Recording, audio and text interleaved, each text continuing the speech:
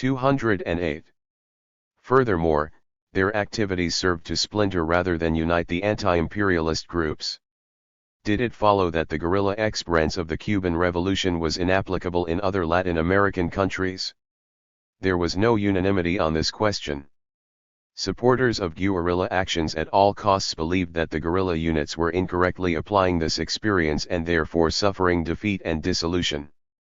Their opponents pointed to the fact that the guerrilla struggle had not struck a responsive chord among the masses, whether peasant or proletarian, and that the objective conditions had not yet ripened in many countries for successful armed struggle.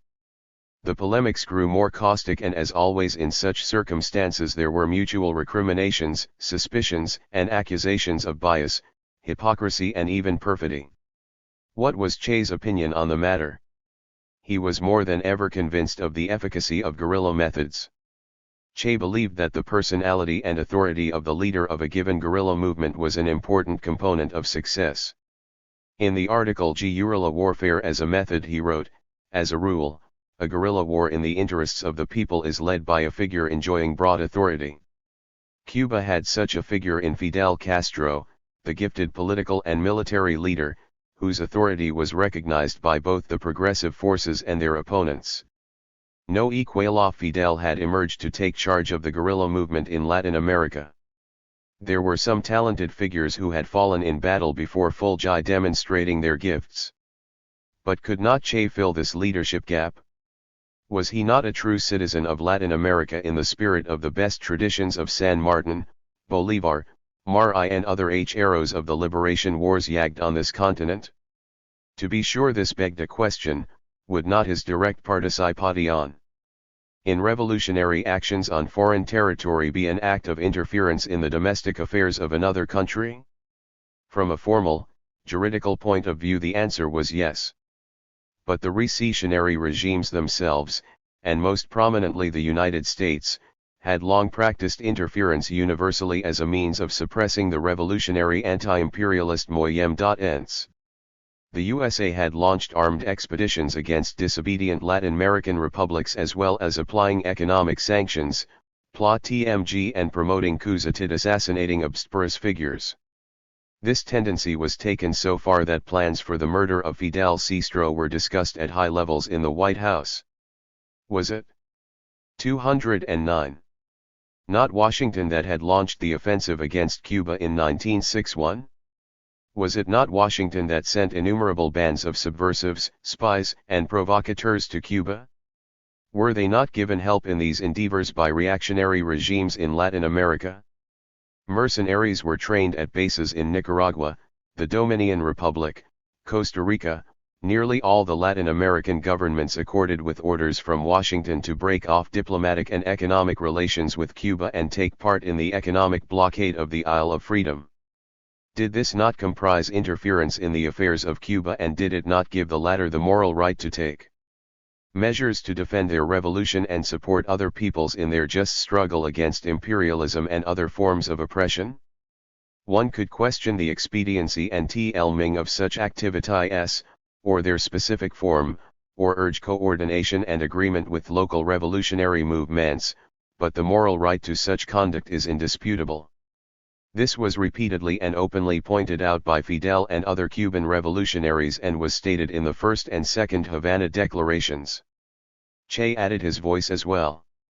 At his last appearance at the UN General Assembly in New York in December 1964, Che said in a polemic with the enemies of the Cuban Revolution, "I am a Cuban and also an Argentine, and, no insult intended to the honorable seigneurs from Latin America, I consider myself no less a Latin American patriot than anyone else, and I am prepared, at any time, as the need arises, to give my life for the liberation of any of the Latin American countries, without asking anything for return, making no demands, and exploiting no one." These were not mere words uttered as yet another barb against the enemies of the Cuban Revolution. The man who spoke them already knew that in the near future he was to carry them out indeed. He wanted this with all his heart, for revolution and revolution alone was his element. After his return to Cuba on March 14, 1965, Che made no public appearances.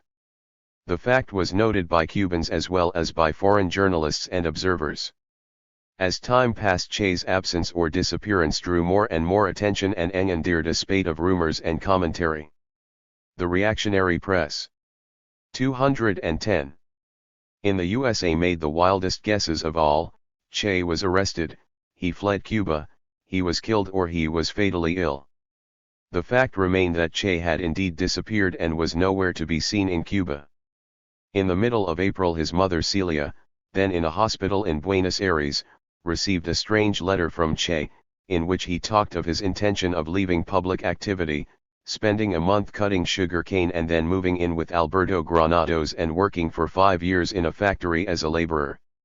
Of course it could be interpreted as one of Che's habit games, for he was known to be fond of mystifying his friends and relatives. However, his disappearance seemed to add a dramatic implication to the letter. On April 20, 1965, Fidel Castro, interviewed by foreign journalists while he was engaged in cutting sugar cane in Camagüey, made his first public comment on Che's whereabouts. All that I can say about Major Che is that he will always be where he is most useful to the revolution, and that our relationship is excellent. It is as good and perhaps even better than when we first met. Fidel Castro's statement indirectly confirmed that Guevara was nowhere in Cuba. Early in May Celia telephoned Havana from the hospital in Buenos Aires and asked to speak with her son. She was answered that Che was in good health but not in the vicinity and that he would contact her if possible. Celia died on May 10, 1965, never having received a call from him. This meant that Che was no longer on the island. But then where was he? The bourgeois newspapers continued to advance the most fantastic theories, writing that he was in Vietnam, Guatemala, Venezuela, Colombia, Peru, Bolivia, Brazil, Ecuador. In connection with events in the Dominican Republic, where an uprising of patriotic-minded military forces began on April 24, 1965, the newspapers argued that Che was taking an active part in the struggle of the constitutionalists and even that he was killed there. The American magazine Newsweek reported on July 9 that Che had sold Cuban secrets for $10 million and then went into hiding. The Uruguayan weekly Marca asserted that Che was resting, writing, and working in Orient Province, while the London Evening Post stated that he was in China.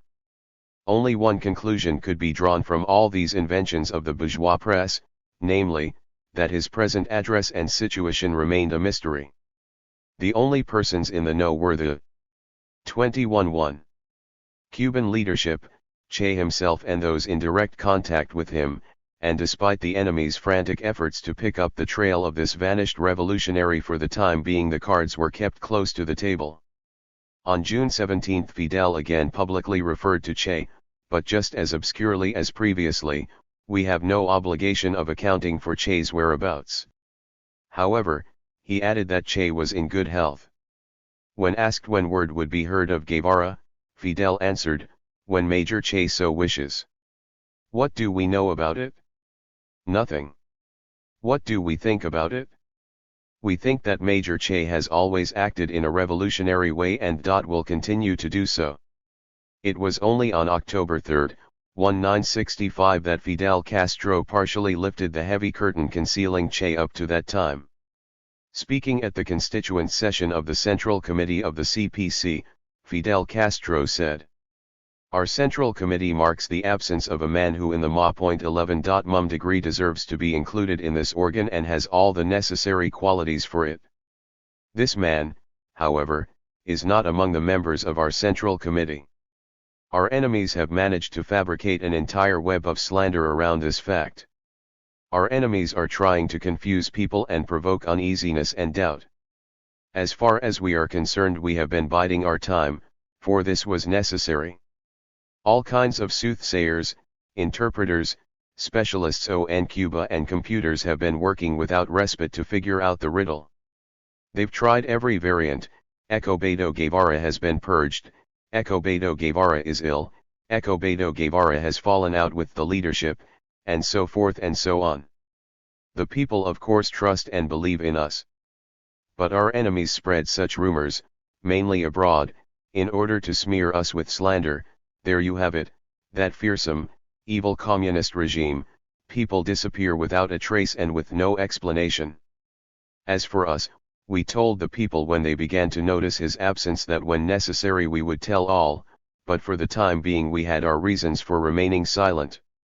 In explanation we shall read this letter. Here is the handwritten original and here is a typed copy. The letter is from Comrade Escobedo Guevara, who will speak for himself. I thought that perhaps here it would be necessary to talk about the history of our friendship, our comradeship, about how this friendship 212 began and how it evolved. But it's not really necessary. Instead I shall limit myself to reading the letter. It is not dated, for it was to be made public whenever we considered it most expedient.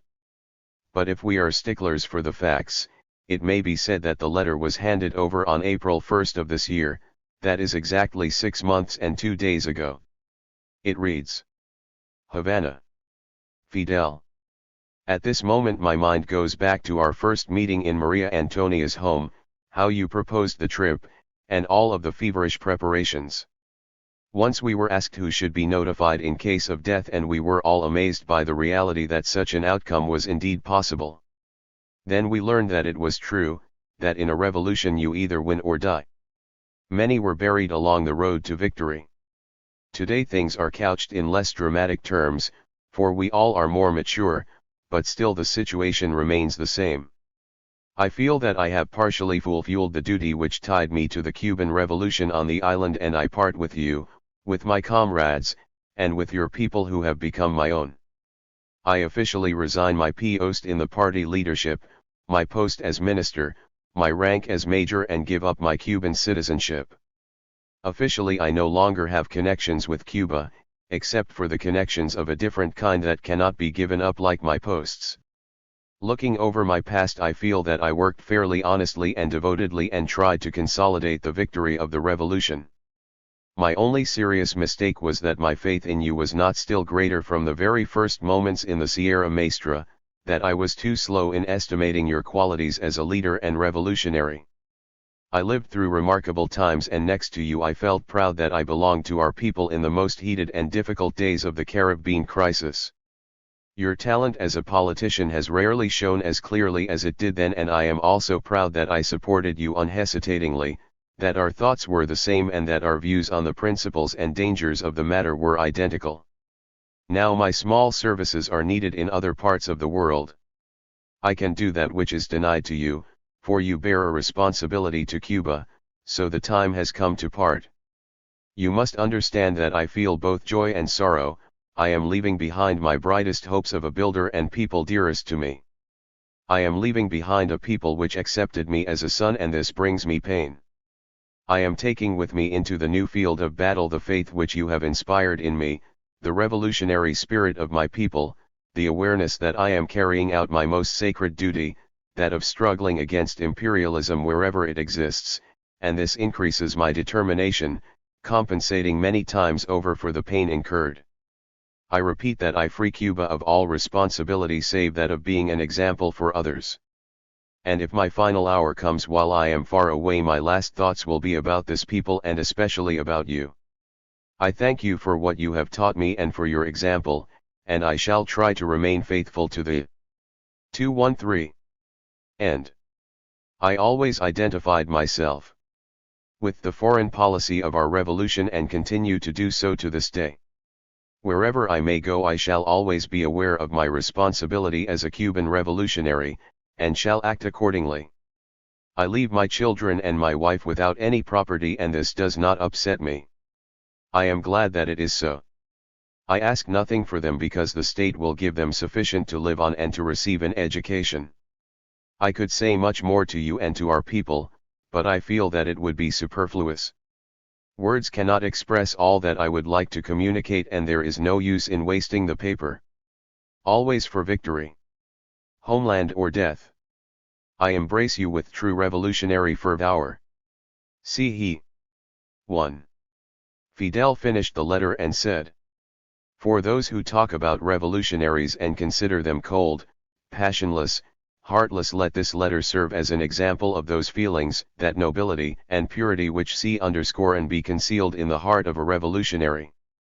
This is not the only letter. Other farewell letters were written and put aside for this moment to be read together. They are addressed to various comrades and to, as is written, my parents and my children. We shall hand over these letters to the comrades and relatives they are addressed to and ask them that they make them a gift to the revolution, for we consider these to be documents worthy of preservation for the historical record.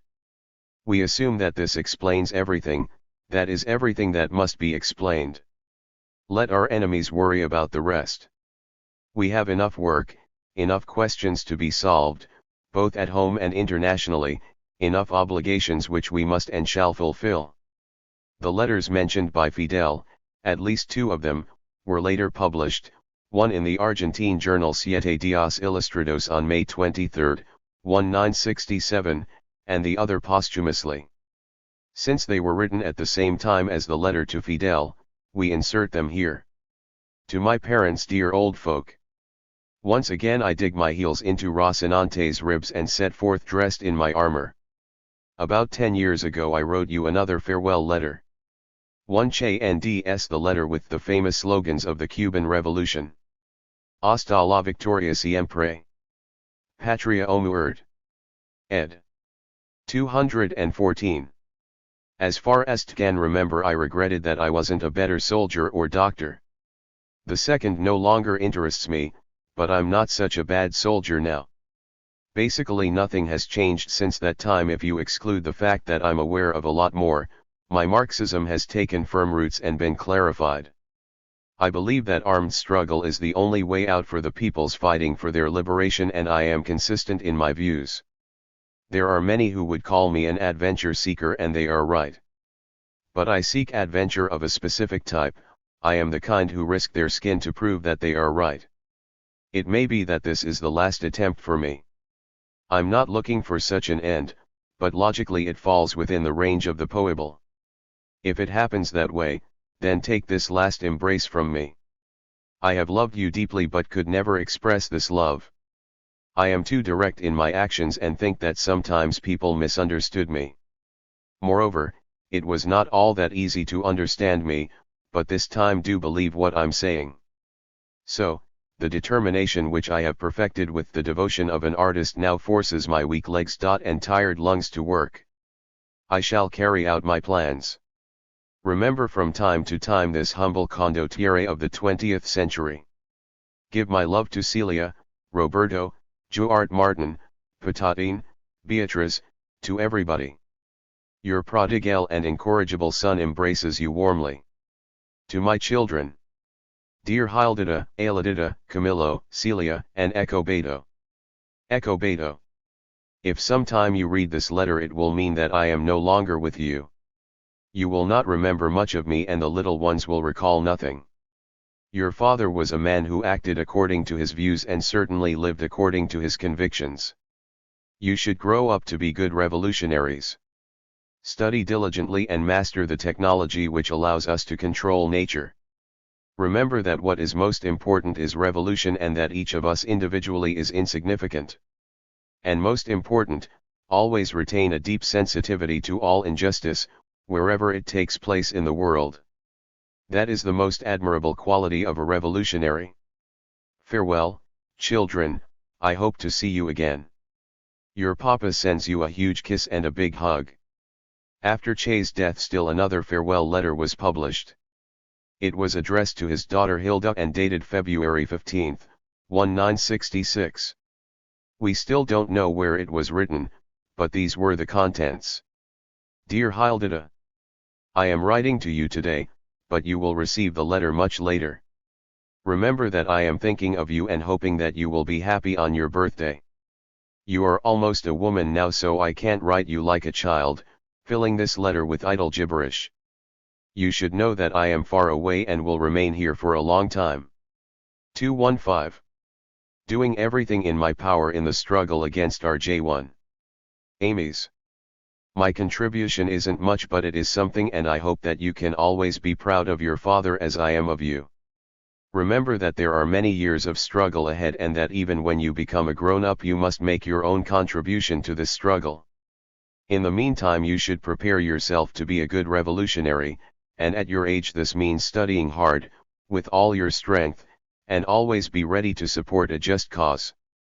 Moreover, you should listen to your mother and not think too highly of yourself. That will come with time. Work to become one of the best in your school. I mean best in all respects, and you know what I have in mind, the study and revolutionary conduct, or, in other words, a serious approach to work, love of homeland and revolution, comradeship, and so on. I wasn't that way at your age, but I grew up in a different society where men were enemies of one another. You have the good fortune of living in a different time, and you must live up to this privilege. Don't forget to look after the little ones from time to time and to advise them to study hard and behave themselves well. Most of all look after Aladita, who looks up to you with great respect as her elder sister. All right, old lady, once again I wish you a happy birthday. Give Mama and Gina a hug for me and accept a huge, warm embrace from me to last for the entire period of our separation. Your Papa. What do these highly dramatic letters, and especially the farewell message to Fidel, indicate?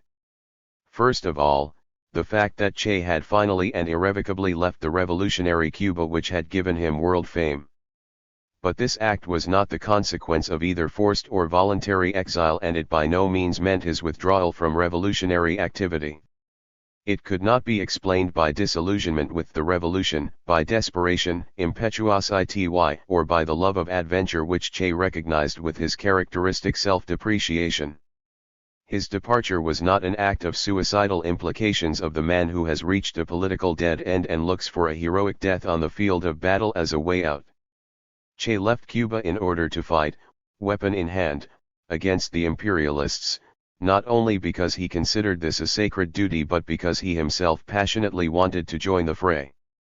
An enormous gulf separated the Che of 1956, the unknown Argentine doctor who was driven by circumstances to Mexico and by chance made contact with the group of Cuban revolutionaries headed by Fidel Castro, and the Che of 1965, one of the leaders of the victorious revolution and a world-renowned figure of the revolutionary government, now suddenly leaving Cuba in search of new revolutionary exploits. 21-6. In the middle of the 1950s, social revolution and socialism in Latin America still seemed an unattainable dream, a hope for the distant future. When he joined Fidel's unit, Che assumed that he was linking up with an extremely hazardous, and even irrational undertaking, pursuing, to be sure, a noble and elevated goal, but with heavy odds in favor of failure. A miracle happened and the undertaking ended in victory. The Cuban Revolution evolved into a socialist revolution, fundamentally changing the political panorama in Latin America. With the victory in Cuba, anti-imperialist revolution became a matter of immediate concern rather than an abstract slogan. Now, setting off to make a revolution in Latin America, Che was not a solitary revolutionary Don Quixote, hoping to throw his life and limb against imperialism, possessing something more than windmills. Behind him was the rich experience of the Cuban Revolution. He left Cuba in search of victory over imperialism, for he was firmly convinced that he could and must make a contribution to this victory. Why then were his messages to Fidel and his relatives cloaked in such tragic, even gloomy tones? Why do they take the form of a farewell? What is this? A presentiment of inescapable death, or just another instance of Che's irrepressible black humor? Che's revolutionary romanticism, total selflessness, modesty, asceticism, and a readiness to sacrifice was accompanied by a strain of anti-romanticism, a scorn for overblown rhetoric, for all manifestations of cheap sentimentalism, for petty bourgeois intellectual sensitivity. This enemy of any dogmatisms was dogmatic in his own way. One of these dogmas was a disdain for death which had lain in wait for him since childhood, and particularly during the years of guerrilla struggle in Cuba. Revolution is a type of warfare, and where there is fighting, deed, also stalks. In war no one has a guarantee against death, regardless of courage or intelligence. As a soldier, Che well understood this. This gave the tonality to his messages.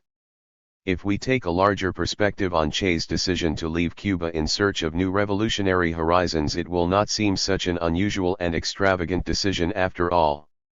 What true revolutionary, true communist, be he rank and file or a general, has not dreamed of going to fight as a volunteer in the struggle to win the freedom of other nations? 217. Didn't the ranks of the revolutionaries 1. Fighting in Russia include the Pole Felix Dzerzhinsky, the Yugoslav Oleko Dundic, the Czech Yaroslav Hasek and the Ameri Dnjohn Reed? Revolutionary Spain is another case in point. How Soviet people rushed T98 of the Spanish people, to fight in the ranks of the Republican Army against fascism. We know that Soviet fighter pilots, tankmen and officers fought with weapon in hand in Spain. And in yet another case, didn't Marshal Blücher also fight for the freedom of the Chinese people? Such examples could be cited _SSLY. And those who went off to fight, either on native or foreign soil, also wrote farewell letters to party leaders, relatives, and close friends. Those Cuban revolutionaries who left Cuba with Che also left such farewell letters. While parting, they like Che believed in victory, in the triumph of the cause for which they were setting out to fight, and for which they were leaving their land, their relatives and friends. Not all of these letters have been uncovered so far.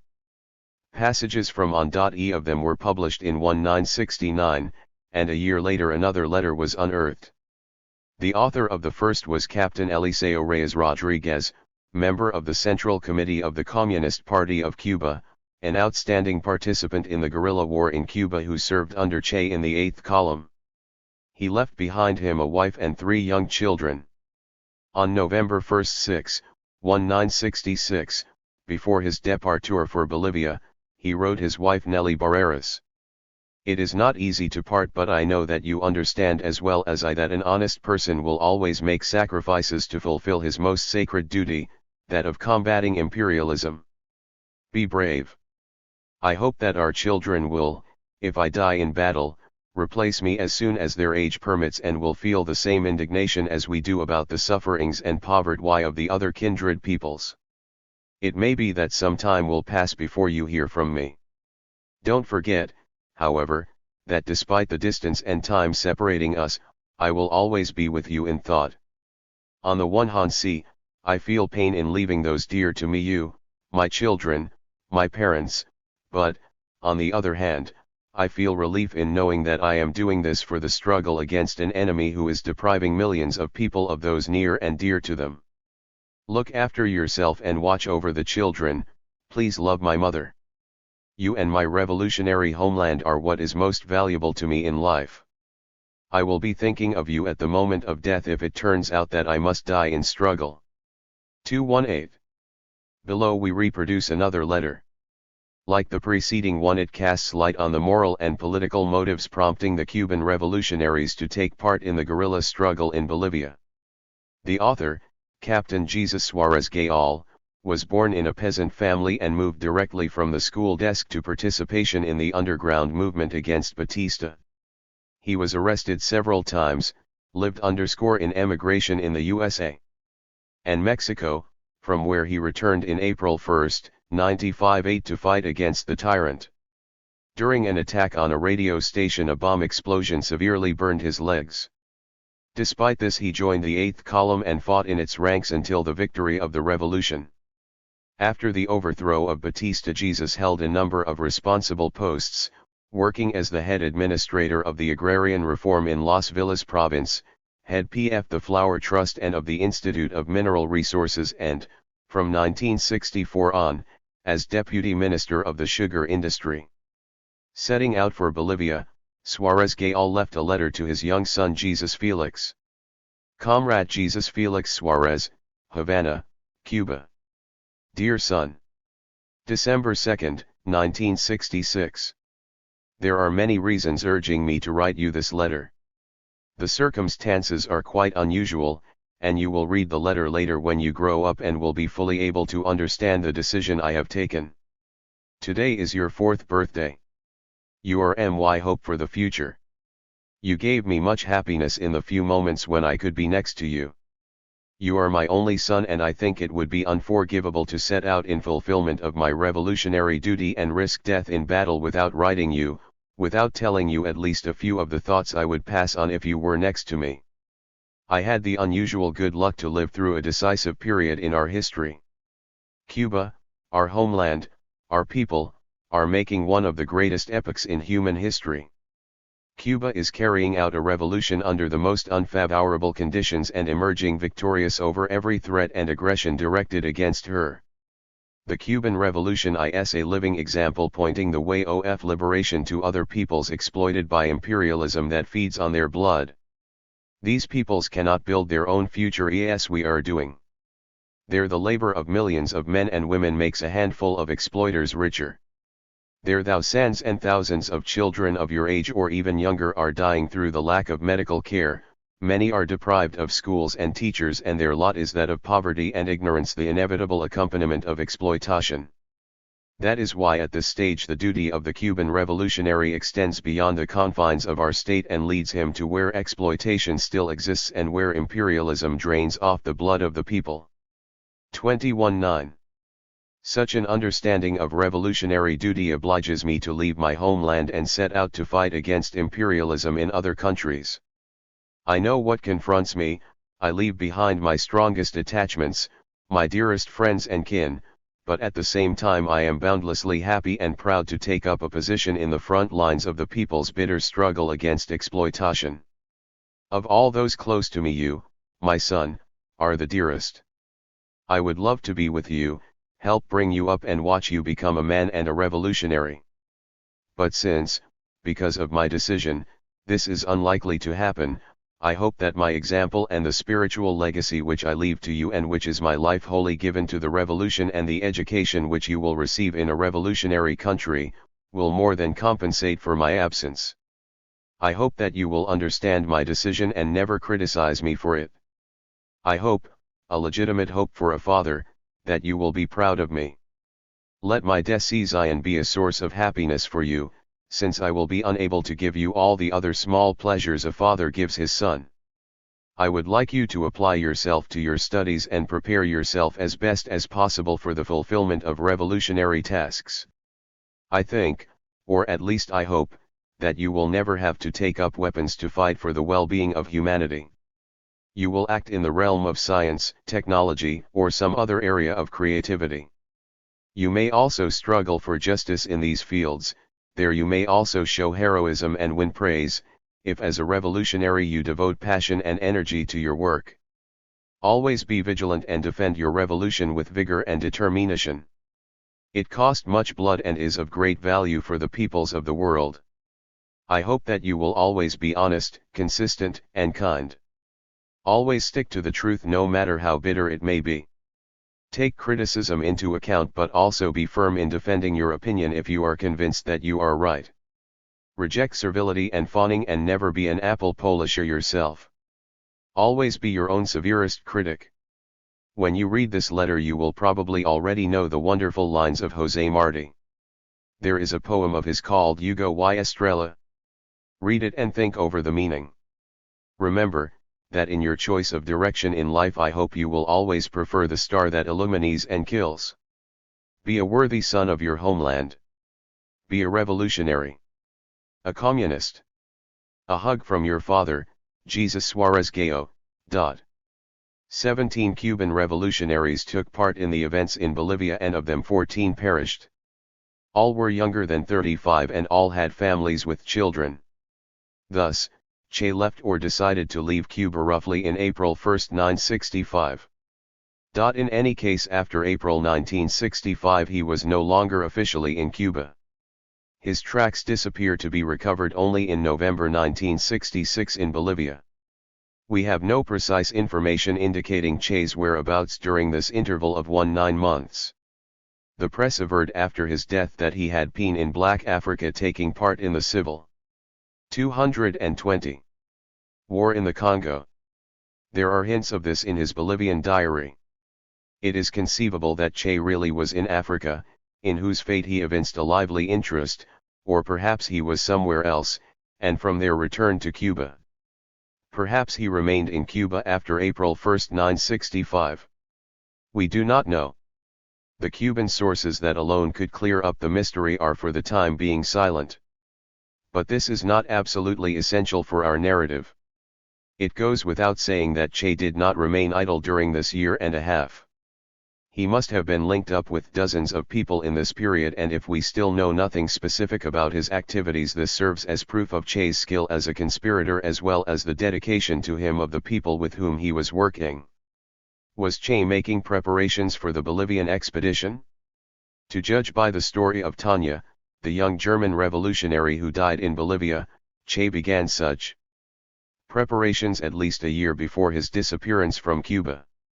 This account was related in the book Tanya, the unforgettable guerrilla fighter, published in Havana in 1970 with a foreword by Inti, a Bolivian revolutionary, a friend and companion of Che in Bolivia. Tanya was the pseudonym of Tamara, the daughter of the German communists Erich and Nadia Bunk, teachers who with their newly born first child fled the Nazi terror in 1935 to settle in Argentina where they had relatives. Here on November 1, 1937 Nadia gave birth to Tamara, or Ida as her family called her. She was an attractive and gifted girl, well versed in politics and literature and a lover of music. She played the piano, guitar, and accordion, and during her school years took voice and ballet lessons and went in for sports. Tamara's parents were active participants in the underground communist movement in Argentina. Their daughter grew up surrounded by underground activities, secret meetings, and political arguments. Her mother Nadia recalled, "We explained to our children in simple and accessible terms that we were fighting in the interests of all mankind and of the Argentine people, and we described the significance of the October Revolution. We told them that we were fighting for a new society such as existed in the Soviet Union, but that our work was both difficult and dangerous. We warned them that the police persecuted our kind and that caution and discretion were necessary, that no one should be told." 221. Of the meetings of the underground Communist Party in our home. In 1952 Th Bunk family returned to the German Democratic Republic where Erich then worked as a physical education teacher and Nadia taught the Russian language. There Tamara studied Romance languages in Humboldt University in Berlin. She joined the Union of Socialist Youth and then the Socialist Unity Party of Germany. Regarding herself as both Argentine and German, Tamara closely followed political developments in Latin America and dreamed of returning to Argentina to take part in the revolutionary struggle. Naturally, she was overjoyed by the news of the victory of the Cuban Revolution in 1959. Her solidarity with the Isle of Freedom was further increased when, in the middle of 1960 she met with the first Cuban official delegation headed by Captain Antonio Antifaz Jimenez, and in December of that year with the trade delegation headed by Che. Tamara worked as an interpreter for these delegations and personally for CQ.E, an Argentine her compatriot. Meetings with the Cubans, their charm, simplicity, candor and revolutionary enthusiasm made a deep impression on Tamara. She sought avenues to travel to Cuba to take part in the revolutionary changes there. On May 12, 1961 her dream was fulfilled. She arrived in Havana where she worked in the Ministry of Education, studied in the Department of Journalism at Havana University, joined the revolutionary militia, took part in voluntary work and in a number of mass campaigns, worked as an interpreter with German delegations and sometimes met with her compatriot Che. The Cuban Revolution won Tamara's sympathies and enthusiasm. She wanted to become a professional revolutionary and devote her entire life to the struggle for the liberation of mankind. She took these words by Nikolai Ostrovsky Nikolai Ostrovsky, an active participant in the civil war in Russia and post-revolution endeavors of the Soviet Republic in the first decade of its existence. Struck down by a tragic disease, took to writing. His first book How the Steel Was Tempered, an essentially autobiographical novel, depicted the life experiences of his generation with striking vividness. The book has gained wide renown and become a classic of world literature ed. 222. Epigraph for her diary. In Havana she worked a stint with representatives of the United Front of Nicaragua, which was responsible for guerrilla activities in its country. She dreamed of becoming a guerrilla and underground worker. Once again her wishes were fulfilled. Revolutionary Cuba was under siege by American imperialists and had to defend herself. In March 1, 1963, Cuban comrades suggested that she join an underground, travel to Latin America and work with the revolutionary movement there. Tamira was only too happy to comply.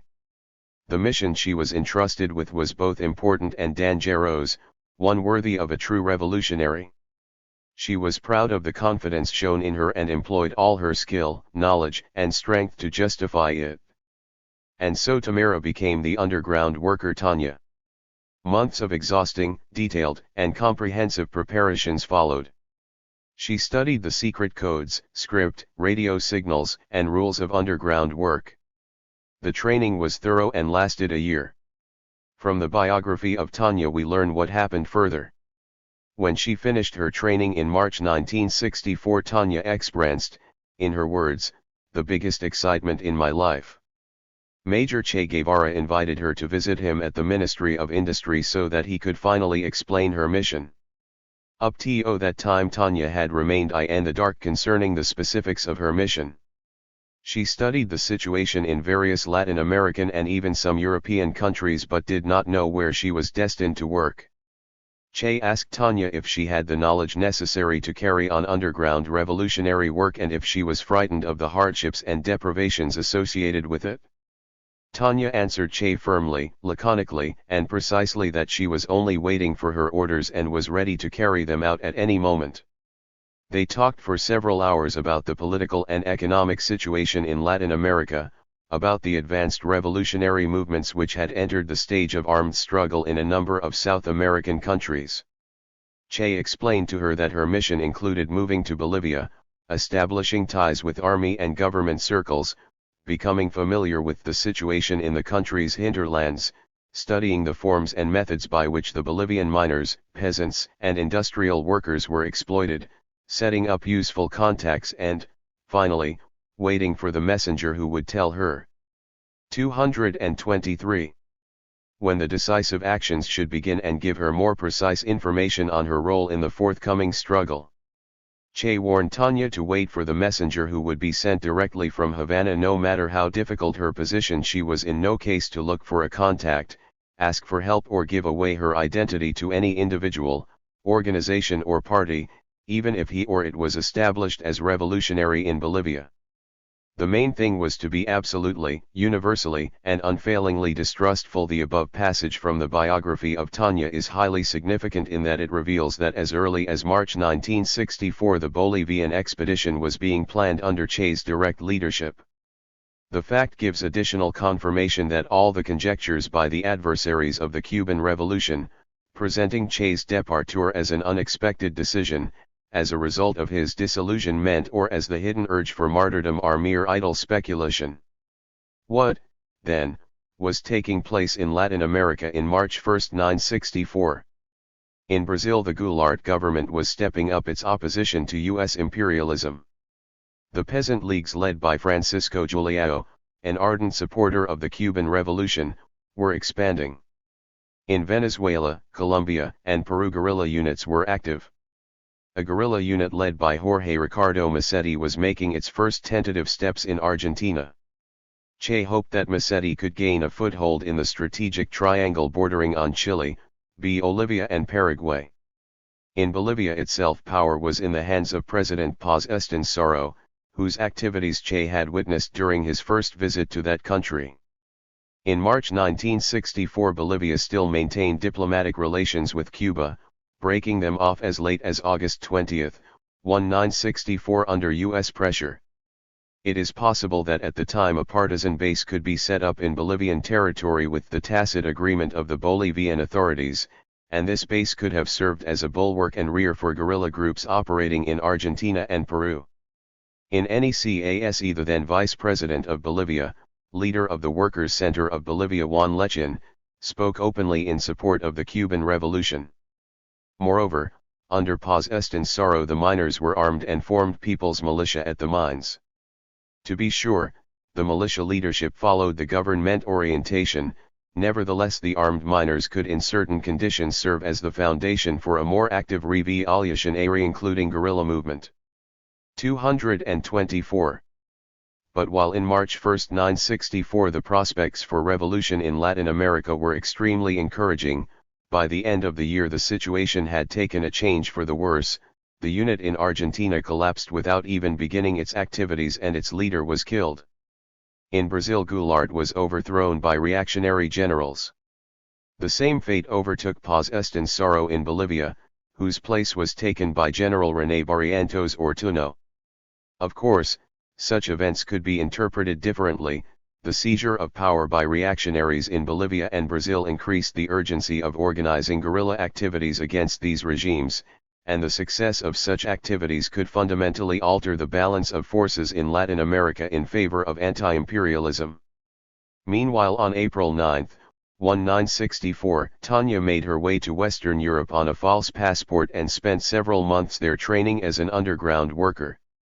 Now she was Laura Gutierrez Bauer, a native-born Argentine and amateur ethnographer, a daughter of an Argentine rancher and a German anti-fascist.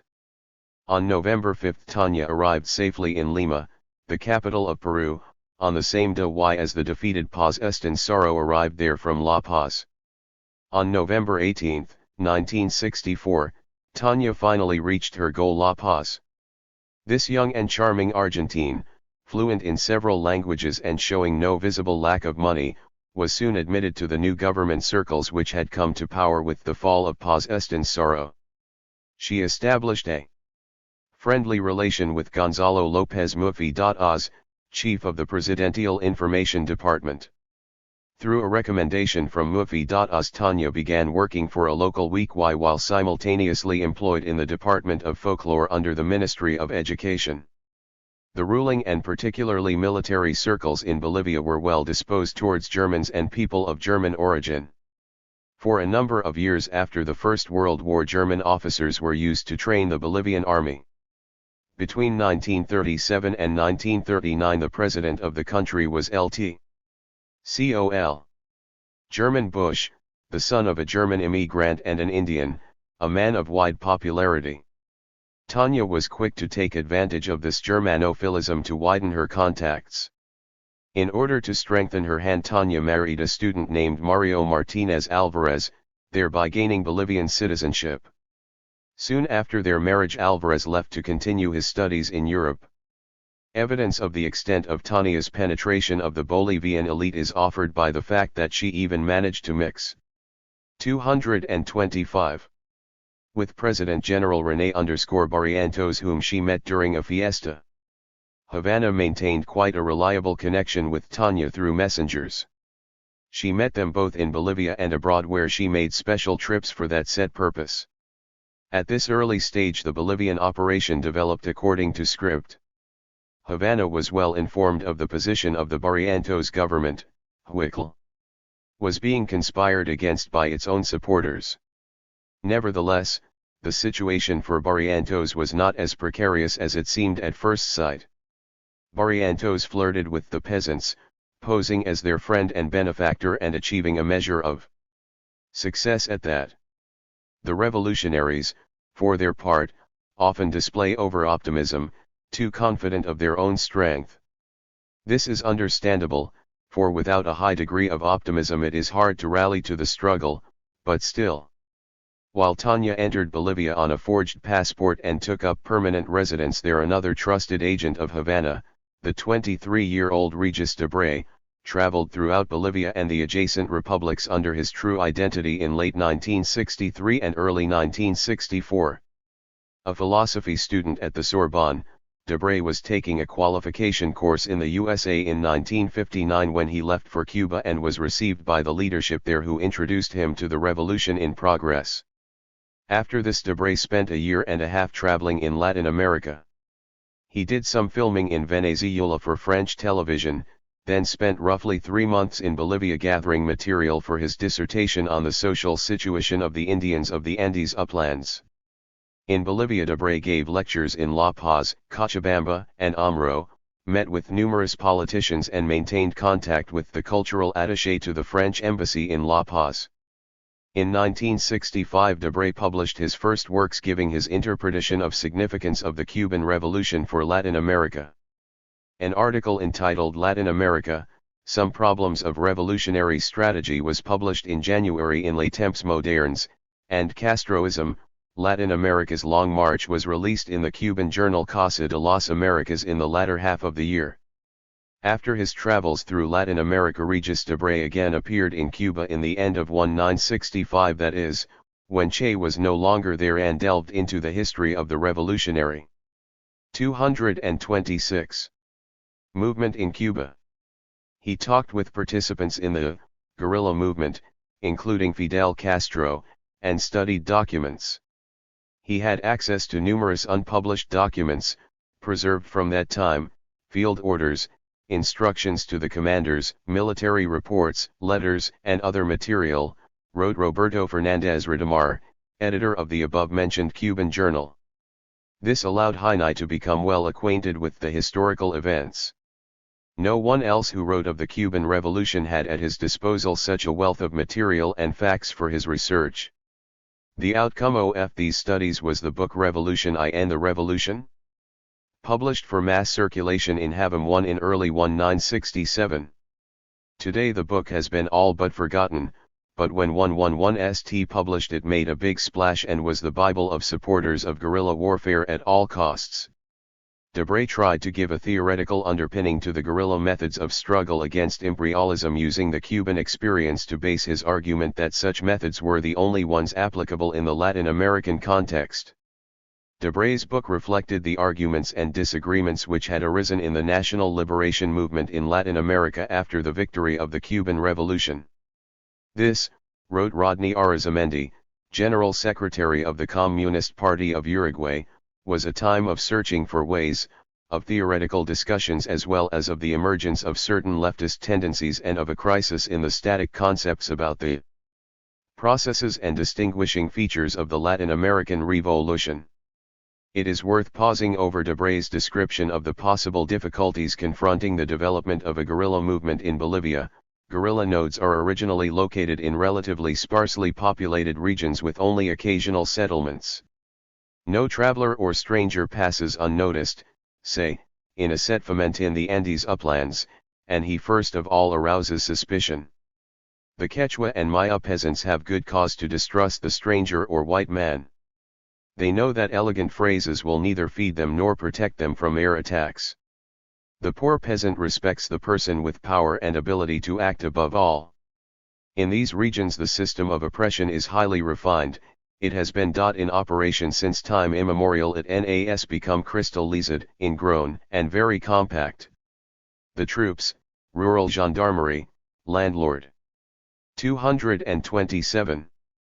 Police, and today the Rangers and Green or Black Berets enjoy considerable authority, which is reinforced by unthinking acceptance among the peasantry. This authority is the basic form of oppression. It paralyzes dissatisfaction, imposes silence, and the sight alone of a uniform forces the peasants to tolerate insults without a murmur. The neocolonialist ideal still remains that of the show of force without using it, but in fact to show force is to use it. In other words, the physical might of the army and police represents a taboo which cannot be broken by words alone, but only by showing that soldiers and gendarmes are susceptible to bullets as well. Was Che familiar with Debray's work? Yes, Debray gave him a copy of his book, arriving at the Bolivian Hearth in March 1967. Che was not satisfied with the book and expressed his disagreement with the contents. At least that is what Debray himself, already incarcerated in a Bolivian prison, told journalists. But now theoretical divergences on the hearth had lost all significance. The dies were cast and the time for action had come. 30 to 50 men are adequate to begin. With this number you can initiate an armed struggle in any of the Latin American countries. Escobedo Che Guevara. In March 1, 1966 a Cuban called Ricardo arrived in La Paz. This was Captain Jose Marfa Martinez Tamayo, who had fought in the Sierra Maestra. Ricardo was born in 1936 of a working family, worked as a tractor operator, became an aircraft pilot after the revolution, and once served in tank units. In 1962, according to a report in Granma, he had carried out an important mission in support of the revolutionary movement in Guatemala. In 1963, Ricardo for the first time entered Bolivia on a secret mission using a forged Colombian passport. Soon he obtained Bolivian documents under the name of Ricardo Morales. 228. Rodriguez, permitting him to enter and leave the country at will. In Bolivia, Ricardo helped organize a secret camp on the Argentine border which was to become the support base for guerrilla actions in the Argentine province of Salta. During his first visit to Bolivia, Ricardo established ties with Inti and his brother Coco Roberto P_Erdolig. The brothers had participated in revolutionary activities from their school days. Inti led the Pioneer.er organization, was an active leader in the Youth League U, and then became a party secretary in La Paz and member of the CC of the Communist Party of Bolivia. Coco was also an active revolutionary and a Youth League leader. He worked as a river boat skipper, a crocodile hunter and a truck driver. In 1962 and 1966 he visited Cuba, and in 1964 and 1965 the Soviet Union, for which he, like his brother, had profound admiration. He named his son Yuri after the Soviet cosmonaut Yuri Gagarin. Completing his mission in 1963, Ricardo returned to Cuba only to reappear in Bolivia 2.5 years later. He made contact with Tanya, Inti, Coco and other Bolivian Confederates with whom he was acquainted and who had expressed their willingness to cooperate with him. At the end of July, 2 more Cubans arrived in La Paz, Pombo and Tuma. The first was Captain Harry Villegas Tamayo and the second Lt. Carlos Coelho. The latter entered Che's diary alternately as Tumani and Rafael. Both had entered Bolivia on Colombian passports. A major task confronting Pombo's group was to find a farm or estate in a rural area which could serve as a base for training, and possibly, for future guerrilla operations. At first Pombo and his friends were tempted to purchase a parcel of land in Alto Beni district in northern Bolivia. Then they changed their minds and decided to look for a place in the southeast. The region they settled on was closer to Argentina. In terms of guerrilla warfare, the location had both advantages and drawbacks. The former stemmed from the fact that the region was largely covered with wild undergrowth and sparsely populated, with the inhabitants engaged mainly in hunting and livestock breeding. It was also important that this was the site of oil fields owned by the American Bolivia Gulf Oil Company. It could be expected that the oil field workers would lend their support to the partisans. As for drawbacks, water was scarce, forcing a dependence on rivers, and the area was swarming with poisonous 229 midges and ticks, making it nearly uninhabitable. The zone was situated at an extreme distance from the mining centers, which were the sources of the most militant elements of the working class. The basic population was comprised of Guarani Indians working small rented plots or dwarf holdings and extremely backward and ignorant in political terms. It was in this zone that in July 1966 Coco Peretu bought the now famous Colomina Ranch, one for the sum of 30,000 Bolivian pesos. The ranch included 227 hectares and was uninhabited except for the house facing the road. The Ancahuasu River coursed nearby. Calayanina was situated 285 kilometers south of the provincial center of Santa Cruz, and not far from the town of Camaray, the center of the 4th Military District, and the base for units of the 4th Division of the Bolivian Army. Such propinquity did not bode well for the future inhabitants of Colomina. Nearby there were 2 other settlements, Lagunillas and Gutierrez, where provisions and other goods could be purchased in the event of need. Another drawback of Colomina was the fact that only 3 kilometers away lived a rich peasant named Ciro Algarafias, the former alcalde of Camaray, where he owned a butcher shop. The road leading to Colomina passed by his holding, which of course allowed him to observe the movements of his neighbors. but the new residents of Colomena were to learn these details only later. Meanwhile, in high September another Cuban arrived via Chile in La Paz on a fake Uruguayan passport. This one was Pacho, the underground sobriquet of Captain Alberto Fernandez Montes de Oca. Soon he left Bolivia, to return later with Che. September also witnessed the arrival of Regis Debray under his real name.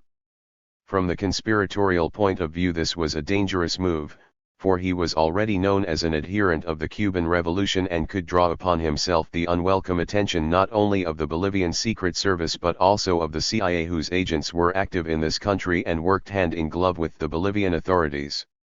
The appearance of Debray in Bolivia could suggest to these agents that Che, whose whereabouts were still unknown, was in 1. The living quarters on the estate were covered with galvanized sheet metal, called colomina in Spanish. 230. The country or soon would arrive there.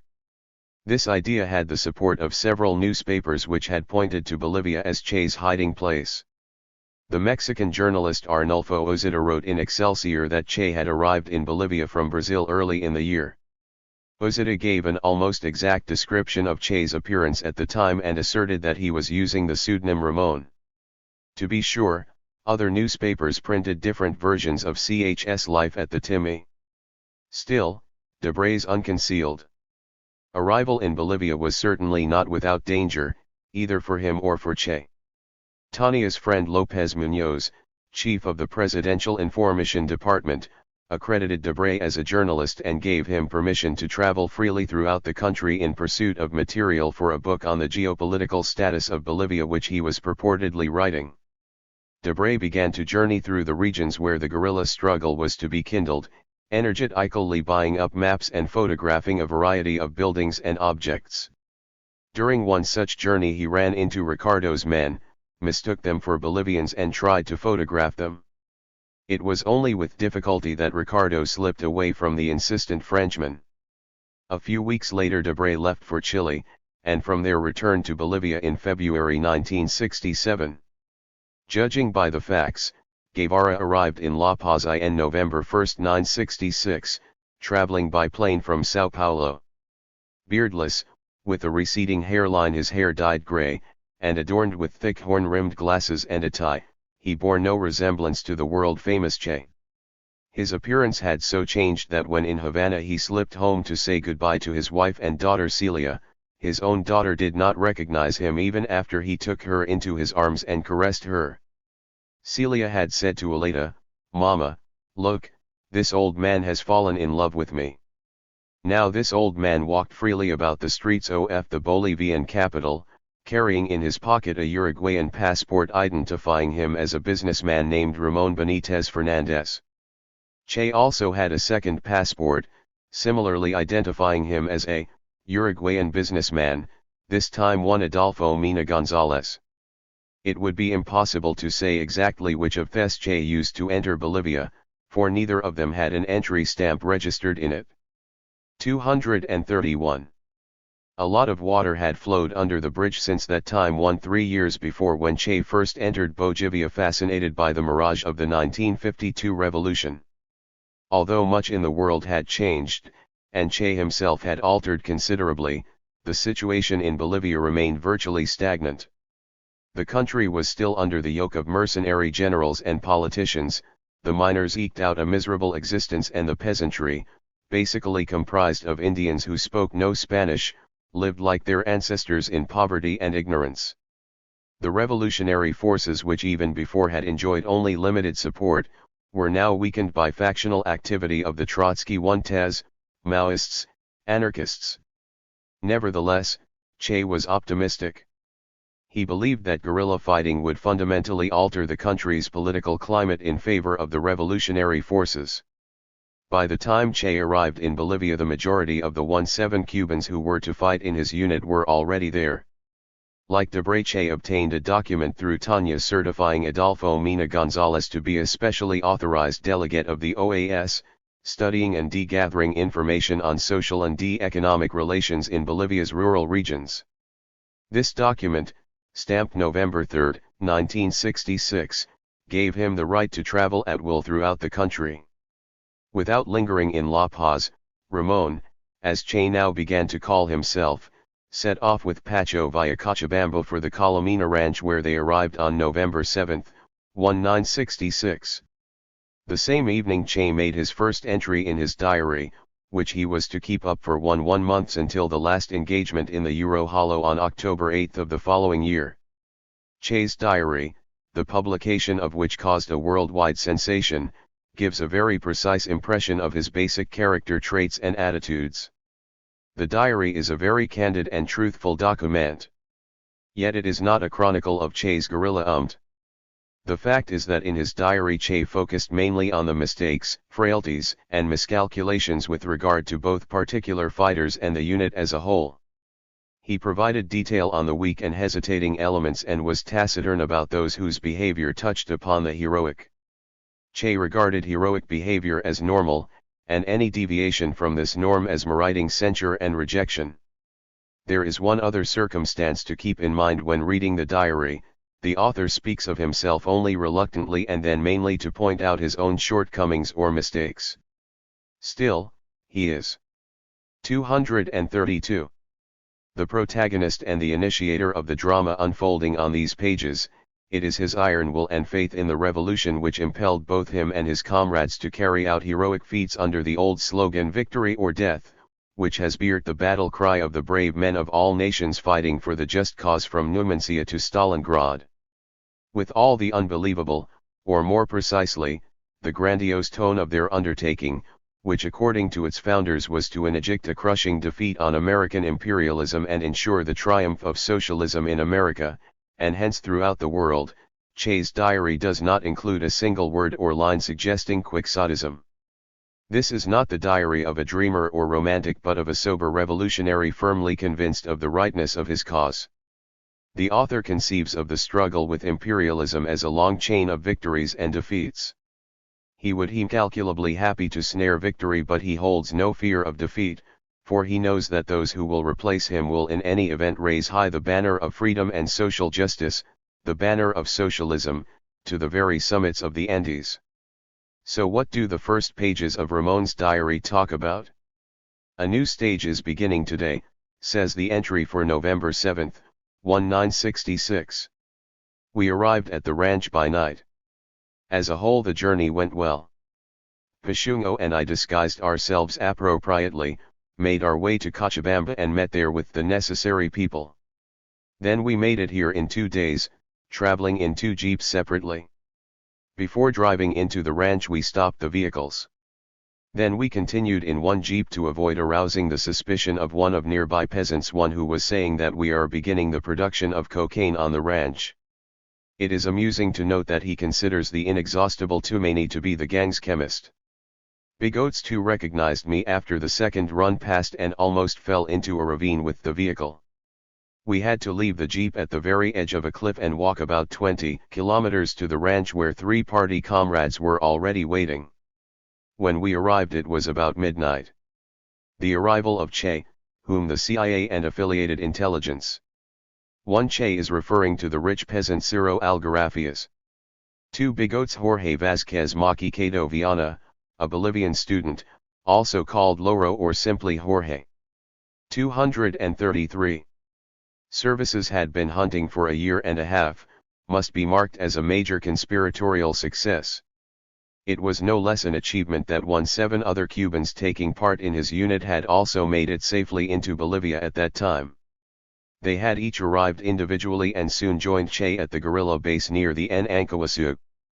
Colomina became a storage dump for weapons, ammunition, medicina, cameras, radio, and other communication equipment, food, books and guerrilla uniforms. All of this came from abroad or was purchased in La Paz and transported in small quantities to the camp on the Nankawasu River. As such, the plan to set up a guerrilla base was so far proceeding smoothly. Let us recall how the Cuban episode began. Fidel Castro's plans for a landing had been publicly announced by Batista, whose troops sat in wait for the arrival of the Granma. During the first few days on Cuba the rebels suffered a catastrophe, losing 4/5 of their fighting strength, weapons, and ammunition. After the battle at Alegria de Pio, Fidel Castro had to rebuild his unit anew almost from scratch. Now, this time the insurgents managed to establish themselves in the very heart of Latin America. They had modern weapons, supplies, and a reserve of money. The initiative was in their hands, and this time they were not in danger of sudden attack and defeat. Joining the Granma expedition to Cuba, Che had been traveling to a completely unfamiliar country. But he knew Bolivia well from his earlier stay there in 1953. If we continue the comparison with the Cuban events, the Bolivian variant begins to lose the advantages so prominent at first glance. In Cuba, despite all the initial shortcomings, Fidel and his men were at home where the very walls are allies. Fidel could count on the help of supporters and sympathizers in all comers of the country. In contrast, the core of the guerrilla unit in Bolivia was made up of foreigners, primarily Cubans, and led by a foreigner.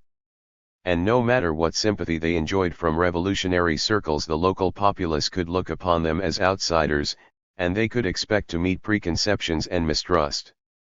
Looked at in the international context, the comparison also comes out unfavorably for Ramon's unit. When Fidel Castro began the struggle in the Sierra Maestra, it never occurred to the Americans that the conflict could result in the victory of a 234 socialist revolution in Cuba. Consequently, the shooting in the Sierra Maestra brought them no particular anxiety. A similar occurrence in the Bolivian mountains, however, could provoke a massive blow in response from Washington. To be sure, this fitted in Che's plans, but then who could vouch for a guerrilla victory in such a confrontation? But for the time being at least, all the cards were stacked in favor of the new inhabitants of Calamina. On November 8 and 9, Che made brief excursions into the neighboring jungle. What he saw pleased him. On November 9 he wrote in his diary, "With adequate discipline we should be able to hold out a long time here." However, on November 1, disturbed by the curiosity of their neighbor Algarafias, from whom the residents of Calamina were buying provisions, Che decided to move into the jungle and set up the central base there, 8 kilometers from the farm. After his first overnight in the jungle, Che noted on November 1, "The number of insects here is unbelievable. You can only escape them by using a hammock with a net enclosure." The following day he added, "My hair is growing back, if slowly, the gray is beginning to disappear, a beard beginning to come out. A couple more months and I'll resemble my old self." They built a bread baking oven, benches, and a table at the camp. From 4 to 6 in the afternoon every day political studies were held there. Che talked about the experience of the Cuban Revolution and about the skill of guerrilla warfare, while others taught the history and geography of Bolivia, the Spanish and Quechua languages. These studies were obligatory for all the guerrillas. After dinner in the evening Che taught French to those who desired. Che organized the gondola or delivery of produce, weapons, and other guerrilla necessities from Calamina to the base camp. This was exhausting work, demanding daily treks carrying heavy loads. In the area of the base camp the guerrillas sought out secret niches and caves and dug trenches where they could hide their supplies. Che regarded their stay in this locality as temporary, although he calculated that it would always be possible to send men here to replenish supplies of food, medicine, and weaponry. The activities of the Calamina ranch dwellers aroused the growing curiosity of Algarafias and his workers. Encounters 235. These overly curious neighbors grew more and more frequent. Measures of precaution had to be increased, and an observation point was set up at the base camp from which all access points to the ranch house could be watched. On November 25 Che noted, the observation point reported that a jeep arrived with 2 or 3 passengers. It turned out that it was a mobile medical unit fighting the fever in the countryside. They took blood samples and were off. Another source of anxiety, or rather physical suffering, were the mosquitoes and other insects. No one had thought of them beforehand, and now Che and his comrades had to suffer the consequences of such an unforgivable oversight. The entry for November 1 reads, "Everything is proceeding monotonously, the mosquitoes and garrapatas one have bitten us to a point where we're covered with painful sores from their infected bites. Che maintained a constant radio connection with Manila. Reinforcements, both Cuban and Bolivian, trickled into the ranch, and by November 2, their number had reached 30. On November 30, Che, summing up the month, wrote, "Everything has gone rather well.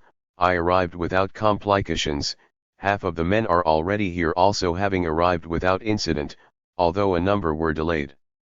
Most of Ricardo's men are ready to join our movement whatever happens.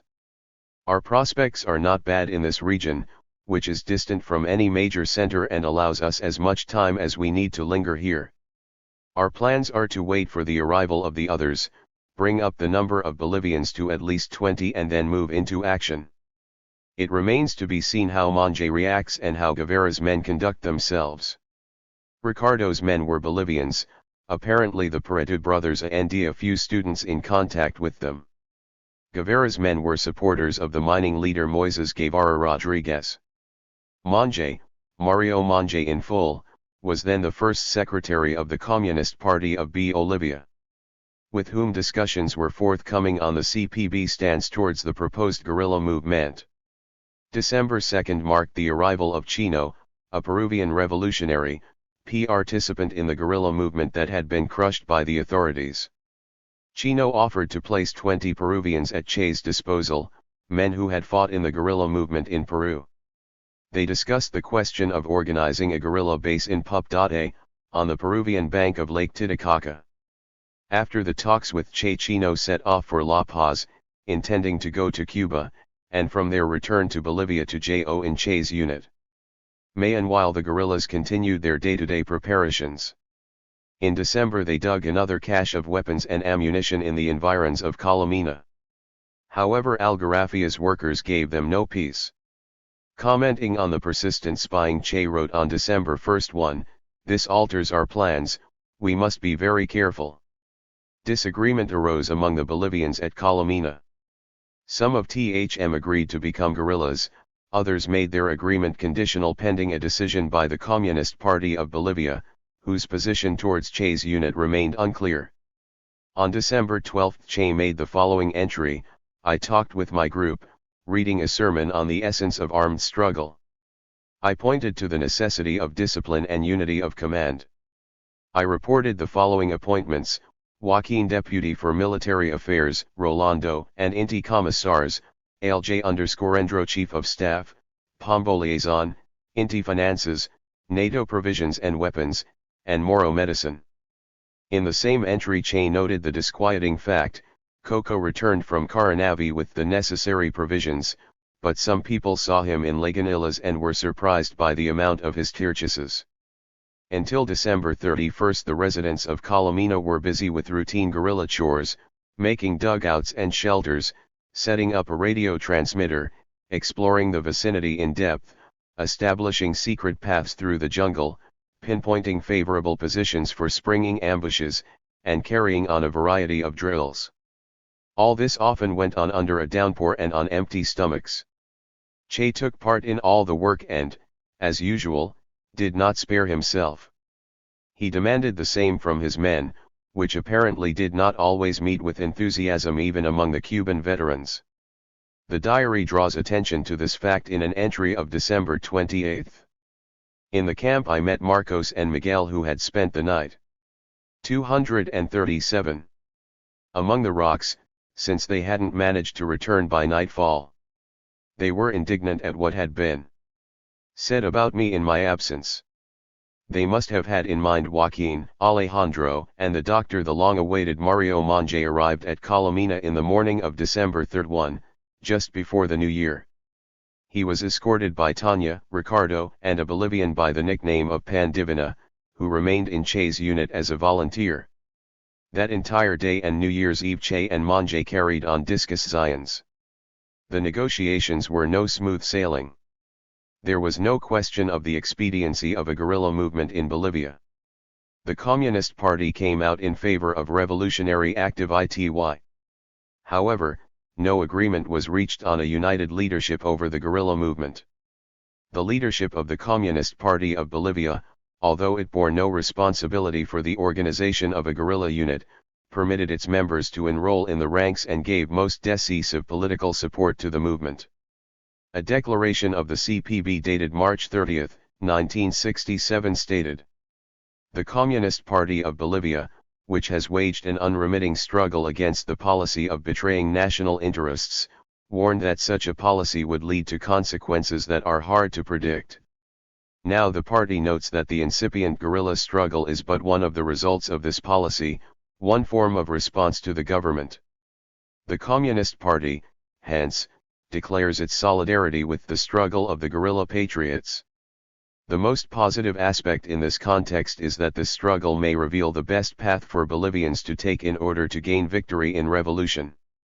Jorge Collet, who replaced Monge as the first secretary of the CCCPB, spoke in the same vein. In a conversation with the Bolivian journalist Ruben Vasquez Diaz soon after the beginning of military operations near the Ancahuasu, Collet declared, "Our relations with the guerrilla movement may be described as follows: solidarity and support in every way that the party can help." At the same time Collet specified, "We didn't begin the guerrilla movement. It is not our work and we didn't organize it. Still, we are helping the guerrillas and expressing our solidarity with them in all sincerity. We know that they are anti-imperialist revolutionaries and therefore deserve our help and respect. Our comrades in the mountains are acting in accordance with their 238 views, and this is impressive. There are, however, many forms of struggle. We, the entire party, are preparing for guerrilla activities and an uprising, but the struggle of the masses must not be ignored. Let us return, then, to the Nankawasu on January 1, 1967.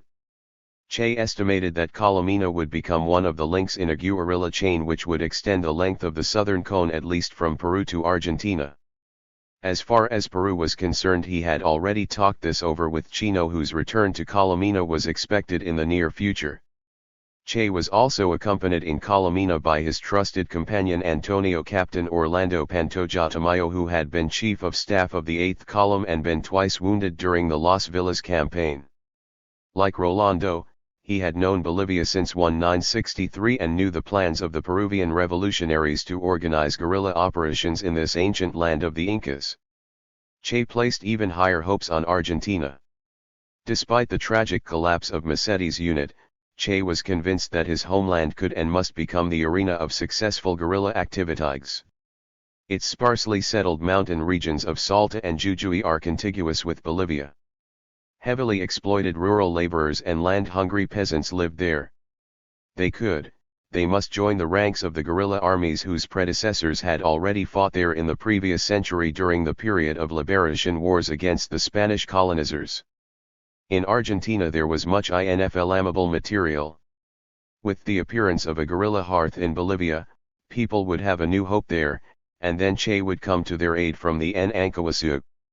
Finally Escobedo Guevara Serna would return to his homeland to fight and win. But to realize these plans it was urgently imperative to establish contact with fighters in Argentina, who were inert after the demise of their unit. Che sent Tanya to Argentina to establish contact with these men. On January 18 Che entered in his diary, Loro arrived during a heavy rain to report that Algarias had talked with Antonio and given him to understand that he kl.eu a lot. He suggested that we pool our resources and work together on the production of cocaine or whatever we were doing. That whatever means that this character suspects something. I instructed Loro to recruit Algarafias, but not to promise him that. 239. Much just payment for the delivery of goods in his jeep. I also told Loro to threaten him with a bullet if he thought of giving us away. However, Algarafias, judging by the facts, had already long ago established contact with the police in Camaray, who on the next day appeared at the Calomina ranch with a search warrant. Che wrote on January 19, Lt.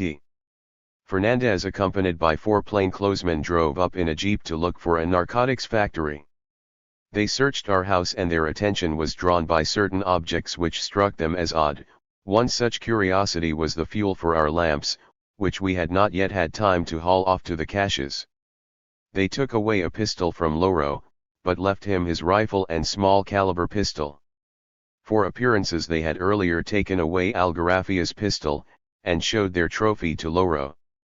Then they went away, leaving behind them the warning that they were aware of what was going on and had better be taken into account.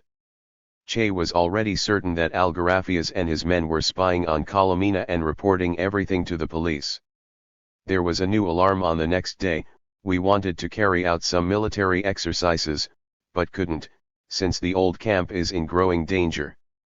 Some gringo showed up there toting an M2 automatic rifle, from which he fires rounds every now and then. He claims to be a friend of Algarafia's and is planning to spend a 10-day vacation in these parts. I'll send out a scout to choose a campsite closer to Algarafia's home. If everything flops and we have to leave the zone, the bastard will pay for everything. Although clouds thickened over the hearth, the link with Camarai and La Paz functioned normally. New men continued to arrive at the camp. On January 21, 3 more Bolivians arrived, one of whom, noted Che in his diary, was an Aymara Indian peasant. January 26 marked the arrival of the mining leader Moises Guevara and a woman, the underground worker Loyola. Moises was a former member of the Communist Party who had swung to a pro-Maoist grouping but had then been excluded from the latter for colluding with the Cubans. He agreed to join the guerrilla unit with his roughly 20 supporters. Che demanded of his namesake that his men refrain from factional efforts and from polemics on international and domestic problems. Moises agreed but promised to provide his volunteers only by the middle of February, for, as Che noted in his diary, his men refused to follow him until the carnival has ended. 240. Che assigned Loyola, whose fortitude and belief in the cause had made a strong impression on him, the task of setting up underground support organizations in La Paz and other towns. These organizations were to furnish the guerrillas with military supplies, ammunition, and provisions, gather information on the enemy, practice sabotage and other subversive activities. Che handed Loyola a detailed list of instructions for cadres working in the city and she departed for La Paz. But although such contacts were highly promising, the flow of Bolivians to the hearth disappointed Che's expectations, a fact which he observed with his usual honesty in his monthly analysis for January 1967.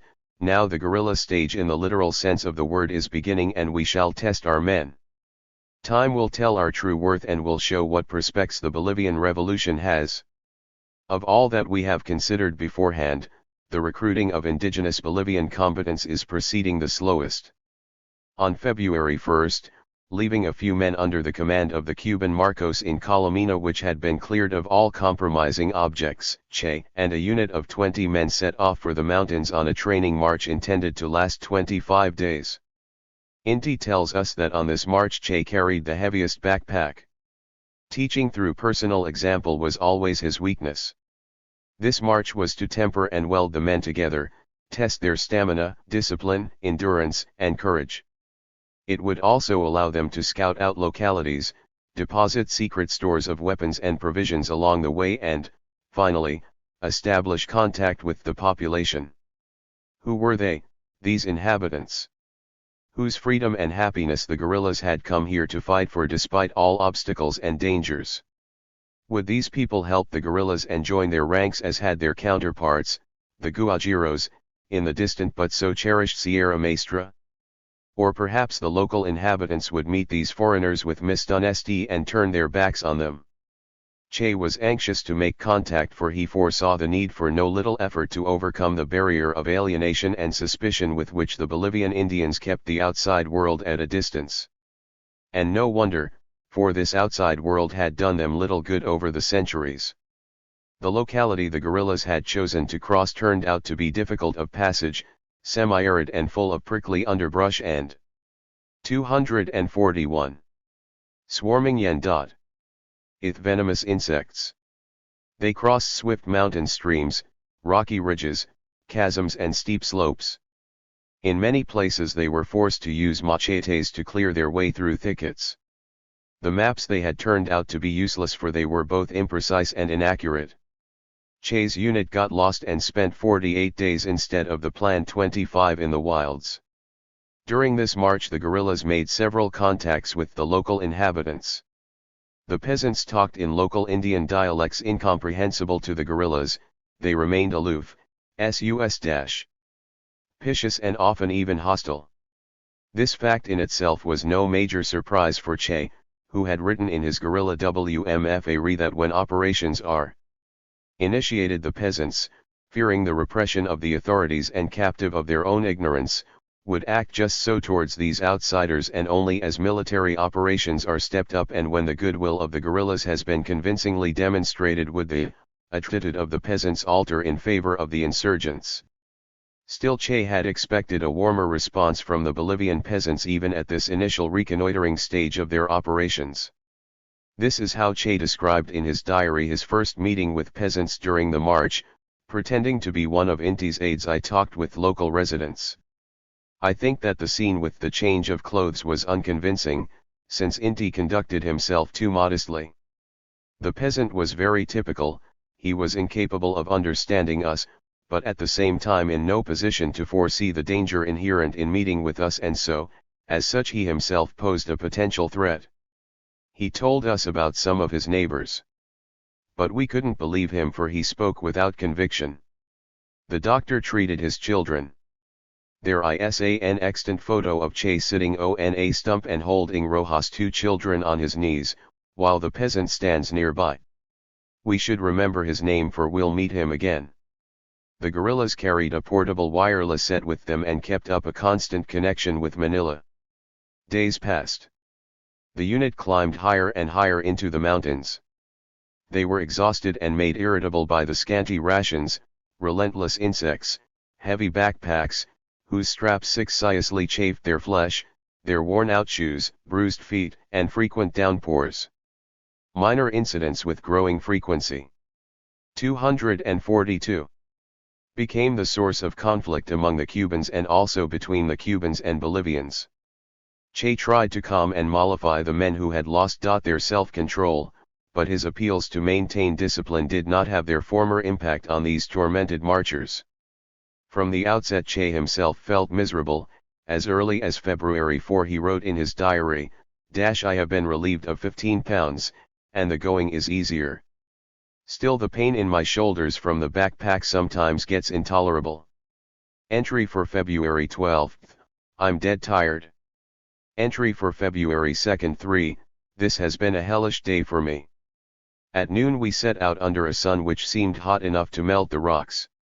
Soon I began to feel that I was losing my grip. This faintness occurred while we were crossing a pass.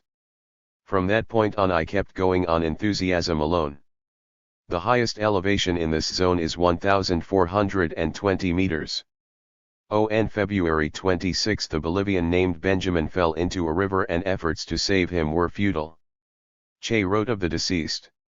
"He was a weak and very awkward youth, but he had a strong will to win. Our trials simply overwhelmed him. He wasn't physically prepared.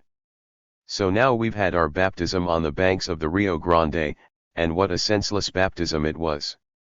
But still Che didn't lose his optimism.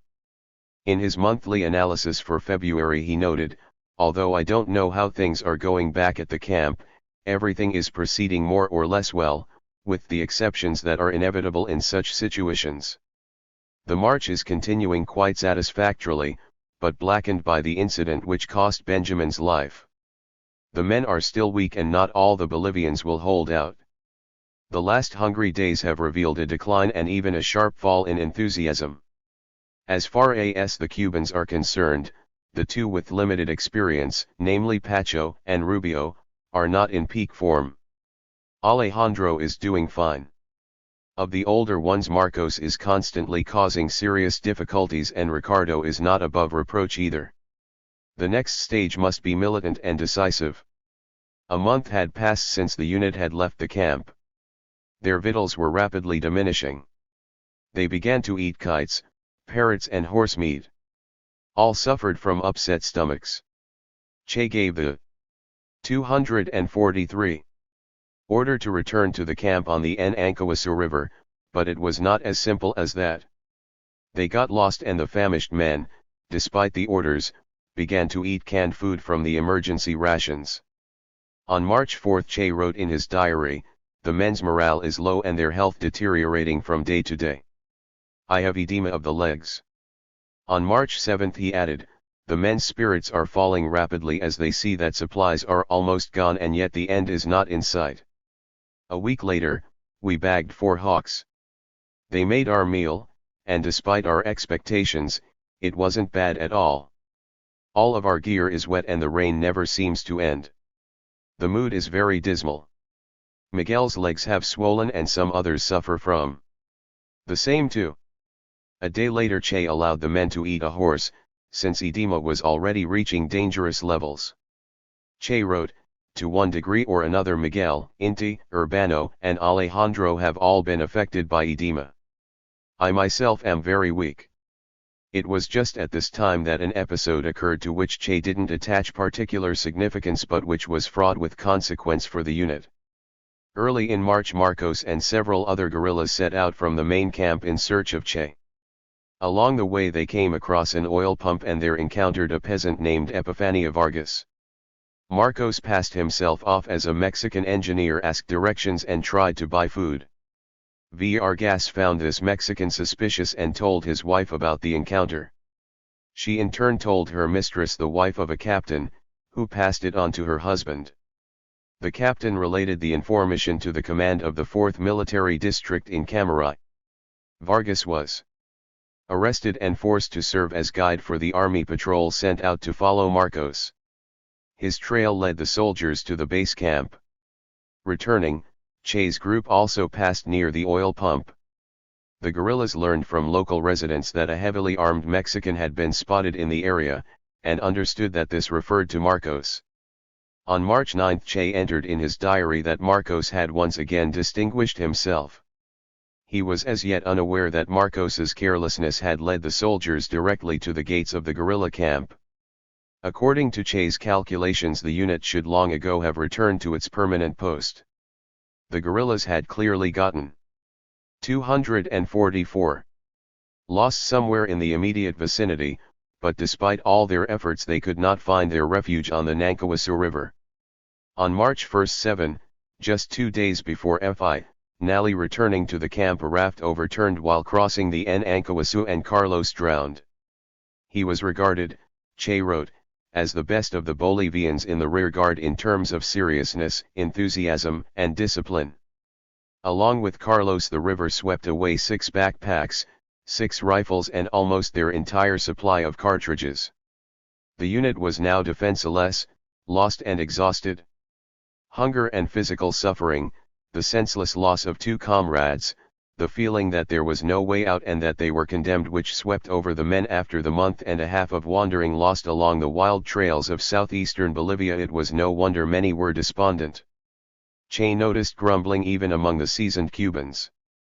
But Che, although his physical state was certainly no better and perhaps much worse than that of his comrades, could not allow himself the luxury of doubting, complaining, or expressing dissatisfaction. Doubt of what? Of whom? Complaints against whom? Dissatisfaction with what? With himself? But why? This march had been a test of their stamina, resilience, and determination. The war which was about to begin and to be waged against a powerful and numerous foe could only be won by soldiers who were capable of withstanding severe deprivations and prepared for the greatest sacrifices, superheroes, revolutionaries in the true sense of the word. True, his comrades were now at the limits of their physical and moral strength, they grumbled and quarreled, hunger had made them greedy and mosquito bites irritable, their eyes, swollen with lack of sleep and exhaustion, were grim indeed. But they continued forward, they had not lost faith in him, their leader. As earlier they were ready to strike at the jugular of imperialism and they had withstood the test quite well. Such people won't let you down. On March 19, the 48th day, the unit approached the base camp. But it was early to be pleased. A military snooper began to fly in circles over them. Finally in the evening the guerrillas met with El Negro, the Peruvian doctor, who was waiting for them. He broke the news to Che. Since March 5, Debray, Tanya, Chino, Moises with his men and Pelado the Argentine Ciro Roberto Bustos had been at the base camp. 245. This, of course, was good to hear, but the bad news was more weighty. Calamina had been discovered. Read by the Bolivian author Itas. Two of Moises Guevara's men, Vicente Rocabato and Pastor Barrera, had deserted and evidently talked to the author Itas in Camarai, if they hadn't been beaten to this by Alguerias. Soldiers had appeared in the vicinity of the base camp. On March 1, yet another of Moises' volunteers One Solucho fell into their hands. Then the police had raided the ranch, turned it upside down, and apparently found proof that the guerrillas had been there, either political literature or other evidence, despite the fact that Che had given strict orders to clean the place up. The police raid had taken place 3 days earlier. Since the time a police column 60 strong had been spotted near the base camp, combing the area. At any moment the soldiers might stumble upon the base camp and open fire. Such a prospect, given Che's absence, created anxiety if not panic among the inhabitants of the base camp, then some 30 men. On March 20 Che entered in his diary, "A completely pessimistic atmosphere prevails here. Events have created a feeling of terrible chaos. The me? Just don't know what to do." Apprised of the situation, Che began to institute order. He arranged outposts, restored discipline, and began to prepare his men for a march, for it was dangerous to remain in the base camp. Now that its existence was known to the authorities, it had turned into a trap. Che's arrival improved spirits, but many, especially the novices, continued to be confused, if not afraid, in the face of the onrush of threatening events. March 21 and 22 were spent in preparations and Che's discussions with the Peruvian Chino, Argentine Pelado, Debray, and Tanya. On his return from Cuba, Chino was brimming with hope for the organization of guerrilla activities in Peru. Che wrote that he intends to begin with a group of 15 men, and he will take charge of the Ayacucho zone. We also agreed that in the near future I will take 5 men from him, and later another 15. Then they will return to him after they have gained some experience in battle. Chino seems to be quite enthusiastic. No less promising were the conversations with Pelado, who, as Che wrote, was ready to put himself at Che's disposal. Pelado. 246. Agreed to head a group of Che's supporters in Argentina, who at the suggestion of Che were to begin their activities in the country's north. Debray also received instructions. At first he announced his intention of remaining with the unit, presumably as its chronicler, but when Che said that he would be more useful organizing support for the guerrillas in France, he readily agreed, confessing that his dearest wish was to marry and have a child. You can imagine the ironic smile on Che's lips when he transcribed this in his diary. Certainly even a wise man sometimes stumbles, and it is only a short distance from the sublime to the ridiculous. But we won't be too severe with the young French anthropologist, for he also would have to drink his bitter cup. For the time being one thing was clear. They had to make all due haste in leaving the base camp, where at any moment they could be surrounded by government troops. They just had to hope that if the troops did arrive they would not stumble across the caches. Now the success of the guerrillas would depend upon their maneuverability. They had to vanish, evaporate for a time, turn into nomadic phantoms, invisible guerrillas. If they were to surface again, it could only be where they were least expected. Che had a perfect knowledge of the techniques of guerrilla warfare and was convinced that he could manage to outwit the ignorant Bolivian generals who were expert only at waging war against defenseless people. Meanwhile nerves were jangled in the unit, quarrels became more frequent among the soldiers and certain of them declined to carry out Che's orders. Che's diary entry of March 22 ruthlessly pinpoints these phenomena, indicae to complain of rudeness on the part of Marcos. I blew up and told Marcos that if it were true he would be kicked out of the unit. He replied that he would rather be shot. In the evening the scouts returned and I gave them a good tongue thrashing. Olo reacted heatedly and said that he was resigning from all functions in the unit. The meeting was stormy and explosive and ended on a bad note. But here the commander said all that was necessary to his overwrought and exhausted troops. The unit, in all with Novks and guests 4-7, was brought together and it was time to act. 247. Silence, orators. Yours is the floor. Comrade Mauser. V. Mayakovsky. I am a son of America. I owe her everything. America is the homeland to the development, renewal, and rapid strengthening of which I dedicate my life. A bitter cup is not for tender lips. And a viper will not bite the chest of a brave man. Jose Marti. On March 20, Loro shot a soldier near Colomina. This agitated the military and they decided to comb the area in search of the guerrillas. On March 23 the same army patrol which had been on the tracks of Marcos fell into an ambush set up by Rolando. A few volleys from the guerrillas and the patrol existed only in name. The results of this first engagement with the troops exceeded the guerrillas' wildest hopes. 7 killed, including Vargas, and 14 taken prisoner, including 7 wounded who were given immediate medical attention by the guerrillas' doctors. A major and a captain turned up among the prisoners. The war booty would have made the head of any guerrilla spin: 16 Mauser rifles with 2,000 cartridges, 3 mortars with 64 rockets, 2 bazookas, 3 submachine guns, each with 2 drums, an AC. 30 machine gun with 2 cartridge belts. Che instructed that the prisoners be given political indoctrination and then released. The behavior of the captured officers was noteworthy, Che wrote in his diary. They told everything they knew, just like parrots. The major was encouraged to join the ranks of the guerrillas. He refused but promised to resign from the ITMI. The captain turned out to be almost a sympathizer. He swore that he had joined the army by order of comrades from the Communist Party and that one of his brothers was studying in Cuba. Moreover, he provided the names of 2 other officers who were ready to cooperate with the guerrillas. The prisoners also turned over the plans for operations according to which the army was to 248.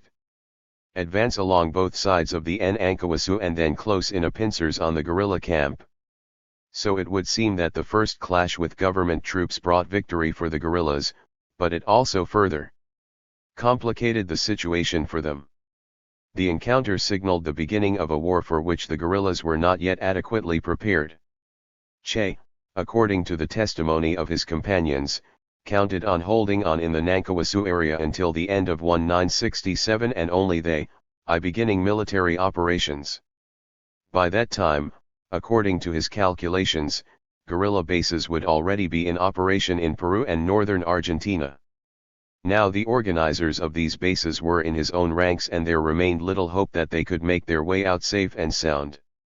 In addition, the first shots and first blood drawn had frightened certain of the politically dubious volunteers from Moises Guevara's group. Their cowardice made Che livid with rage. On March 24 he entered in his diary, Nato and Coco left with the newly arrived rabble for the upper camp but halfway there turned back because the riffraff didn't want to go any farther. We'll have to get rid of them. The next day Che stripped 4 of the Bolivians of the RNK of guerrilla, confiscated their personal belongings, cut off their supply of tobacco and threatened to stop feeding them for their refusal to carry out orders. But still, what a striking beginning if we take the first days in the Sierra Maestra for comparison. Then the guerrillas had been smashed, they had lost nearly 60 men killed, wounded, and fleeing from the scene of battle, and had been deprived of virtually all their weapons. Here they inflicted a decisive defeat upon the enemy in the very first engagement. Che had more than 35 well-armed soldiers. After Alegria de Po Fidel could only muster 1-2 men. So, it was a propitious beginning. Now they had to await a response from the army, and it was not long in coming. Immediately after the encounter the bombing of the camp began and, in Che's words, caused great commotion in the camp. Helicopters also appeared above them. A meeting of the guerrillas was called on March 25, and there it was decided to name the unit the Army of National Liberation of Bolivia, and to distribute a war communique among the population. 1. Che wrote 4 summaries of the guerrilla military operations as well as a manifesto of the Army of National Liberation, addressed to the Bolivian. 249. It was only on March 27 that the radio carried the sensational news of the encounter with the guerrillas in the Nankawasu region. The government, trying to save face, averred that the guerrillas had lost in combat 1 more dead than they themselves, that the opponent had shot the wounded, and that government soldiers had taken 4 of them prisoner, of whom 2 were foreigners. However, something else followed from these government reports, namely, that the authorities were well informed of the composition of the unit, that deserters and prisoners had given the police much information, and that Tania's activities were no longer a secret. Che wrote in his diary, "Judging by everything, Tania's role has now been established. So 2 years of solid and patient work have been lost. Now it will be very difficult for our guests to leave here." I got the impression that such a turn of affairs by no means pleased Danton when he learned of it. A few days passed relatively calmly, except for the radio screaming out horrors. The army, which was evidently mustering its forces, made no effort to give battle. In the unit, violations of discipline and conflicts between the Bolivians and Cubans continued. On March 29 Che complained in his diary that recently my orders have often been violated. On March 31 Che had another unpleasant conversation with the Bolivian Laura, who waxed eloquent on the subject of the full dissolution of the guerrilla movement. On the same day the government troops again took to the offensive. They brought the empty ranch under mortar attack and aerial bombardment, then moved in to seize Calamina. Writing his review of March, Che said, "The month was packed with events. The following panorama can be set forth. Now the unit is passing through a stage of consolidation and self-cleansing, which is being carried out ruthlessly. The size of the group is slowly growing both through the trickle of men arriving from Cuba and through Moises Guevara's men, whose level of morale is very low. Now the combat stage has arrived, marked by our precisely delivered blow, which caused a sensation but was also people, and a message to the Bolivian miners. Of these documents only 1 war summary surfaced in the Bolivian press. The rest fell into the hands of the authorities and their content was revealed only after Che's death. 250. Accompanied both before and after by crude mistakes. A counterattack by the enemy has begun and to this point is typified by a tendency to occupy key points in order to 1. Isolate us, b. a propaganda campaign conducted both domestically and internationally, c. tne absence to this time of military activity oi the army, d. the mobilization of the peasantry against us. It is clear that we must move out earlier than I had counted on, and leaving behind a group which will be in constant danger. Moreover, it is possible that 4 more men will betray us. The situation is not very good. Che was extremely irked by the presence of Debray and the Argentine Bustos in the unit. Neither was suitable for guerrilla Lee_Fe and neither concealed his desire to gain freedom as soon as possible. But it was no easy task providing them with safe passage. Che hoped to swoop down on the locality of Gutierrez and get hold of a jeep there in which they could send off both visitors along the highway to Santa Cruz. But on the way to Gutierrez the guerrillas ran into army patrols sent into this district by the authorities, who had gained detailed information on their movements from the peasants. This forced Che to give up the intended plan and to turn back in the direction of the base camp. On April 3 Che gave Debray and Bustos 3 alternatives: remain in the unit, leave it immediately at their own risk, or wait for a more favorable moment to do the same. The guests chose the third variant. But before they could realize it 2 more encounters with government troops took place, ending, like the first one, in decisive victories for the guerrillas. Both engagements took place on April as previously. 2 armed columns fell into ambushes set up the guerrillas. The results of the first battle were 3 soldiers killed, several wounded, and 6, including the non-Co 111 missioned officer in command of the column, taken prisoner. The second ended no less successfully. Enemy losses amounted to 7 dead, 5 wounded and 24 taken prison all in AF-10 killed and 30 taken prisoner, among the latter Major Ruben Sanchez and several non-commissioned officers. Such victorious tallies were a rare event even in the Sierra Maestra. Victories were clouded by the death of the Cuban Rubio, who took a bullet in the head during the first clash. The prisoners, including Major Ruben Sanchez, were again released after holding political discussions. 251. However, the news broadcast over the radio was less propitious. A government broadcast announced that a snapshot of Che, beardless and with pipe in MOTH, had been discovered in the insurgent camp, and that one of their caches had been located. Che's persistent efforts to bring together the Bolivians and the Cubans did not have the desired result, despite the victories now to their credit.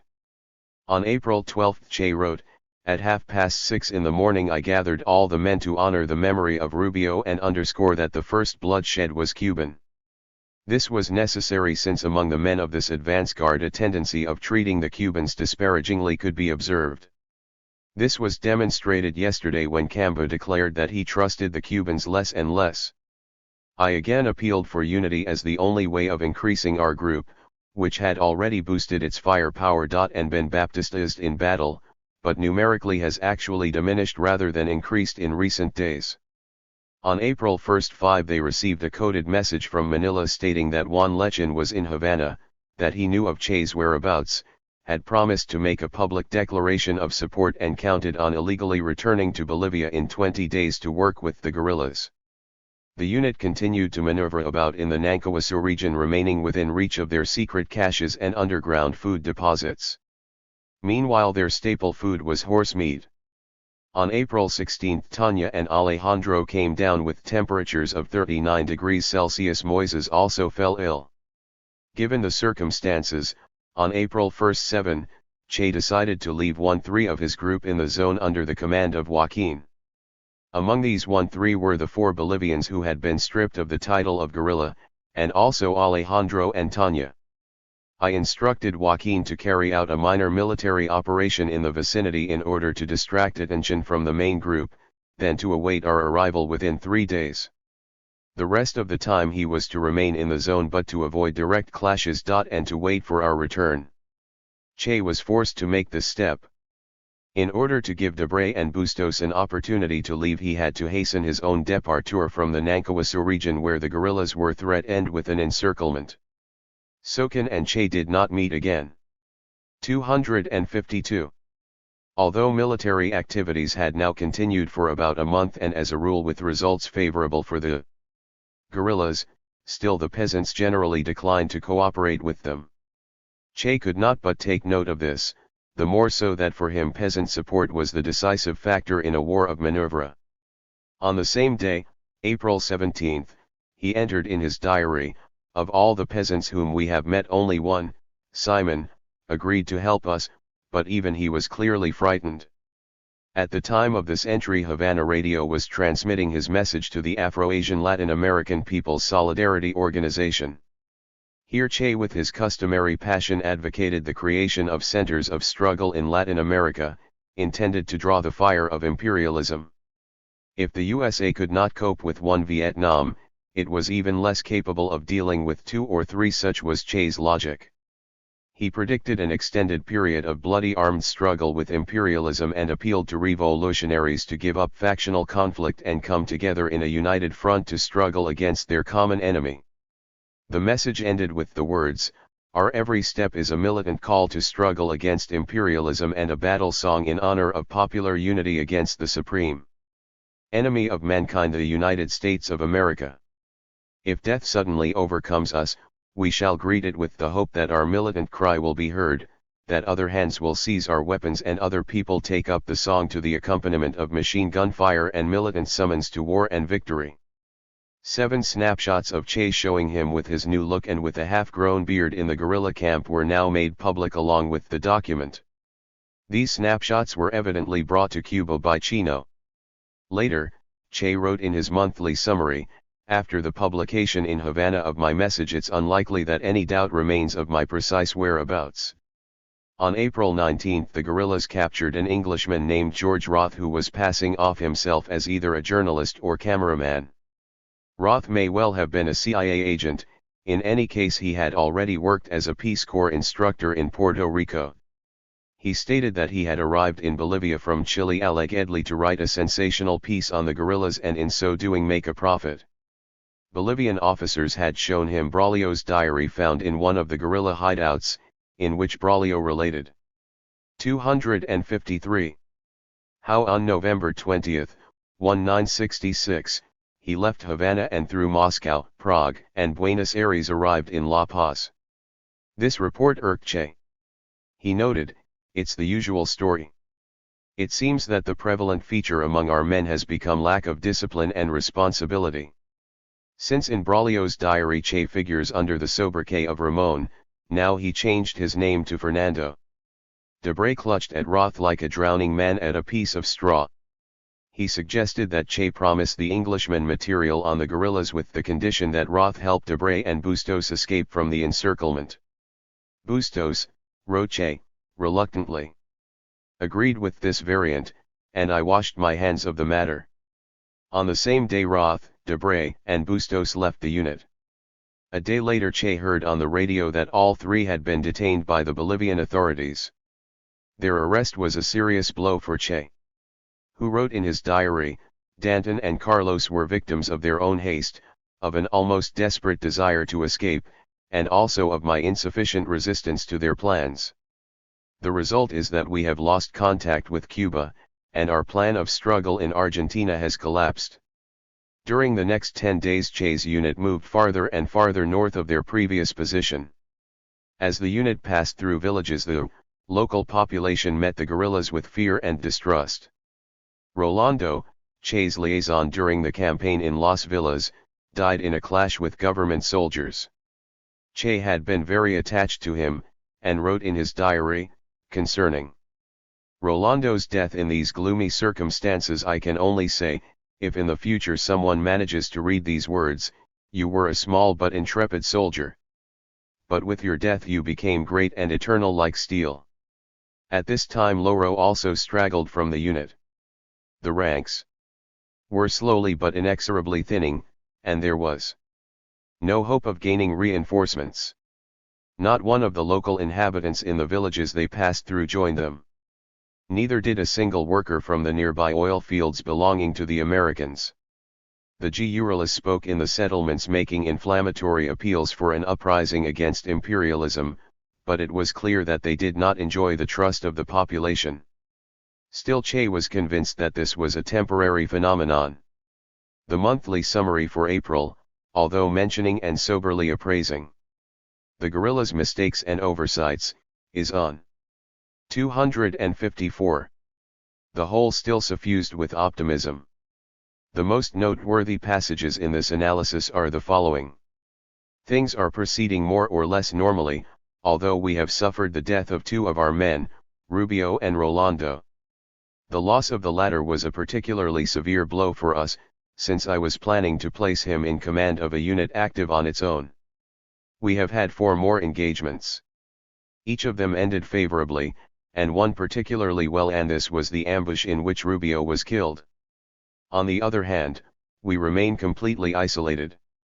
Sickness has undermined the health of some of the men and forced us to divide our forces, which in turn has deprived us of many opportunities. We still haven't succeeded in establishing contact with Joaquin's group.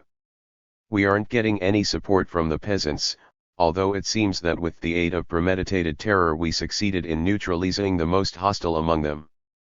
With time they will come to support us. We haven't received a single reinforcement, and in addition to our 2 deaths we lost Laura. In sum, this was a month in which everything developed within normal limits, if the element of chance inevitable in guerrilla warfare is taken into consideration. The morale is high of all those men who successfully passed the preliminary test as guerrilla fighters in May. The unit continued to move along the route map during their first march, where caches of provisions and other things were deposited along the way. However, the poor quality and lack of bulk in their diet, and particularly the absence of water in this area, compounded by fatigue and nervous tension, all this took its toll on the physical condition of the guerrillas, including Che. Almost everyone suffered from stomach disorders and many had fevers. Che's condition can be deducted from his diary. The entry for May 9 reads, "I felt that I was about to pass out and slept for about 2 hours so I could then continue marching at a slow and shuffling race." And for May 1 "I felt very bad, but didn't vomit." 3 days later Che again complained of sharp pains in the stomach, vomiting and diarrhea. Still, despite his condition, Che not only continued to keep up his diary but also marked in it the birthdays of his children and close relatives. 255. 2 new encounters with troops which took place in May, also ended in victory for the guerrillas. On May 8, 27 soldiers were caught in an ambush. Shooting broke out, and when the smoke cleared there were 3 killed, 2 soldiers and a junior lieutenant, and 10 taken prisoner, among them 2 wounded. The wounded were treated and all the prisoners were released. A diary was found on the body of Lieutenant Laredo, in which he called his soldiers cowards and the workers idlers and parasites. Laredo also had with him a letter from his wife asking him to send her and a friend each a guerrilla scalp to brighten up their living rooms. The class enemy is everywhere of the same mentality, be it a Nazi, using the skins of his victims for lampshades, or an American imperialist, collecting the ears of the Vietnamese patriots, or a Bolivian ranger, dreaming of presenting his señora the scalp of a guerrilla. Che, says Inti, took Laredo's diary and letter and kept them in his backpack together with his own diary. On May 3 in another clash between guerrillas and soldiers the latter had casualties of 3 dead and 1 wounded. The guerrillas suffered no losses. During this campaign the guerrillas entered 2 large settlements, Pirayaranda and Caraguataranda, where they mixed with the inhabitants, acquainted them with their program and intentions. Arid appealed for volunteers to join the guerrilla ranks.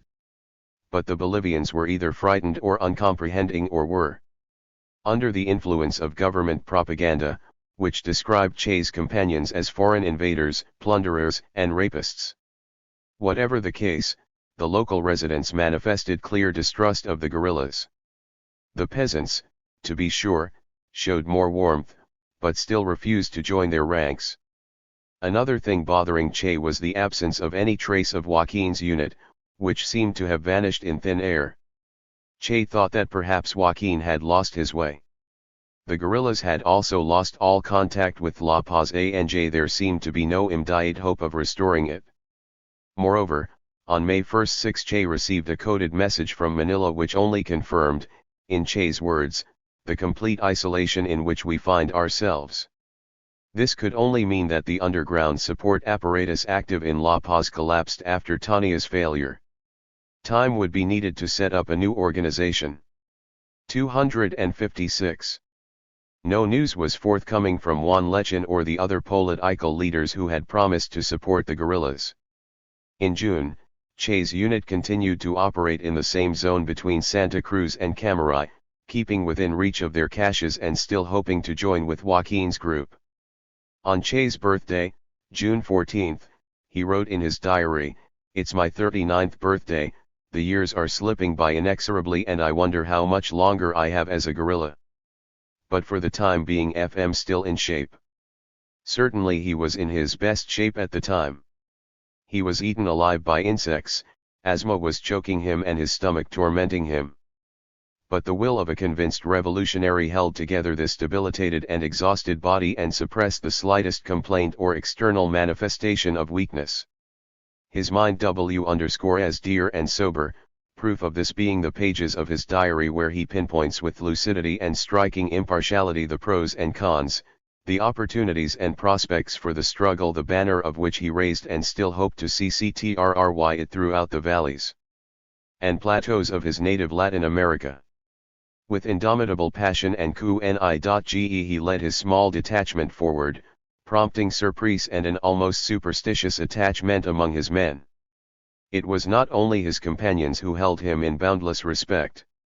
The peasants and inhabitants of the settlements through which they passed gazed at the commander, this bearded, pale foreigner dressed in rags, who played with their children and treated their teeth, this Fernando Sacamuelas as the peasants called him, as a prophet of sorts. And yet, an invisible wall still seemed to separate him from these Bolivian Indians for whose happiness he and his companions had come to fight and die or win. The peasants, Che wrote in his June summary, are still failing to join us. We're being caught in a vicious circle. In order to collect new recruits we have to be constantly active in a more populated region, but to do this we need more men. From the military point of view the army is operating ineffectively, but it is conducting work among the peasantry which we must not underestimate, since with the help of intimidation or lies concerning our goals they are recruiting informers among the local inhabitants. 257. We have to hunt down the local residents to be ABK to talk with them, they are like little animals, he wrote on June 19. Still, among the peasants from time to time there were those who were willing to cooperate with the guerrillas. There was, for instance, Paulino, a young tubercular peasant whom Che met in a village on July 20 and who was able to expose the police spies masquerading as pig salesmen. This was our first recruit, Inti wrote of him. He could have added that he was their last one as well. Che instructed Paulino to make his way to Cochabamba, meet with Inti's wife and pass on a message for Manila, since by that time their transmitter was on the blink. Now they were only capable of receiving transmissions from Manila. Che also sent out with Paulino 4 summaries of the unit's military operations. Paulino tried to carry out his order but he never made it to Cochabamba. He was arrested along the way and Che's messages were seized. On July 26, Pombo was wounded and the Cuban Tuma killed in an exchange of fire with the soldiers. Che had regarded the modest and courageous Tuma as a son and took his death hard. The enemy was also hit, 4 dead and 3 wounded. 1. But for the latter losses were easily replaceable, while each guerrilla lost, as Che wrote in his diary, was a serious defeat for their unit, although the army was not aware of the fact. Che closely followed the government radio broadcasts which, citing testimony by Debray, asserted that among the guerrillas were experienced Vietnamese commanders who once had crushed the best American regiments. You get the impress, Zion, Che wrote in his diary, that Debray had talked a bit too much. On July 30 Manila reported to Che that there was as yet no hope of developing a guerrilla movement in Peru, although an organization had been created there. Che entered this report in his diary without comment. In July the unit's situation actually deteriorated, even though the clashes with government troops still resulted in victory for the guerrillas. But guerrilla losses palpably hurt them. 2 men were killed, the Cuban Ricardo, who had fought in the Sierra Maestra and the Congo, and the Bolivian Raul. 2 other guerrillas had been wounded and could not move about of their own power. Che himself could not shake off a persistent bout of asthma and had run out of his all-important 258 medicine. To make matters worse, in one engagement they lost 1 backpacks filled with medicine as well as binoculars and, what was most important, a tape recorder on which they had transcribed the coded messages from Manila. Now even the one-way link up with Havana had been virtually cut off. Their sole source of information now were the ordinary news broadcasts over the radio, but they were inconsistent and contradictory. The Bolivian radio devoted more attention to the upcoming trial of Debray and Bustos. Che was very critical of their conduct after the arrest. On July 1 he wrote in his diary that Debray and Pelado made some bad statements, above all they reported that the guerrillas have continental plans, which they should not have said. In his resume for July Che wrote, the same negative factors that were noted during the previous month were active in July, namely the inability to establish contact with Jokofn and our friends as well as losses in our ranks. The salient features are as follows. L. The continuing complete absence of contacts. 2. As before, the peasants are declining to JO in our unit, although there are some encouraging signs, our old acquaintances among them are greeting us warmly. 3. The guerrilla legend spreads throughout the continent. 4. The attempt to establish contact through Paulino suffered defeat. 5. The morale and fighting spirit of the guerrillas is growing with every engagement. Kamba and Chapaco look weak. 6. The army is operating ineptly, but some of its units have become stauncher. 7. The government is suffering a worsening political crisis, but the United States is offering small loans which from a Bolivian perspective are quite significant. This helps to curb dissatisfaction. Our most important tasks are to re-establish contacts, recruit new volunteers and obtain medicine. In August the situation was further complicated by attacks of asthma which put Che completely out of commission. The only way of stopping these fits was to procure some medicine, but it was not available in the nearby settlements. On August 7 Che wrote, "Today marks the 9th month since the formation of the guerrilla unit. Of the 6 original guerrillas 2 are dead, 2 wounded, 1 disappeared, and I, the last, am suffering from an asthma which I can't shake off." 259. On August 8 the unit was as usual moving through a mountainous region. Che was riding a mare which from exhaustion and hunger barely managed to keep going. He felt wretched, his asthma was suffocating him and a swollen foot ached murderously. He relentlessly urged on the mare, trying to keep it moving forward. The mare did not obey and he snatched up a knife and gouged a deep wound in its neck. Recovering his wits he gathered his companions and told them, "We're in a difficult situation. I've become a shadow of a human." The episode with the mare demonstrates that there are moments when I lose control over my Etians. Other comrades aren't acting any better. The time has come for some momentous decisions. The struggle which we are waging in trying circumstances is giving us the chance to pass the test as revolutionaries, and each of us can become a man of this highest quality. But in order to do this we must surmount ourselves. Whoever feels capable should remain, but those who don't feel up to it let them leave. Che noted in his diary, "All the Cubans and some of the Bolivians are in favor of continuing the struggle to the end." Che mustered his strength for a desperate measure, returning to the old camp and one of the caches where a radio receiver and some anti-asthma medicine were stored. He sent 8 men ahead and he slowly followed with the remainder. He still had hopes of finding Joaquin's group or at least learning what had happened to it. The dejected guerrillas stumbled back towards the camp, avoiding settlements. They were losing the battle to hunger. The Bolivian Chapaco was showing signs of insanity. Che had an abscess on his heel and a temperature. His companions lanced the abscess and tried to relieve the sufferings of their commander, but he continued to feel miserable, and noted so in his diary. It was just at this time that in their distant Havana a conference was held with the participation of nearly all Latin American countries, including Bolivia, and of observers from countries on other continents. The conference established the Latin American Solidarity Organization and approved the promotion of guerrilla warfare in this area. Over the rostrum in the hall where the conference was held there hung an enormous picture of Che. In a manner of speaking it was he who chaired this gathering. 260.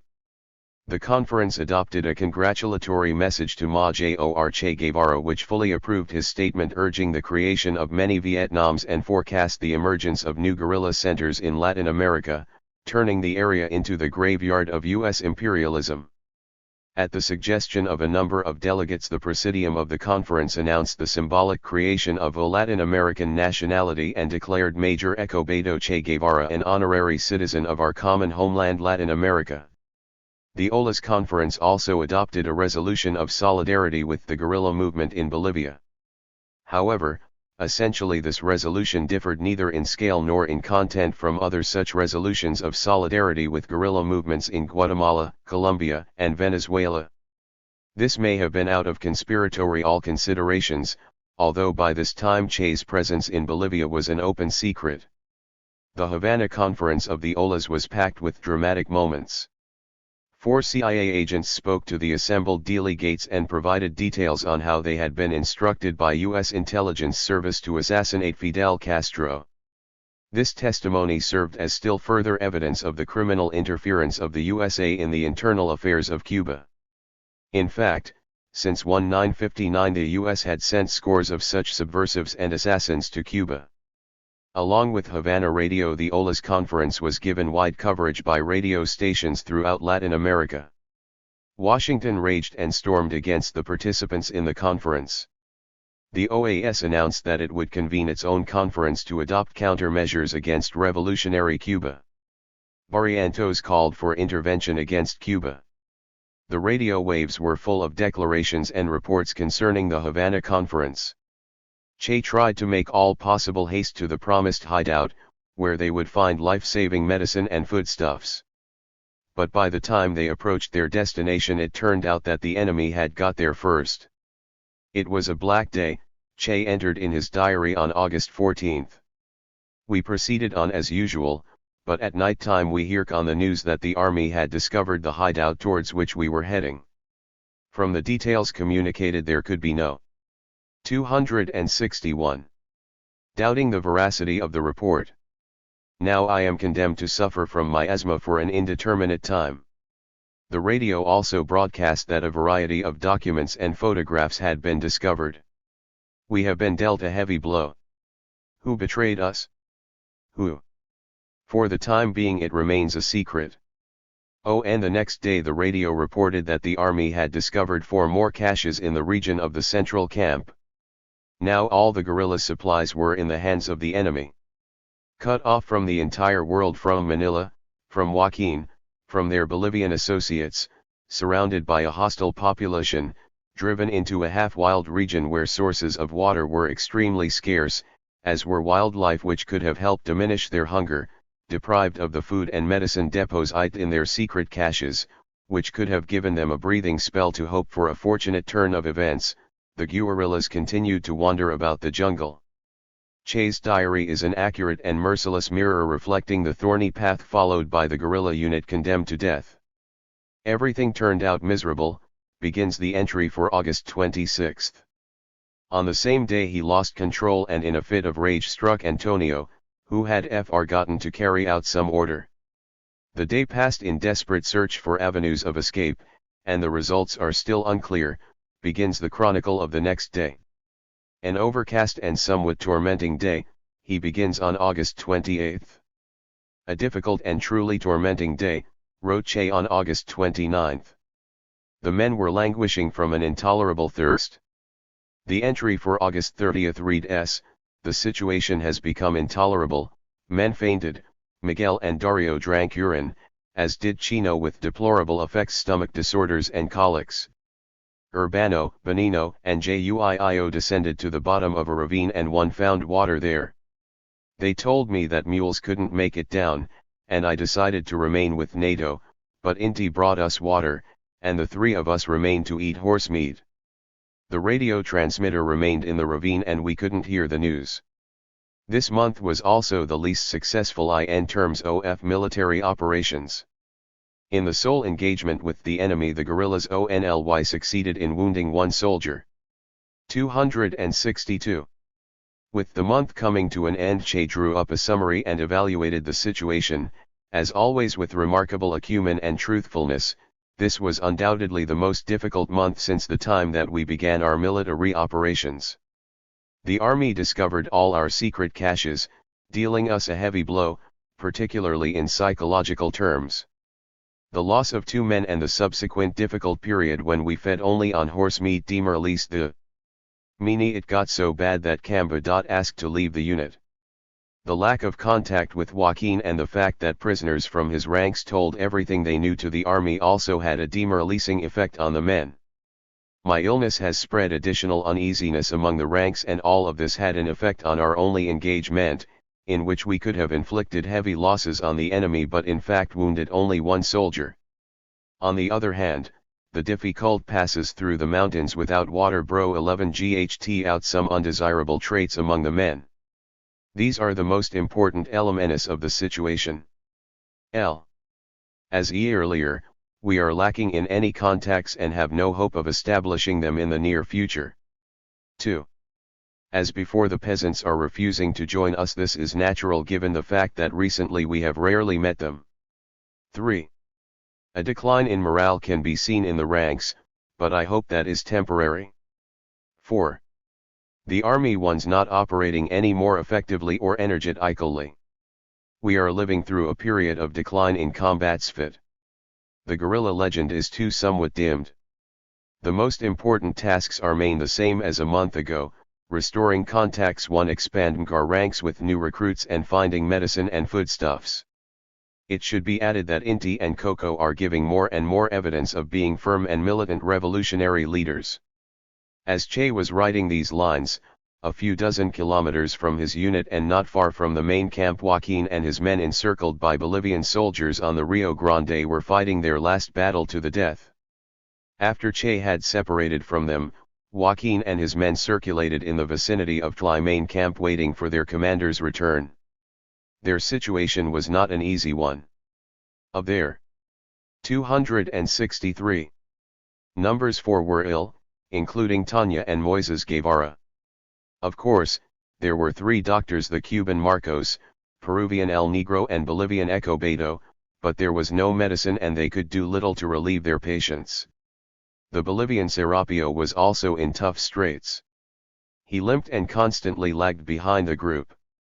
Another problem was posed by the 4 Bolivians, Paco, Pepe, Chingolo, and Eusebio, whom Che had stripped of rank because of Th, and the Bolivian victor died in an exchange of gunfire with the enemy.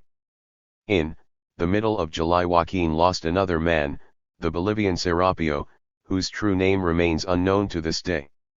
A month later, during another clash with the enemy, Eusebio and Chingolo deserted and went straight to the government troops. BOTH traitors told everything they knew, the whereabouts of the secret caches and details on the condition of Joaquin's men, who were at the limits of their strength, wasted by hunger and tormented by illness. The troops intensified their pursuit, although they still acted slowly and indecisively, either because of the incompetence of their commanders or a fear of running into other guerrilla detachments, conceivably hiding in the area. Or perhaps it was deliberate, in the hope of pumping out more dollars from the American benefactors for the struggle against the guerrillas. Whatever the situation, on August 9, after the troops had again picked up the trail of the guerrillas with the help of local peasants. 264. Another engagement took place and an army bullet took the life of the 26-year-old Pedro, a Bolivian, one of the leaders of the Communist Youth League in his country. Now only 10 people remained in Joaquin's group, including himself and Tanya. They were completely isolated, surrounded on all sides and without food or medicine. But there was no mention of surrender. They still hoped to join with Che. On August 30, Joaquin's group arrived at the Rio Grande, at the site of the hut of a peasant named Honorado Rojas, whom Che had encountered during the training march and whom already at that time he called potentially dangerous. Nevertheless, coming to know him better, the guerrillas began to rely on his help. Rojas was burdened with a large family of 8 children. He lived in destitution like most peasants in the zone. In 1963, Rojas had killed the bull belonging to a local landlord in order to feed his children, and served 6 months in prison in return. So there could be no suspicions of him harboring love for the authorities, and indeed for a short time he bought provision, clothes, and medicine for the guerrillas in the town of Valle Grande. In June 1, 1967, he and 40 other peasants were arrested and led off to Valle Grande. The special command set up for fighting the guerrillas interrogated and tortured the incarcerated men. Rojas was the subject of special attention. He was beaten with clubs and given electric shocks. But this time Rojas held up and didn't utter a single word of information. He was freed but kept under close surveillance. In fact, the army set up a military outpost and even built barracks near his hut. Somewhat later, the police again arrested Rojas. This time he was taken to Santa Cruz, where he was interrogated by Irving Ross, a seasoned CIA agent. Ross did not torture the peasant, instead he made him an offer. "Help us capture the guerrillas and you'll get $3,000, and what's more, we'll send you and your family to the United States, give you some land, and you'll live like a rich man there. Rojas, like Yodomio Guerra in the Sierra Maestra years before, withstood the torture, but succumbed to the temptation of becoming rich and agreed to cooperate with Ross. Now all they had to do was wait until the guerrillas established contact with the traitor. To facilitate the task, the army removed its soldiers from the outpost located next to Rojas' hut. A few hours before Joaquin and his men arrived at Rojas' hut, a medical orderly named Faustino Garcia, accompanied by a 265 soldier, Fidel Arie, showed up there. Why did they come to Rojas? Apparently to gain information about the guerrillas. While Garcia was talking with Rojas, the soldier went out to hunt. It was just at this time that the guerrillas approached the hut. Seeing that the situation was awkward, Garcia threw himself on a bunk, covered himself with rags and ordered Rojas to pass him off as a sick peon.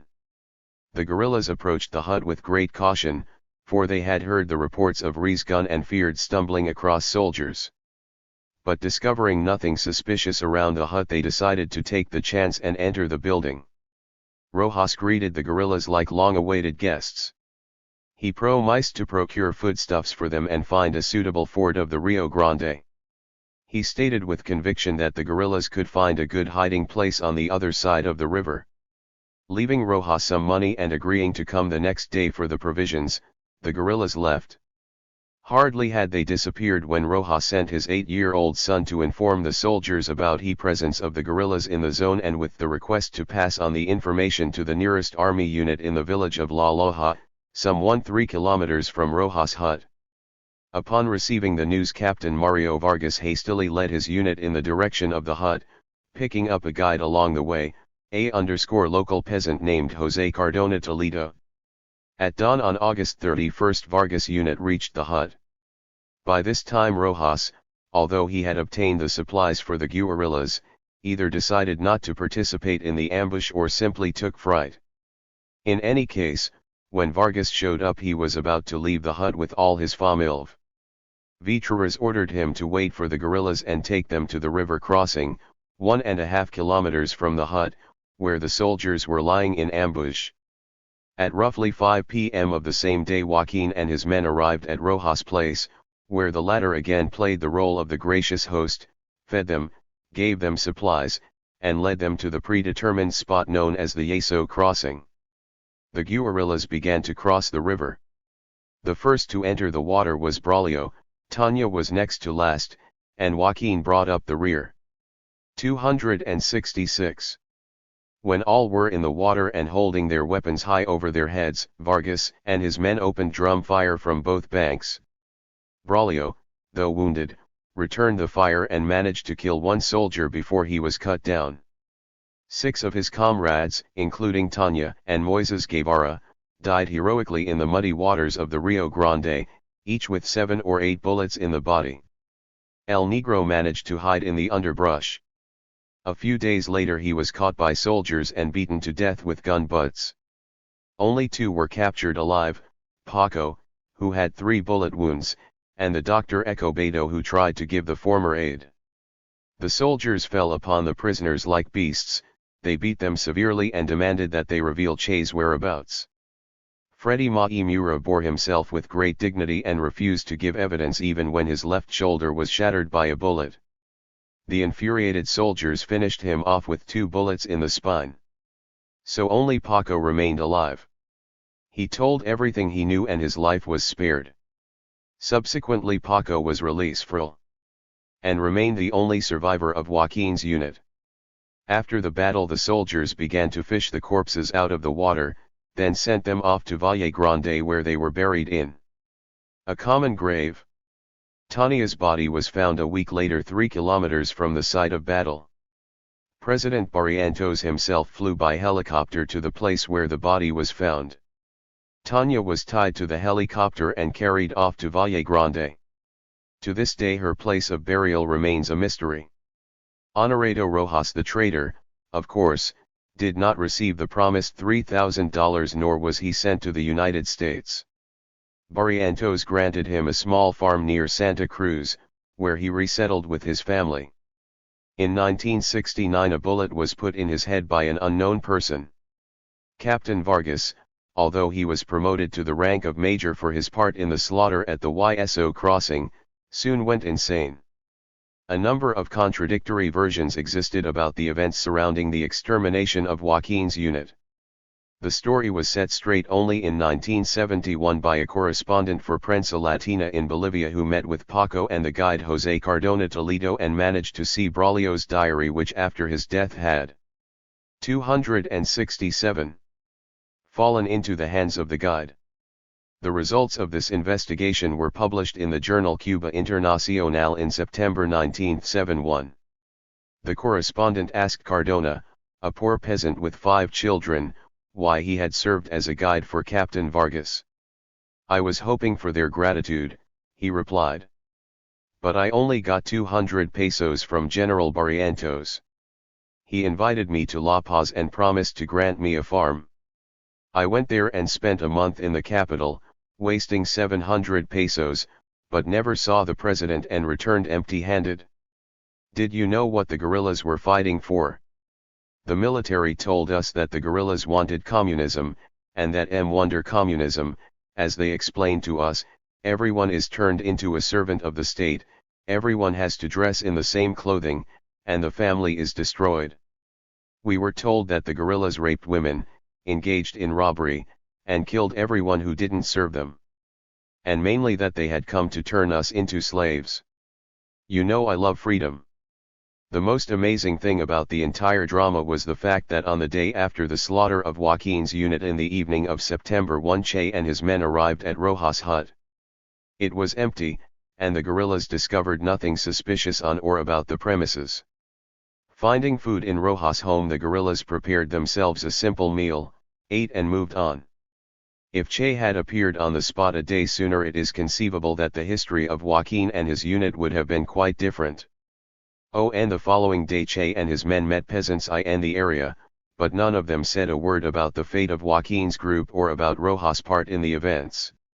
Che, listening to Voice of America, learned that the Bolivian military authorities had reported the crushing of a unit of 10 men under the Cuban Joaquin in the vicinity of Camaray. However, he did not consider this report worthy of trust. It took Che a long time to reconcile himself to the thought that the entire group could have been wiped out, and it was only at the very close of September, when the Bolivian radio stations carried all the details of their deaths, including that of Tanya, that he admitted the truth, although he still professed the hope that not all perished and some of / a small group of partisans is wandering about, having survived and avoiding an encounter with the army. Perhaps the report that all died is a lie, or at least an exaggeration. 268. Judging by Che's August entries in his diary, he felt utterly bad, overcome by asthma and constant stomach disorders. But the hot meal in Rojas' home helped restore his strength and energy. On September 1 he wrote, "The doctor hasn't recovered, but I have, and I'm doing just fine when I ride a mule." In contrast to August, in September he complained to his diary of the state of his health only 3 times. In September Che's unit moved through a more settled zone where they often stumbled across peasant huts and tilled fields.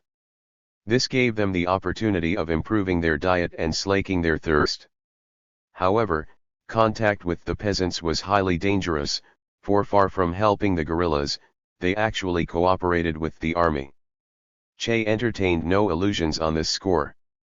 In his analysis for September he notes with characteristic candor and frankness that the peasant mass is not giving us any help and some of them turn traitors.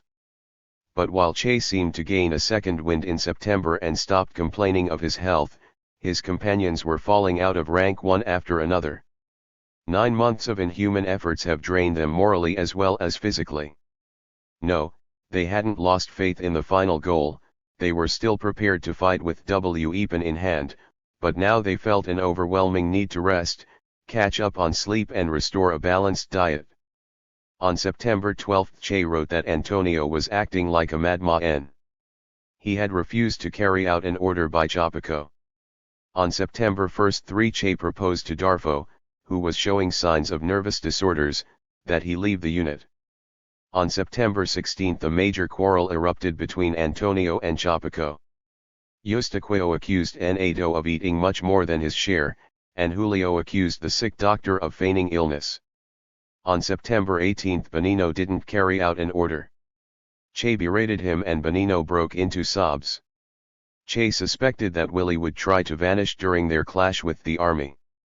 Still, Che wrote in his monthly summary that the morale of the majority of those remaining is quite high. Certainly he loved these courageous men who were ready to fight for their great ideals of liberation to the last drop of their own blood. This Benigno, Pablito, Antonio. At this time there were several birthdays and Che consented to boil up some nay. 269.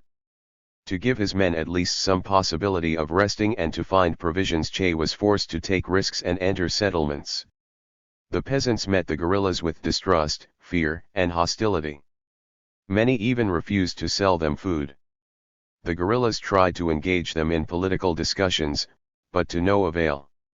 On September 22 the guerrillas entered the settlement of Alto Seco, made up of 50 miserable huts housing the peasant population of Quechua Indians. The insurgents organized a meeting in the school. Inti was the first to speak to the silent peasants, who listened guardedly but attentively, first to him and then to Che. Inti spoke of the heavy lot of the Indians, of exploitation by landlords and of venal bureaucrats. He explained that the guerrillas were struggling for a better life for the peasants. Che reminded his listeners of the abysmal poverty in which they were sunk. You will see that after our visit the authorities will take an interest in you for the first time. They will promise to build a hospital or something of the sort. But this promise will stem solely from the fact that we are operating in the area, and if it is fulfilled you will have at least an indirect taste of the benefit that our guerrilla movement brought you. This was Che's last public appearance. On September 26 the unit occupied the village of Guevara, located at an altitude of 2,280 meters. When leaving the village they walked straight into an ambush. The ensuing brief battle was almost catastrophic for them. Tme Coco, Miguel, and Julio were killed, Benigno wounded, Pablito hurt his leg, the Bolivians Camba and Leon deserted and gave themselves up. The remainder barely escaped through flight. The entire surrounding zone was under the firm control of the army. Movement of troops was observed on all roads. Now there would be no thought of entering settlements, for they had turned into traps.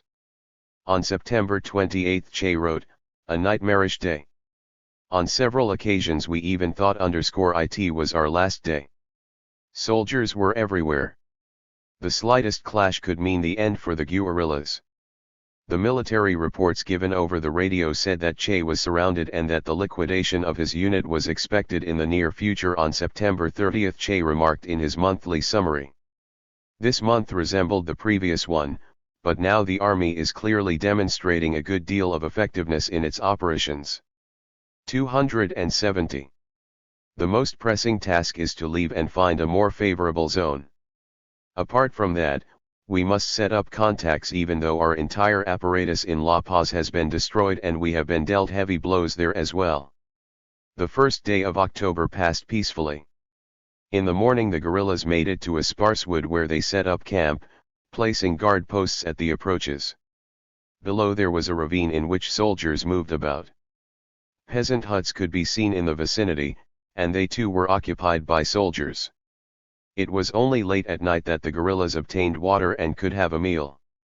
On the next day the soldiers disappeared somewhere and the guerrillas descended into the ravine hoping to spend the night there, then decided to return but lost the way and spent the entire night without sleep, only compounding their hunger and thirst. On October 3 the guerrillas managed to obtain water and have a meal. After cooking a supply for the trail they again set out on the move.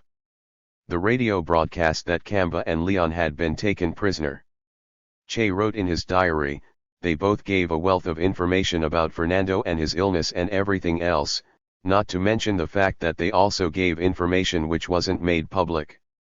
During the next 3 days the guerrillas continued to move from one ravine to another, avoiding contact with the peasants or with the military patrols which they occasionally caught sight of. The men suffered from thirst. Benino's wound was infected and the doctor continued to complain of serious back pains. On October 7 the guerrillas entered a hollow called the Quebrada de Euro.1. This was, more accurately speaking, two hollows, one called Euro and the other San Antonio, while the passage between the I was named Filo. On that day Che wrote in his diary, the day marking the 11th month since our arrival at Nankawasu passed without complication, in fact almost idyllically. Everything was quiet until 12:30 when an old peasant woman watching over her goats appeared in the hollow where we 1. Many of the places names connected with Che's Bolivian episode are given a variety QFSPOLI on maps and in books. For example, Nakayuasu is also known as Nankayuasu, Higuera as Higueras, Euro as Chura, etc. 271. Had set up camp. We had no choice but to detain her. She didn't have anything coherent to say about the soldiers and answered all our questions with the plea that she knew nothing and hadn't been in the area for a long time. She could only tell us about the roads. From what she said it was clear that we are roughly a league from Higuera and Jajiaya and D2 from Pucara. At 5:30 p.m. Inti, Anisito, and Palito set off for the old woman's hut to see her two daughters, one of whom was paralyzed and the other almost a dwarf. We gave the old woman 50 pesos and instructed her not to say a word about us. But we had little hope that she would keep her word. The 7 of us set out in the waning light of the moon. The march was very exhausting. We left many traces as we moved through the hollow where there are potato patches, but no houses. The patches are irrigated by canals leading from the stream next to which we had earlier set up camp. At 2 in the morning we decided to rest, since it was senseless to continue. During night marches Chino became a real burden. The army broadcast a strange report that 250 soldiers are deployed in Serrano, blocking the passage of the 3-7 surrounded guerrillas. And that we are located between the Acero and Oro rivers. It was a rather amusing news report. At this notation, written between 2 and 4 a.m. on October 8, Che's Bolivian diary is cut off. We know of the events of Sunday, October 8, through the testimony of Inti, Pombo, Benino, and Urbano. At 4 a.m. the 17 men of Che's unit set out again after a 2-hour rest. Suddenly the advance men noticed a light. It seemed that someone was walking and lighting his way with a flashlight. They began to watch, but the light disappeared. Then the guerrillas decided that they had been seeing things and renewed their march. Subsequently it turned out that this had been a local peasant who had apparently heard the voices of the guerrillas. Noticing them, the peasant immediately reported to the soldiers in the hope of winning the sizable reward promised for information about Che's unit. The old peasant woman whom they had met the day before had informed on them earlier. As dawn broke, the guerrillas saw that the hollow was covered with low underbrush and the surrounding hills by a sparse growth of trees. They were fully exposed and Che understood that they were in a very dangerous situation. He promptly ordered some of 272 his men to proceed ahead in the hollow and others to scout the area to the left and right. Soon the right flank reported that the hollow was surrounded by soldiers. Their watches read 8:30 a.m. Che could not tell whether the troops were aware of their presence in the hollow or if they were acting without precise information. Therefore he ordered his men to disguise themselves as best as possible and make every effort to conceal their presence, hoping that with dusk the unit could fight its way out of the encirclement. He deployed his men as follows: on the right flank he positioned Benino, wounded in the shoulder, Dario and Inti, on the left, Pombo and Urbano. Che himself remained with 1 men. If they succeeded to break out, it was agreed to meet at the Pi del Pargo River. At 1:30 p.m. Che sent Nato and Anacito to relieve Pombo and Urbano. When they tried to carry out the order, a shot rang out and Anacito fell dead. Nato hit the ground near Pombo and Urbano. The soldiers opened a deadly fire with rifles, machine guns, and grenades. The shooting continued until dusk. From above it was impossible to tell what was happening in the hollow. At about 7 in the evening, when the shooting, died down. The men in the flanking positions waited a bit before descending into the hollow, hoping to find Che. But they couldn't find either him or the other men. The documents and money had been removed from the backpacks left on the spot. They decided that Che had retreated to the agreed upon meeting place and set off in that direction. Along the way, Inti discovered a crumpled aluminium plate, the one which Che had used, and thrown out food, specifically spilled flour. This drew their special attention, for Che would never have allowed to throw out food regardless of the circumstances. The men could easily pick up Che's footprints among those leading to the point of rendezvous, for he was the only one who wore rawhide leather moccasins. They, therefore, were still hoping to meet him. But they found nobody at the rendezvous point. Inti and the accompanying men were disturbed. They continued to follow Che's tracks, which led them to Guevara, where they made a brief halt in the underbrush not far from a rural school. They had no idea that at the time the wounded Che was in the hands of the enemy in a classroom of the Skablu. 273. What in fact happened to Che and his comrades in the Euro Hollow on October 8, 1967? Pombo, Benino, and Urbano, using the information known to them today, reconstruct events as follows. As soon as the shooting began, Che divided his fighters into two groups, one of which had the sick men, the doctor, Eustaquio, and Chapaco. He sent Pablito, who was in good health, with them to make their way as quickly as possible to the Pi del Pargo River. Che, Willie, Antonio, Arturo, Pacho, and also Chino, who was unable to move without help, decided to cover the withdrawal of the first group. Thus, in order to save the wounded, Che and his comrades drew the fire upon themselves. When the shooting died down, Antonio, Arturo, and Pacho were dead and Che was wounded in the leg. His rifle had been shattered by an enemy bullet and his pistol had an empty chamber. They had to make all haste in withdrawing from the spot. Willie carried Che to the nearest ledge, where they concealed themselves in the scattered bushes. Chino tried to follow them but lost his glasses and began to crawl about in search of them. A short time later, soldiers began to set up a grenade discharger on the ledge where Che and Willie were hiding when they heard a rustle in the bushes. When they rushed in that direction, they saw Che dressing his wounded leg. They opened fire. A moment later, Che and Willie were in their hands. They tied up the prisoners and dispatched them to the school, which had been turned into a temporary jail. Chino was captured and soon joined them there. But Pombo and his companions were to learn these details only much later. At the time, with the dawn on October 9, they hurried to leave the vicinity of Guevara. During the day they noticed a helicopter arrive in Guevara, then take off again and disappear in the distance. This helicopter was taking away Che's body. Of CAers, they had no way of knowing that at the time her. Benino still had a small radio receiver with him. On it the guerrillas heard of the capture and death of Che, but THYY refused to believe that the thing which they all dreaded had truly happened. It was only on the following day, October 10, when all the radio stations began to broadcast a multitude of details about the events, that their doubts dissipated, and Inti and his comrades had to recognize the fact that Che was no longer alive. But the death of their leader, no matter how painful and difficult to bear, 274, could not shake their resolution to continue the struggle to the end. On the same day they heard over the radio that the troops were continuing their pursuit of the 10 surviving guerrillas. They concluded from this that there remained yet another group of 4 men, and that along with Che 6 others had either died or fallen prisoner.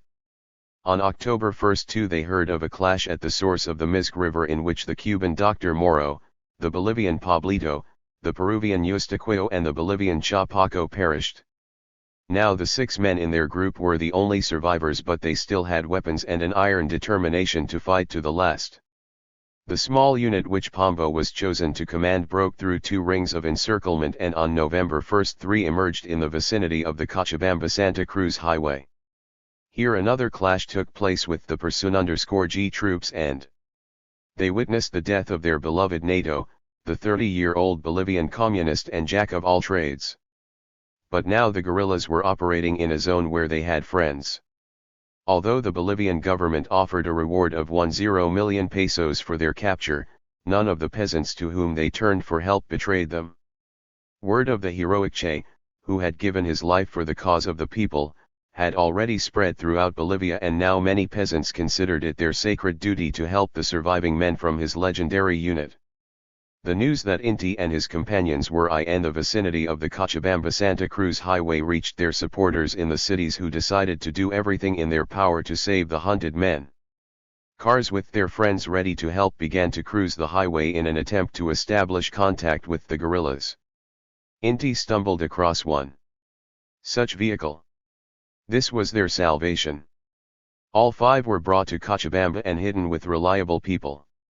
In February 1, 968, the Cubans Pombo, Benino, and Urbano reached the western border of Bolivia and crossed over into Chile. In Chile they were arrested but soon sent to Easter Island, from where an airplane carried the 3 across the Pacific to Paris.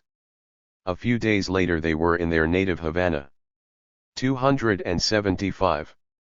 Inti and Dario remained in Bolivia. They decided to carry on the armed struggle, true to the behest of their commander Escobedo Che Guevara. On March 9, 1969, the police surrounded the home in La Paz where Inti was hiding out. In the ensuing exchange of gunfire, this intrepid companion of Che's died. On December 31 of the same year, Dario went down in a hail of police gunfire. The police agent entrusted with the liquidation of Inti's group was a certain Roberto Quintanilla, who was subsequently awarded the post of Bolivian consul in Hamburg. But this didn't save him from his just desert. In April 1, 971, the police discovered the body of Quintanilla with 3 bullets in it. This completes the story of the unit under Fernando, alias Ramon, alias Mongo. But the biography of Che himself does not end here. His last hours in the hands of the detestable enemy must have been bitter for him. But no one was better prepared than Che to cope with such a trial. Fidel Castro. Bolivia is a civilized country, but General Alfredo Ovando René Barrientos Ortuno, the new ruler of Bolivia, was known as an experienced political intriguer who had come to power through an endless series of treacherous acts. Barrientos was born in 1919 near Cochabamba, the son of a Spanish immigrant and Indian mother. From her he picked up a good knowledge of Quechua. While still in a military aviation school, the future president joined the underground revolutionary nationalistic movement and was as a result expelled from the school. He was arrested and spent time in prison in 1946 to 1949 and 1950. However, in 1952 he was once again accepted in the Army Air 276 Wing and given the rank of lieutenant. When in that year a coup brought to power the National Revolutionary Movement, Barrientos flew to Buenos Aires and brought back with him the leader of the party and future President Paz Estenssoro. The sacrifices and zeal of the young lieutenant were taken into due consideration by the new ruler of Bolivia. Barrientos was upgraded in rank and then given an even higher reward. He was sent to the USA for prolonged study. Thus, when in 1953 Che came to La Paz to witness firsthand the Bolivian Revolution, his future opponent was living in the state of Oklahoma, studying aviation and English.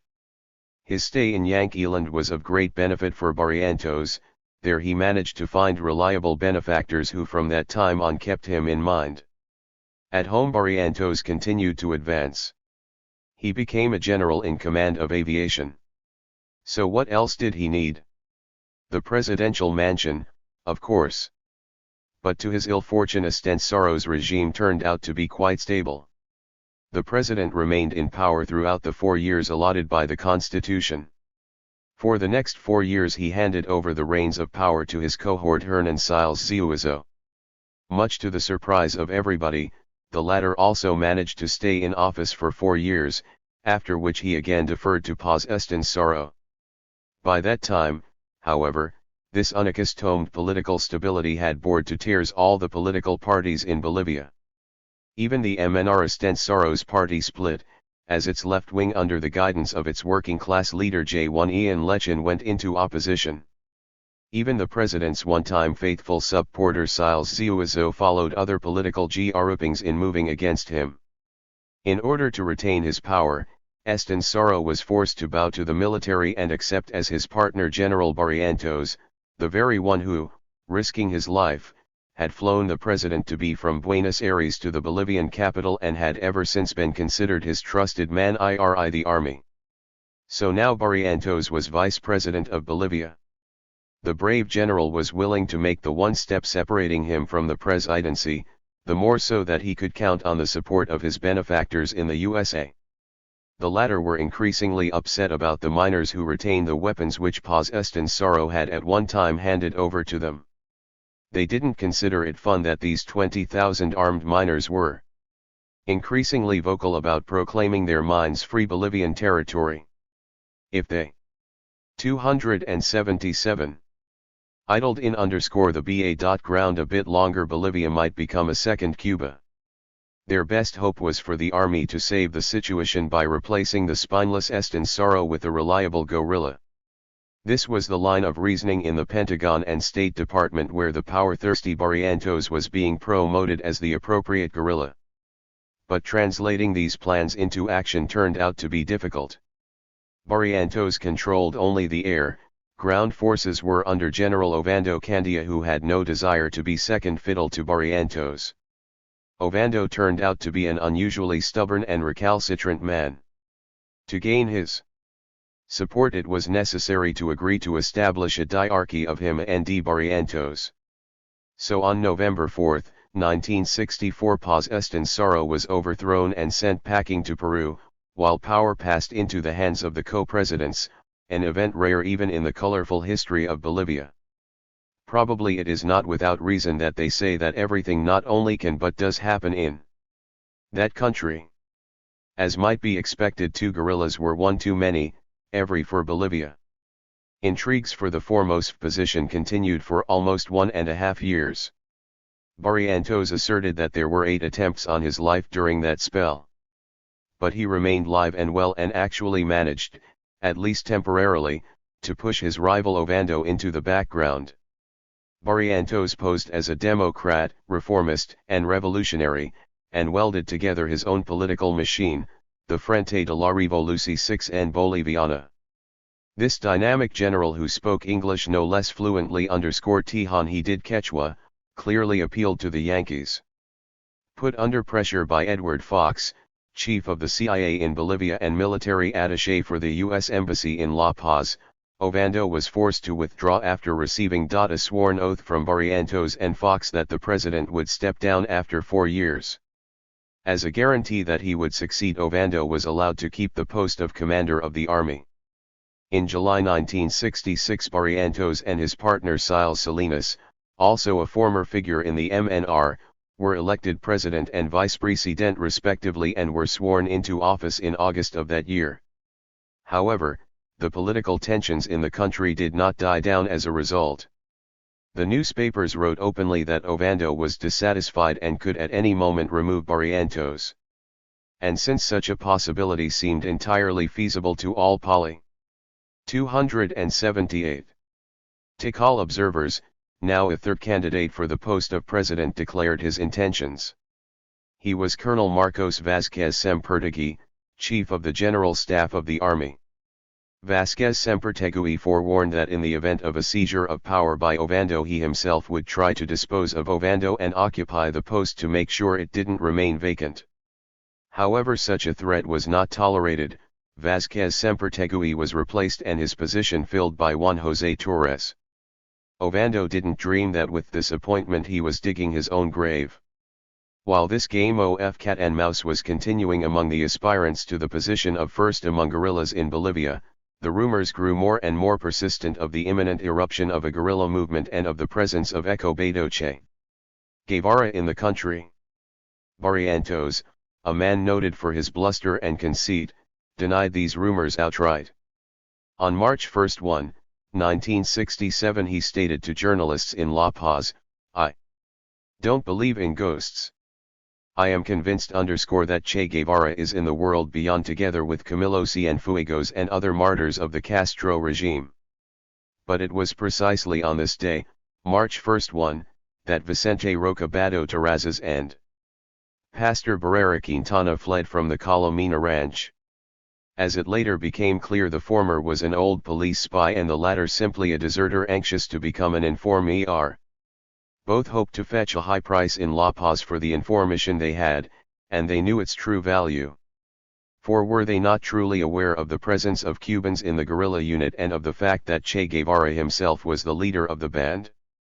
To be sure, they had not encountered him face to face, but they had been shown a snapshot of him. They knew that his sobriquet was Ramon. And they even knew the precise date of his arrival in Bolivia. Moreover, they had seen Debray, Bustos, Tanya, and Chino in the camp. In brief, they had a real scoop. The traitors, however, did not succeed in reaching La Paz.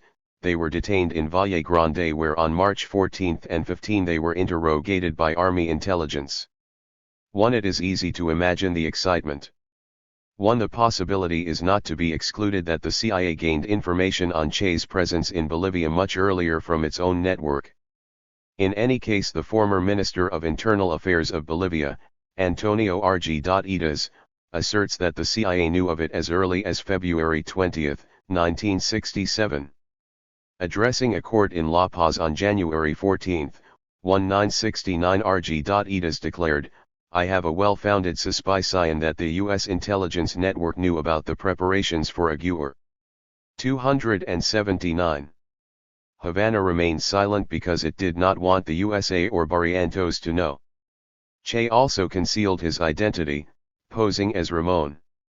When the USA and Barrientos did in fact learn what was going on, they also pretended to be in the dark about Che's whereabouts. When the Bolivian newspapers reported that Che was in charge of the guerrillas, the authorities hastened to explain that Che had been confused with his namesake Moises Guevara, the miners' leader. How do we explain all of this strange behavior? One would have thought that the Bolivian and American authorities would have made a big splash when they learned of the arrival of Che to head a guerrilla unit in Bolivia.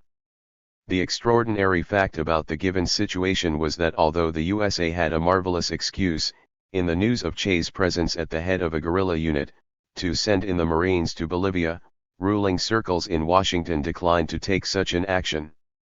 But what was the underlying cause? It must have been the pervasive fear that intervention in Bolivia could actually create the second Vietnam in Latin America about which Che had spoken. Moreover, American Marines would have been followed by troops from Argentina to the south and Brazil to the east, two countries long locked in competition for influence in Bolivia. The subsequent presence in this country of US, Argentine and Brazilian troops would be fraught with the most unpredictable consequences. A triple intervention could well provoke a wave of indignation among Bolivians, not to mention the fact that Chile and Peru would have taken an extremely negative posture towards such an action, fearing that the end result would be the partition of Bolivia between Argentina and Brazil. So in resolving to send in the Marines, Washington would have done just what Che wanted and have played into his hands. But President Johnson was up to his neck with just one Vietnam, and evinced no desire of tackling a second one. He had had his fill with one intervention in the Dominican Republic, an action which provoked a huge wave of protest in the USA as well as throughout Latin America and other continents. It would have been very risky from this angle as well to give an order sending troops into the Bolivian jungles. Johnson had no desire to rush into the matter, that much at least was certain. Given this line of reasoning, there was certainly no point in 282. Admitting the presence of Che in Bolivia. If the opposite choice were made, ultra-right groups in the USA might pressure Johnson into sending the Marines in. On the other hand, confirmation of Che's presence could accelerate the development of a revolutionary crisis in the country and lead to the overthrow of Barrientos, an alternative by no means to the liking of the White House. The only option was to get rid of Che some other way, and preferably by using indigenous forces as had been done in Peru, Guatemala, Venezuela, and Argentina. Sending in American forces and turning Bolivia, if not into a second Vietnam, at least into a second Dominican Republic, was to be reserved as a trump card of the final resort. Of course such an approach involved risks both for U.S. ruling circles and for Barrientos personally. After all, Che might collect such forces behind him that no intervention could possibly cope with. For the time being anyway, it seemed wise to maintain calm. There appeared to be no cause for panic since Che only had a few dozen men at his disposal, although of course this was more than what Fidel had begun with 10 years earlier. But then there was no reason why the Cuban model had to be followed. It had been stymied in Guatemala, Colombia, Venezuela, and Peru, where the local powers had successfully coped with the guerrilla threat without resorting to direct intervention by the U.S. Army. The arrest in April of Debray, Bustos, and Roth served to confirm that Che had rather limited resources at his disposal, and further convinced the arbiters of Bolivia's destiny and Washington authorities of the desirability of remaining quiet about Che. Apart from that, the venal press dancing to any tune chosen by American fiddlers had already reported ad nauseum about Che's death, that he was killed in Cuba, in Peru, in the Congo, and even in the Soviet Union. Barrientos himself had said that he didn't believe in ghosts. It would have been difficult, even frightening, to resurrect Che at the head of a unit or, maybe, an army of guerrillas. But while a taboo had been imposed on the mention of Che, it was still possible and even thought necessary to raise a commotion about Debray. This would-be revolutionary, who not without conceit called himself Danton, was now destined to occupy the center of the stage for a brief interval. 283. With his arrest on April 20, the Bolivian authorities obtained a fitting monster. They even issued him a special prison outfit, complete with stripes and a huge 001 sewn on the back, signifying of course enemy number L. It was not Che, but this Frenchman, or rather this Franco-Cuban Debray, who according to Bolivian propaganda was the intellectual mentor of the guerrilla activities and the murderer of Bolivian soldiers. The common folk besieged the officers' club in Camaray where Debray was being held and demanded his execution. To be sure, the death penalty had been abolished in Bolivia, but Barrientos turned to an obedient parliament with a request for its restoration, hoping to apply it retroactively in the case of Debray. The general could of course have ordered that the prisoner be dispatched while attempting to escape. But de Gaulle intervened on Debray's behalf, and Barrientos was forced to take into consideration a request from the President of France. He recalled what had happened a century earlier when one of his predecessors, President Melgarejo, in a fit of anger against the English ambassador, had sent him on a donkey from La Paz to Buenos Aires. In reply, Queen Victoria had ordered the name of Bolivia obliterated from all maps. Barrientos was not eager to quarrel with General de Gaulle and decided to deprive Debray of his life in a civilized and legitimate manner. Such were at least the plans concerning Debray, against whom feverish preparations were made for a show-case trial. But since Debray turned out to be uncooperative, it was decided that he should be tried together with the highly loquacious Bustos, who had told everything that he knew of Che and Ancawasu, and even drawn portraits, not bad ones for an amateur, of everyone he had seen and rubbed shoulders with in the guerrilla camp. For good measure, Bustos was accompanied by the police stooges Rocabato, Barrera, Coke, and Algarias, who were ordered to play the part of repentant guerrillas. Added to the dock of the accused was the name of Jorge Vázquez Maquiquedo Villa, the very same bigotes who had nearly fainted at the sight of Che. However, he did not figure in the trial due to illness. In reality he was already dead, the victim of excessive police torture. But the government was embarrassed at this death, and several times during the trial the prosecutor promised to produce him for the court, of course in vain, for the Bolivian police were capable. 284. Of murder but not of resurrection. So they were forced to announce his escape, which gave them the opportunity of sentencing the dead man in absentia. But the preparations, which lasted about 5 months, and the trial itself of Debray could not dispose of Che. He and his unit had to be physically liquidated, and Barrientos did not seem to be able to achieve this. Until the slaughter in August, when Joaquin's unit was wiped out at the Yeso crossing, the government forces suffered an unbroken string of defeats. The impression was fostered that the guerrillas were truly invincible and had a good chance of reaching their goal, or at least overthrowing Barrientos, which would have suited many of his political opponents as well as the guerrillas themselves. It is striking that Bolivian public opinion, with the exception of government circles, greeted rather approvingly the emergence of a guerrilla group headed by Che. This was only reinforced by the succession of victories in the early months. Here it will suffice to relate what Victor Paz Estensoro had to say on this account. The guerrilla movement is a logical outgrowth of events in Bolivia. We, representatives of the MNR, are in sympathy with the insurgents. To be sure, this sympathy was confined to verbal expressions, but they indicated that even such inveterate political manipulators as Paz Estensoro did not exclude the possibility of victory for the guerrillas. Even General Ovando tried to take advantage of the existence of a guerrilla movement to advance his own candidacy in the power struggle with Barrientos by arguing that the president was incapable of coping with the insurgents. Barrientos was more intimidated by his army commander than by the guerrillas, but because of the opposition of U.S. Ambassador Henderson could not remove him from his position. The vociferous threats uttered by Antonio Mendieta Argiadas, the Minister of Internal Affairs, promising to wipe out the guerrillas in the immediate future were provoked, as we know now, not so much by his militancy as by a desire to cover up the traces of his connections with the guerrillas. So, of the three ranking figures in the government, only Barrientos was trying to get rid of the guerrillas as quickly as possible. Ovando did not demonstrate notable enthusiasm in the effort, and Argiadas tried, under the 285 camouflage of bloodthirsty speeches, to hinder the activities of both of his colleagues. But while until August the government could not boast of much success in prosecuting the guerrillas, matters were different with the persecution of other anti-government forces. Strikes and student demonstrations were ruthlessly and effectively suppressed. Those guilty of participation were thrown in jail, exiled, or simply killed. On June 25 troops began an offensive against the miner-held zone of Catavihuanani, where a full-scale battle was fought. 80 miners were killed and hundreds wounded.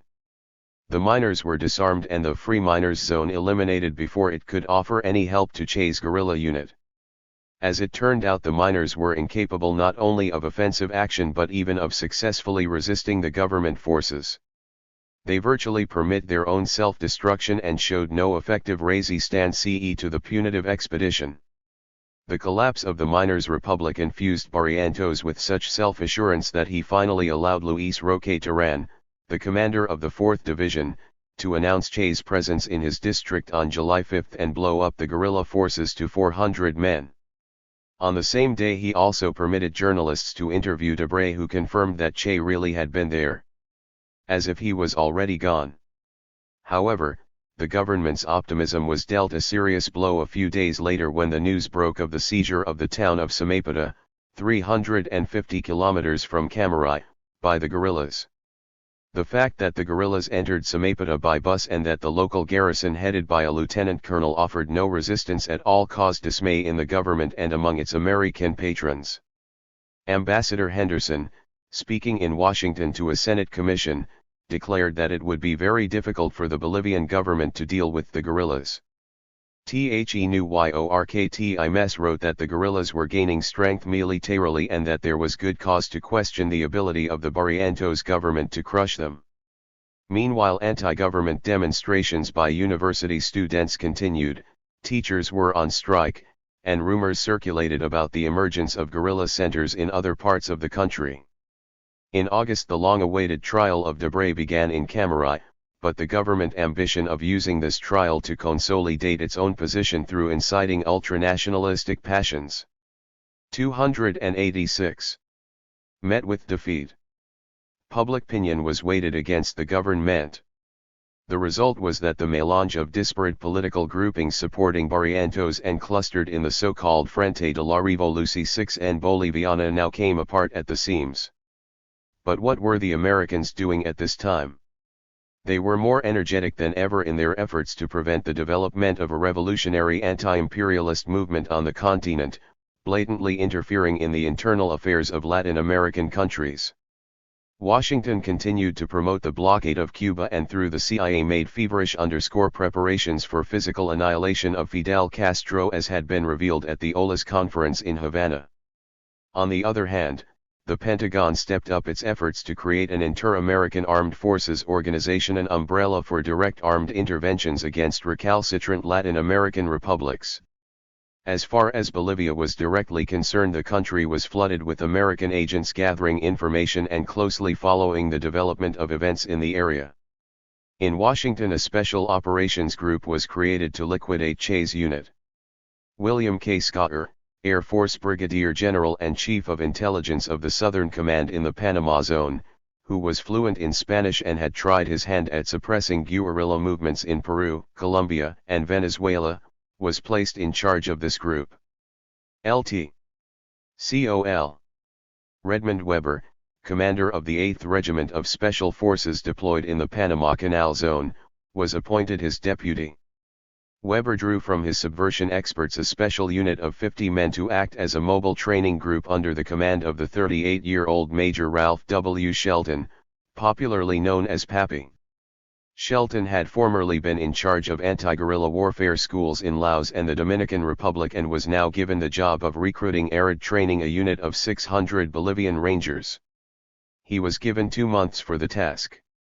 At the same time, Shelton was instructed to organize intensive training of 3 infantry companies to combat the guerrillas. This was to be completed within a month. At the end of April, these units were rushed to the Esperanza sugar plantation, located 100 kilometers to the west of Santa Cruz, and now turned into a training base, where Shelton and his specialists already waited to begin the training of the future murderers of Escobedo Che Guevara. 287. An important role in the preparation of these units was given to intelligence work, which was assigned to specially formed espionage groups. The tasks of these groups included not only recruiting agents among the local population, but also the deployment of professional informers who were to pose as health inspectors, hunters, merchants, teachers, relatives of local people, tax collectors, agronomists, students, and simply tourists. At the base near Santa Cruz, these skills were taught by the CIA agents Captains Felix Ramos and Eduardo Gonzalez and Captain Margarito Cruz. Early in August, the Rangers trained by Shelton were deployed in the Guerrilla C1 zone of activity. Ramos, Gonzalez, and a consultant to the Ministry of Internal Affairs, one Gabriel Garcia, posing as doctors of one or another science and provided with recommendations from Barrientos, the Chief of Military Intelligence Federico Arana, and the CIA resident in Bolivia, William Calhoun, were attached to the 4th Division headquarters at Camaray, where they took all intelligence work under 1. Peer control. They personally interrogated Debray and other prisoners suspected of connections with the guerrillas, instruct informants, and engaged in other similar activities. Arnaldo Zentino, the Chief of Intelligence of the 4th Army Division, on July 13, 1968, stated at the court hearings on Antonio Argiadas' case, "In all the operations against the guerrillas we worked closely with Felix Ramos and Eduardo Gonzalez, since we knew that they were in the service of the United States, our ally in the anti-guerrilla struggle." Lt. Col. André Selnik-Shawn, commander of the 3rd Battalion of Rangers, which took part in the final battle with Che's unit, said at the same hearings, "The CIA agents located in the combat region performed important work. In particular, they supplied us with snapshots of the guerrillas operating in the area and gave us a list of all their identifying marks and features, so that we knew all about them beforehand." Moises Vasquez, a Bolivian intelligence officer, also told the court that all information from the Ministry of Internal Affairs was, before being passed on to the Army Intelligence Branch, sent to the American Embassy through Captain Hugo Murray, an employee of the United States Central Intelligence Agency. He obtained this information from his agents working in the ministry. 288. Col. Roberto Quintana Pilla, director of the Intelligence Branch of the Ministry of Internal Affairs, confirmed that Ramos, Gonzalez, and Garcia passed on information to their embassy, bypassing the Minister of Internal Affairs. This was above all the case in information concerning informants. They did this on their own and without keeping us in the picture. Still, it would be naive to think that such brazen actions by CIA agents in Bolivia began only in connection with the guerrilla activities of Che's unit. The CIA, as Antonio Arquietas admitted, had wrapped its tentacles around Bolivia as early as 1957, 2 years before the victory of the Cuban Revolution and 10 years before the inception of guerrilla activities in Bolivia. That battle in the Euro Hollow on October 8, 1967 pitted Che's men against units of Rangers drilled and led by the CIA agent Shelton and by the Cuban counter-revolutionaries Ramos, Gonzalez, and Garcia. As early as September 29, the American intelligence reported from Camaray that Bolivian troops had discovered Che Guevara's unit in a hollow 128 kilometers northwest of that city and that Ranger units were being transported to that spot from Santa Cruz. The Americans were so certain that their subordinates would succeed this time in disposing of their deadly enemy that on October 8 the New York Times published an article entitled Che Guevara's Last Stand, sounding the horn about his imminent and unavoidable death. On October 8 Sergeant Huanca, after seizing Che and Willie, reported the news to Captain Gary Prado Salmon, the commander of the Ranger unit operating in the Euro Hollow. These were the first prisoners and naturally Prado was eager to have a look. He immediately recognized one of the wounded as Che. I was so amazed that I almost passed out, Prado later admitted to journalists. He lost no time in establishing a radio connection with Colonel Zentino to pass on the coded phrase 500 Cansado, meaning Che has been captured. Immediately thereafter Che and Willie were dispatched to Higuera under heavy guard. Che limped along by leaning on 2 soldiers, Willie had his hands tied behind his back. When they arrived in Higuera late at night they were led to the school, a small hovel with 2 rooms. Che was put in one room, Willie in the 289 other. Both now had their hands bound as a precautionary measure. A few hours later the military orderly Fernando Sanco gave a sponge bath and disinfection treatment to Che's leg wound. With the Dawn helicopters carrying the big brass began to arrive in Higuera. The first to arrive was Colonel André Selnick and Intelligence Major Miguel Ayero. Next came Colonel Zenteno and Commander of the Army, General Ovando, as well as Rear Admiral Ugartesh, Dr. Gonzalez and other CIA agents. They all went to see Che and tried to talk with him. We have no way of determining authentically what Che told his enemies during his final hours. He also had a conversation with the schoolteacher, a 22-year-old woman named Juia Cortez. Che noticed that on the blackboard the phrase Yo puedo leer had been written in Spanish with chalk. Smiling, Che told the teacher, "The word puedo is written with an accent, and that's not correct." Then he began to tell her about the development of education in Cuba. Even in these twilight hours he continued carrying on political education. Dr. Gonzalez tried to interrogate him but Che remained silent. "What are you thinking about?" asked the agent. "I am thinking about the immortality of the revolution." Perhaps these were his last words. Throughout the morning Ovando and the rest of the brass talked over the radio with Barrientos, while Gonzalez and his CIA cohorts communicated with the American embassy. Gonzalez boasted over the radio telephone to his superior, Major Ralph W. Shelton. "Pappy, he's in my hands." Yes, now he was in the hands of his deadly enemies. At noon, all except Selnick and Ayero left Higuera in the direction of Valle Grande. They took with them the documents from Che's knapsack, including his famous diary. By that time Chino had already joined Willie in his schoolroom cell. At roughly 1:30 p.m., October 9, 1967, Rangers with Tommy guns walked into the room and killed both Willie and Chino. Willie, 290, managed to cry out before dying, "I am proud to die next to Che." Immediately, Second Lieutenant Mario Terán rushed into the other room and shot Che point blank. My defeat would not mean that victory is unattainable. There were many who were beaten in trying to reach the summit of Mt. Everest, but in the final result Everest was conquered. Eco Beto Che Guevara. The enemies killed Che. They rushed to kill him. Why? It is quite clear that killing a wounded and bound prisoner his enemies were not merely trying to slake an urgent thirst for revenge.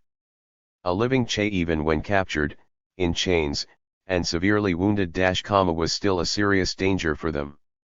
It is hardly likely that Barrientos could have remained in power if subjected to the philippics of a Che in the defense box.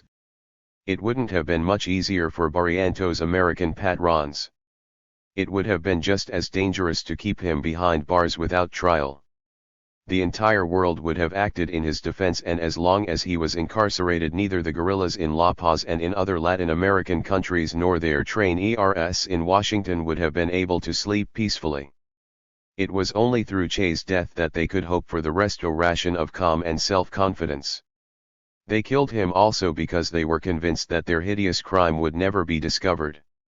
When on October 9 the still warm body of Che was delivered to Valle Grande by helicopter and turned over to the doctors and coroner, representatives of the Bolivian Armed Services told journalists that Che had died from wounds suffered in the battle at the Euro Hollow.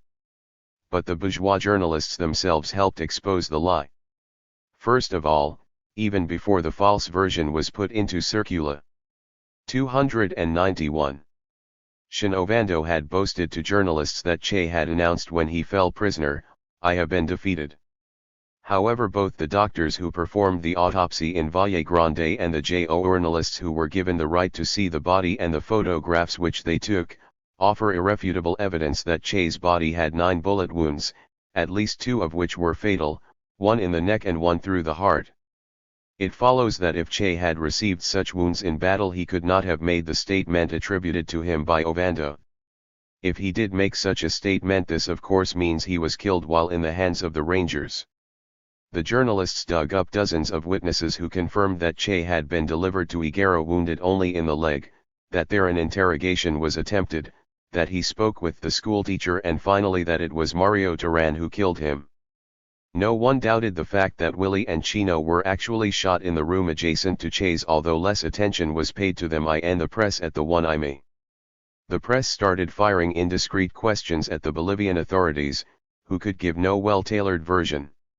With each explanation and refutation their story became more and more confused, exposing the killers of Che. Of course the main responsibility for the murder of Che, among Bolivians that is, was attributed to President Barrientos, who felt it necessary to refute the accusations leveled at him and told a Washington Post correspondent that the soldiers who had captured Che had not turned to La Paz for instructions and received no order to kill him. There was no need for such an order. According to Barrientos, the army units already had their instructions to take no prisoners, for, as he explained, guerrillas had often promised to surrender and then opened fire on approaching troops. He personally would have preferred to have Che as a prisoner so as to destroy the myth of Guevara. "I would have considered," he said, "any offer to turn him over alive to Fidel Castro for a price of, say, $20 million. This cowardly and shameful statement was a complete lie. When it became evident that it would be more and more difficult to conceal from the world the truth of Che's murder, the Bolivian authorities concealed Che's body. On October 10 Che's body disappeared from Valle Grande. According to statements by Barrientos and Ovando, it had been 292 buried in Bolivia in a spot known only to them. According to other statements, they themselves made Che's body was cremated and the ashes buried. There were also rumors that the body had been turned over to the CIA, which had whisked it away to the American zone in the Panama Canal. One fact was established beyond doubt: before doing away with Che's body, his murderers had a death mask made and cut off his hands at the wrist, preserving them in alcohol. They did this because they wanted positive proof that their victim was indeed Che. They were afraid that the people would not believe that they could kill a hero such as Che. But their fears were in vain. There could be no doubt that Che was truly dead. One of the first people outside of Bolivia to admit the fact was Fidel Castro himself. From October 10 on, the Cuban press began to publish a steady stream of information about the tragic course of events in Bolivia, including various details and versions of the death of Che.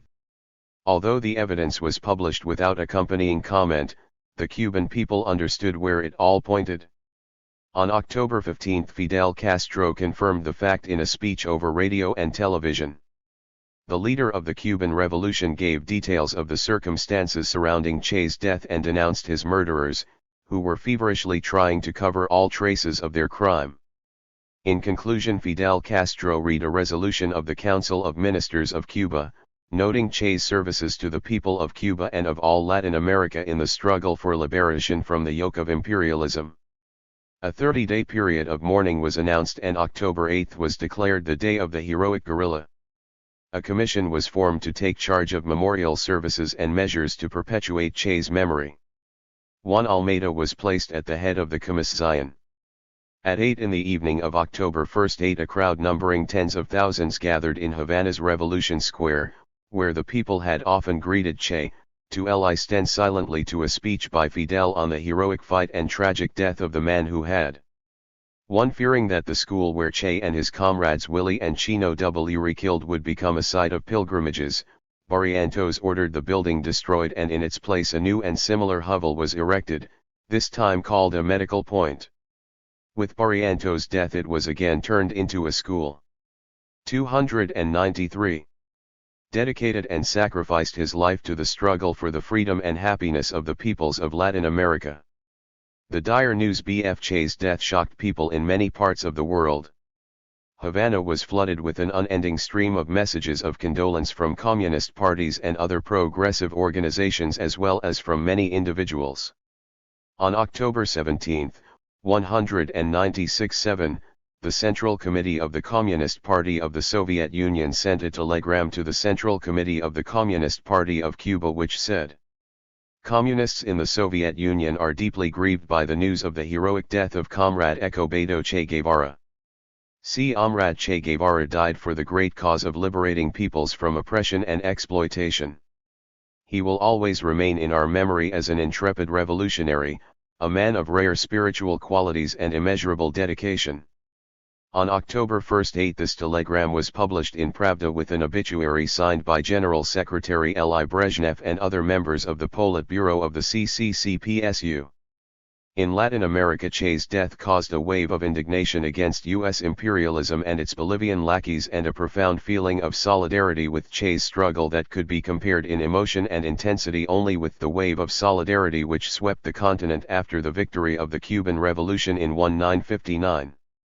Che's death created thousands of new enemies of imperialism in Latin America and further aggravated class contradictions in these countries.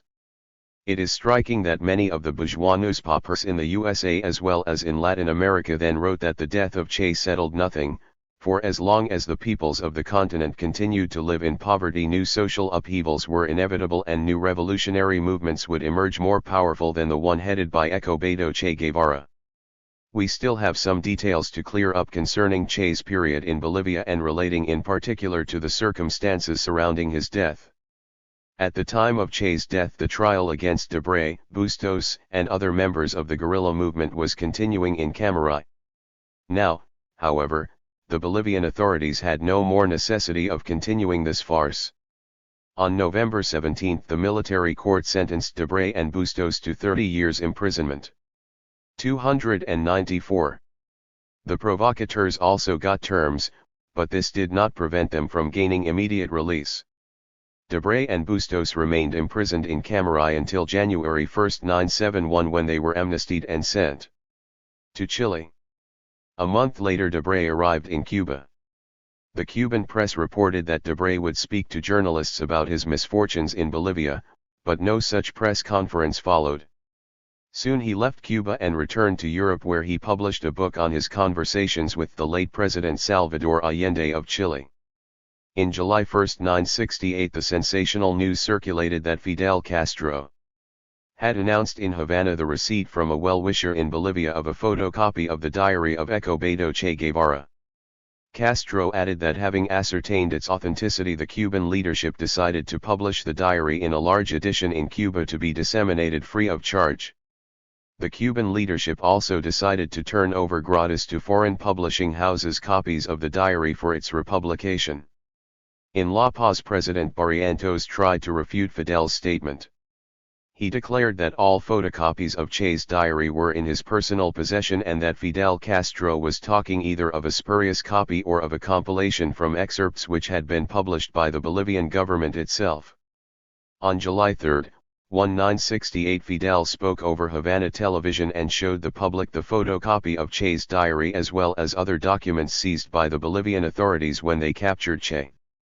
He denounced the shameful machinations of the Bolivian bureaucratic elite, which for 8 months had been trying to sell the diary to Forig, L. publishers for a price of $1 million or more.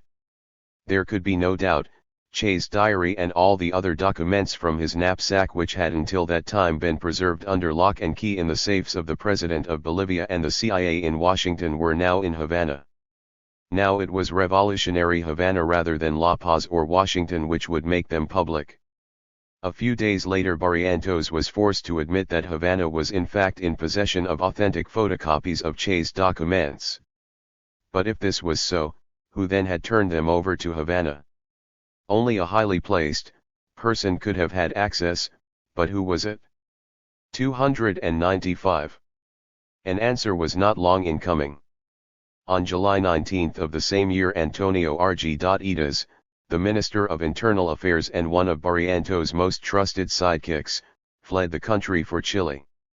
Argüelles told Chilean journalists that for a number of years he had been a CIA agent and that it was he who, deciding to cut his ties with that evil gang weaving conspiracies against mankind, had sent Che's documents to Havana. Subsequent events would have made a good plot for a detective film. From Chile, Argüelles went first to London, next to New York and then to Lima.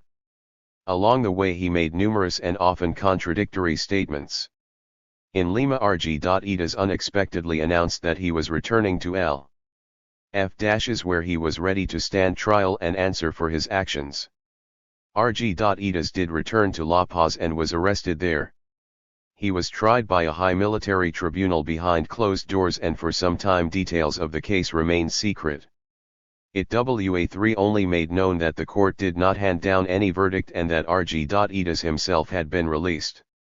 A year later, unknown assailants tried to gun down Argüelles in broad daylight from a passing car in La Paz.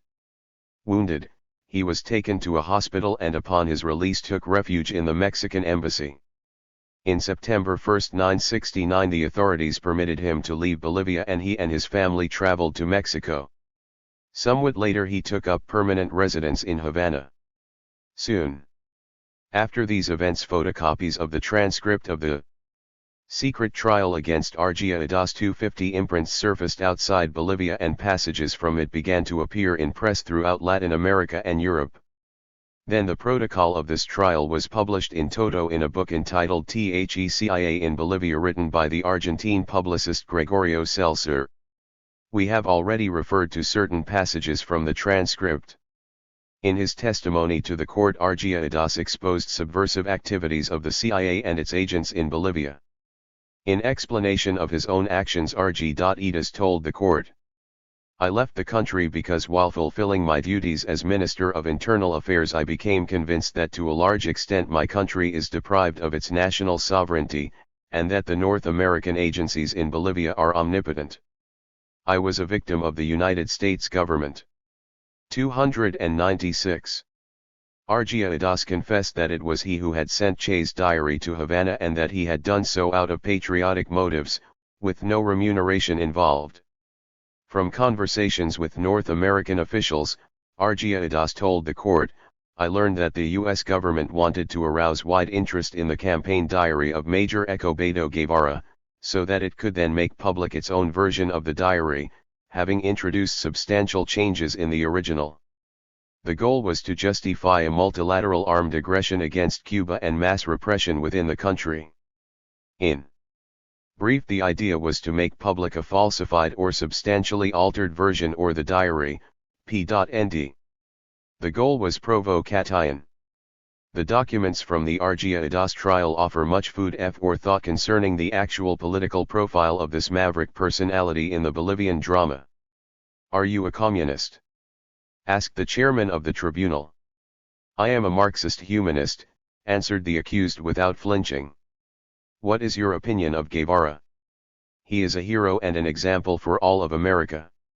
Tell the court, were you acquainted with Escobedo Che Guevara and the Pareto brothers, and if so, what were your relations with them? I did not have the honor of personally meeting Major Escobedo Guevara. I had a passing acquaintance with Major Inti Pareto. As far as Major Roberto Pareto was concerned, I deeply respected him, although we never had any political connections. The publication in Havana of the authentic version of Che's Guewarueqedthcia's plans for provocation. But Argiadas, who displayed considerable personal courage in all these happenings, walking a razor edge all the way until he reached Havana, turned over not only the documents from Che's knapsack. Fidel Castro read this public in 1970 at a meeting in commemoration of July 26.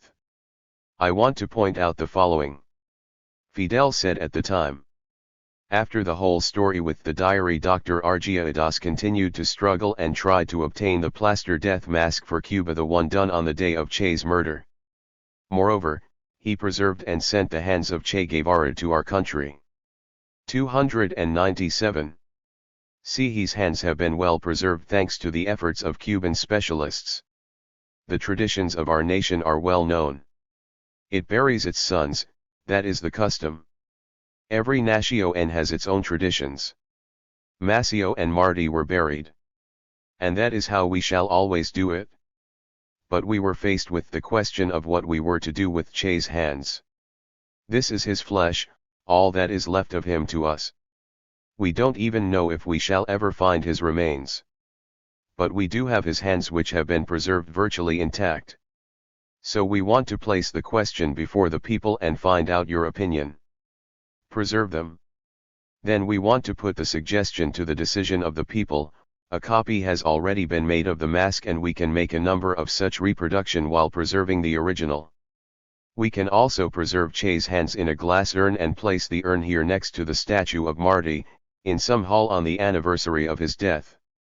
These are the hands, with which he held weapons in the struggle for liberation, the hands with which he wrote and communicated his remarkable thoughts, the hands which he used to work on the sugar plantations at the docks and on construction sites. And we could set up a museum of sorts, if you'd like, something like a temporary museum. Che doesn't belong to our country. He belongs to America. One fine day these hands will be placed exactly where the peoples of America wish. For the time being our people will preserve them and take care of them. Whatever the case, we shall LWC, JSBE very grateful to Dr. Argiadas for what he has done. They killed Che, but they could not prevent his diary from reaching Cuba. They tried to make his body disappear, but they could not prevent his hands from reaching Cuba. We don't know why they decided to make this death mask, but nobody could prevent it from falling into the hands of the Cuban people. The just ideas and cause Che stood for, his worth and greatness brought about what seemed impossible. A man who officially was a member of the Bolivian government fighting against Che risked his own life more than once to save Che's diary and send it to Cuba, and then to save his hands and the death mask and also send them here. That's what I have to say to you. 298. When one considers the events which followed the death of Escobedo Che Guevara in Latin America, the advice given by Tad Sulk, already known to the reader as the author of WINDSOF Revolution, springs back to mind. Sulk urged his colleagues not to follow the rules of logic or reason in their analysis of the continent. He placed the greatest stricture on trying to predict future events, for the result could only make the analyst look like a fool. The scene is too crowded with actors and the drama moves too fast, impelled by both visible and invisible springs of enormous force. Certainly, at the time of Che's death, even the most experienced observer of the Latin American political scene would have had extreme difficulty predicting what actually was to happen next. In fact, events developed as follows. During the early morning hours of October 3, 1968, power in Peru passed to the hands of the High Army Command, which formed a military government headed by General Juan Velasco Alvarado. Progressives greeted the news of the military coup with mixed emotions, but soon the new military authorities demonstrate in action that they were by no means intent on using their power to defend the interests of the landlords and Lauren monopolies. On the contrary, the government of Velasco Alvarado soon nationalized the holdings of the American International Petroleum Company in Peru, carried through a radical agrarian reform and established diplomatic relations with the Soviet Union and other socialist countries. In Chile 2 years later, the Popular Unity Bloc, which united all progressive revolutionary forces in the country, emerged victorious in the presidential elections, and Salvador Allende was inaugurated to the post. It was the first time that revolutionary forces had come to power through democratic elections in Latin America. Enraged by this bloodless victory, reactionary forces tried to provoke civil war through the assassination of Minister of War General Schneider, as well as through other activities, but their attempts met with failure. The Allende government, relying on the unity of revolutionary forces and the support of the working people, consolidated its positions and moved to implement its plans for change. It nationalized the country's chief source of wealth, copper, stepped up the pace of agrarian 299 reform and began to conduct an independent foreign policy, restoring diplomatic relations with Cuba and other socialist countries. Events in Peru and Chile were not without echo in Argentina. There the government under General Lanús resisted Pentagon pressure and came out in favor of cooperation with Peru and Chile on the basis of mutual non-interference and respect of sovereignty. In 1973, General Perón was elected president and promised to introduce social reforms and curb foreign capital. Argentina restored diplomatic relations with Cuba. Following Perón's death, the situation in the country became intensely complicated, and the Peronist movement, many-faceted and contradictory in its social composition, entered a period of acute internal struggle for power. Bolivia was also experiencing some remarkable turbulence. On April 27, 1969, President Barrientos was killed in a helicopter crash. He was replaced by Vice President Siles Salinas, who in turn was swept aside in a military coup 5 months later, placing General Alfredo Ovando Candia at the helm. But the traditional methods of ruling were no longer effective. To retain power, Ovando was forced to move from words to action in the defense of national interests and show some results in this area. Imitating the Peruvian generals, he nationalized the holdings of Bolivian Gulf Oil Company, a subsidiary of the huge U.S. Gulf Oil Corporation.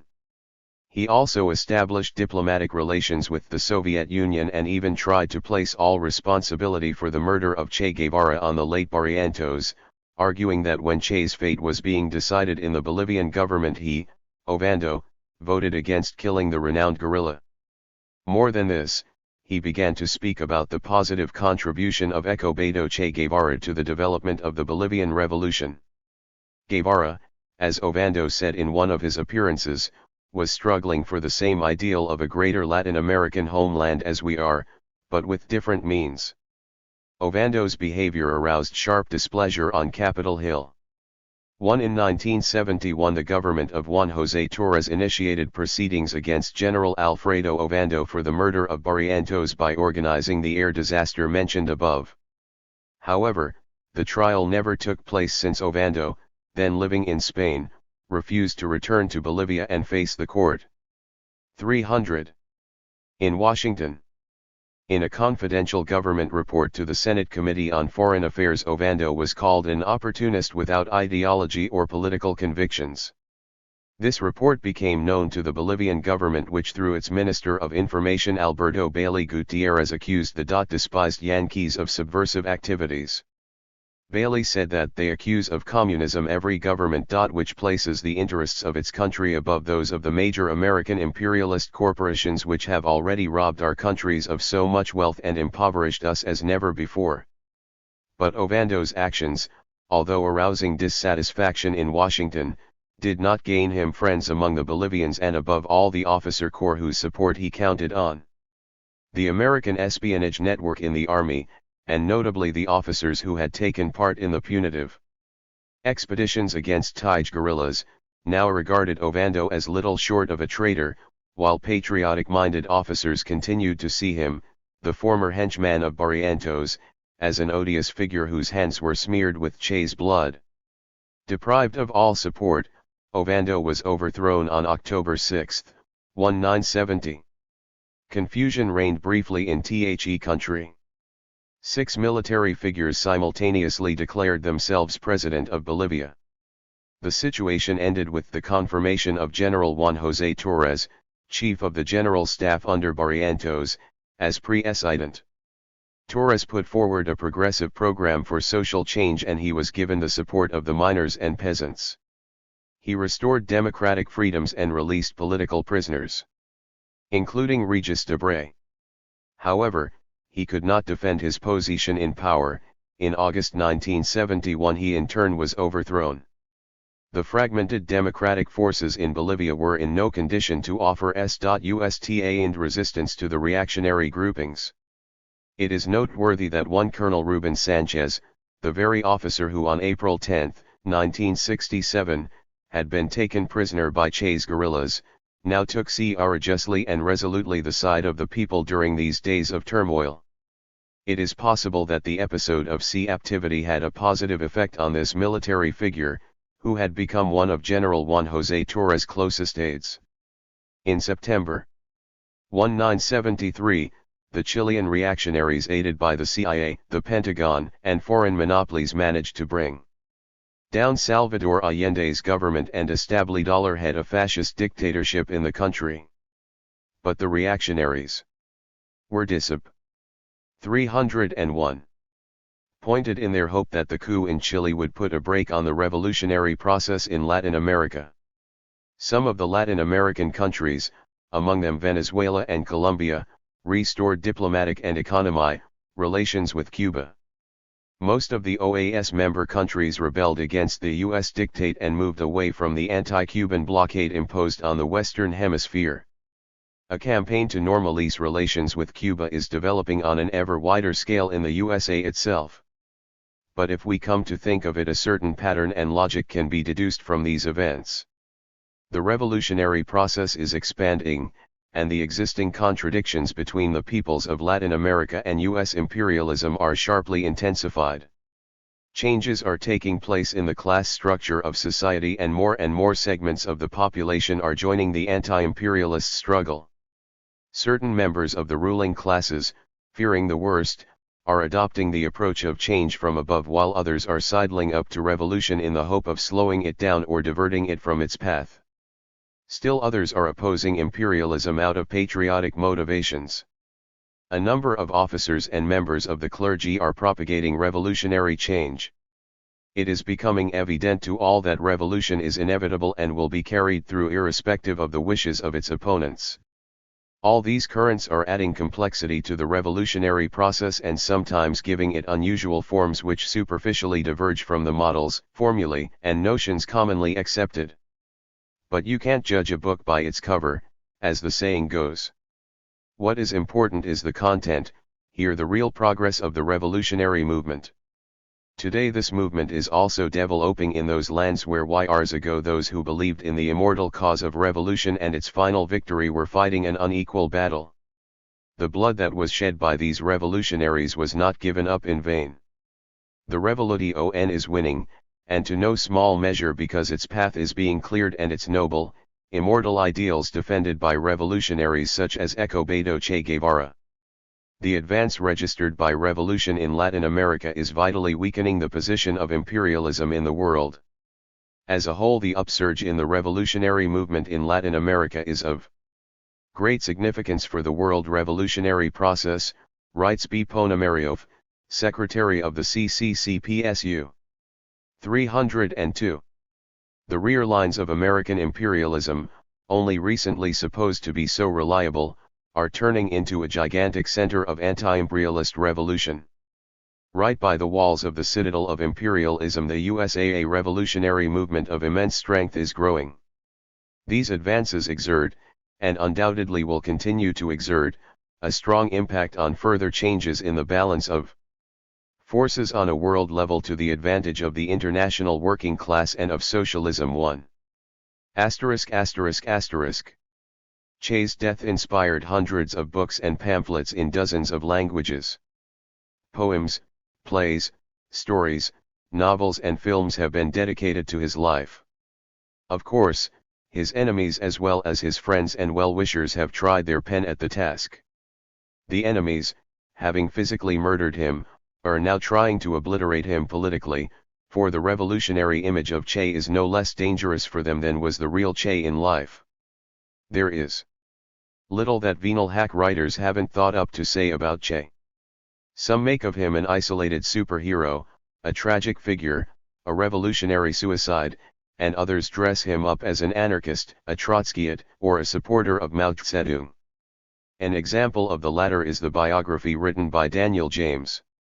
This entire effort at falsification has been executed quite clumsily. Che could not tolerate revolutionary posing, pseudo-heroics, sectarians, petty bourgeois dissemblers or ultras, Trotskyites and other provocateurs. No matter how strenuous their effort, they will not suck at in appropriating the bright image of Che, the communist, warrior, and friend of the Soviet Union, which he was in reality and which he will always remain in the memories of all progressive people throughout the world.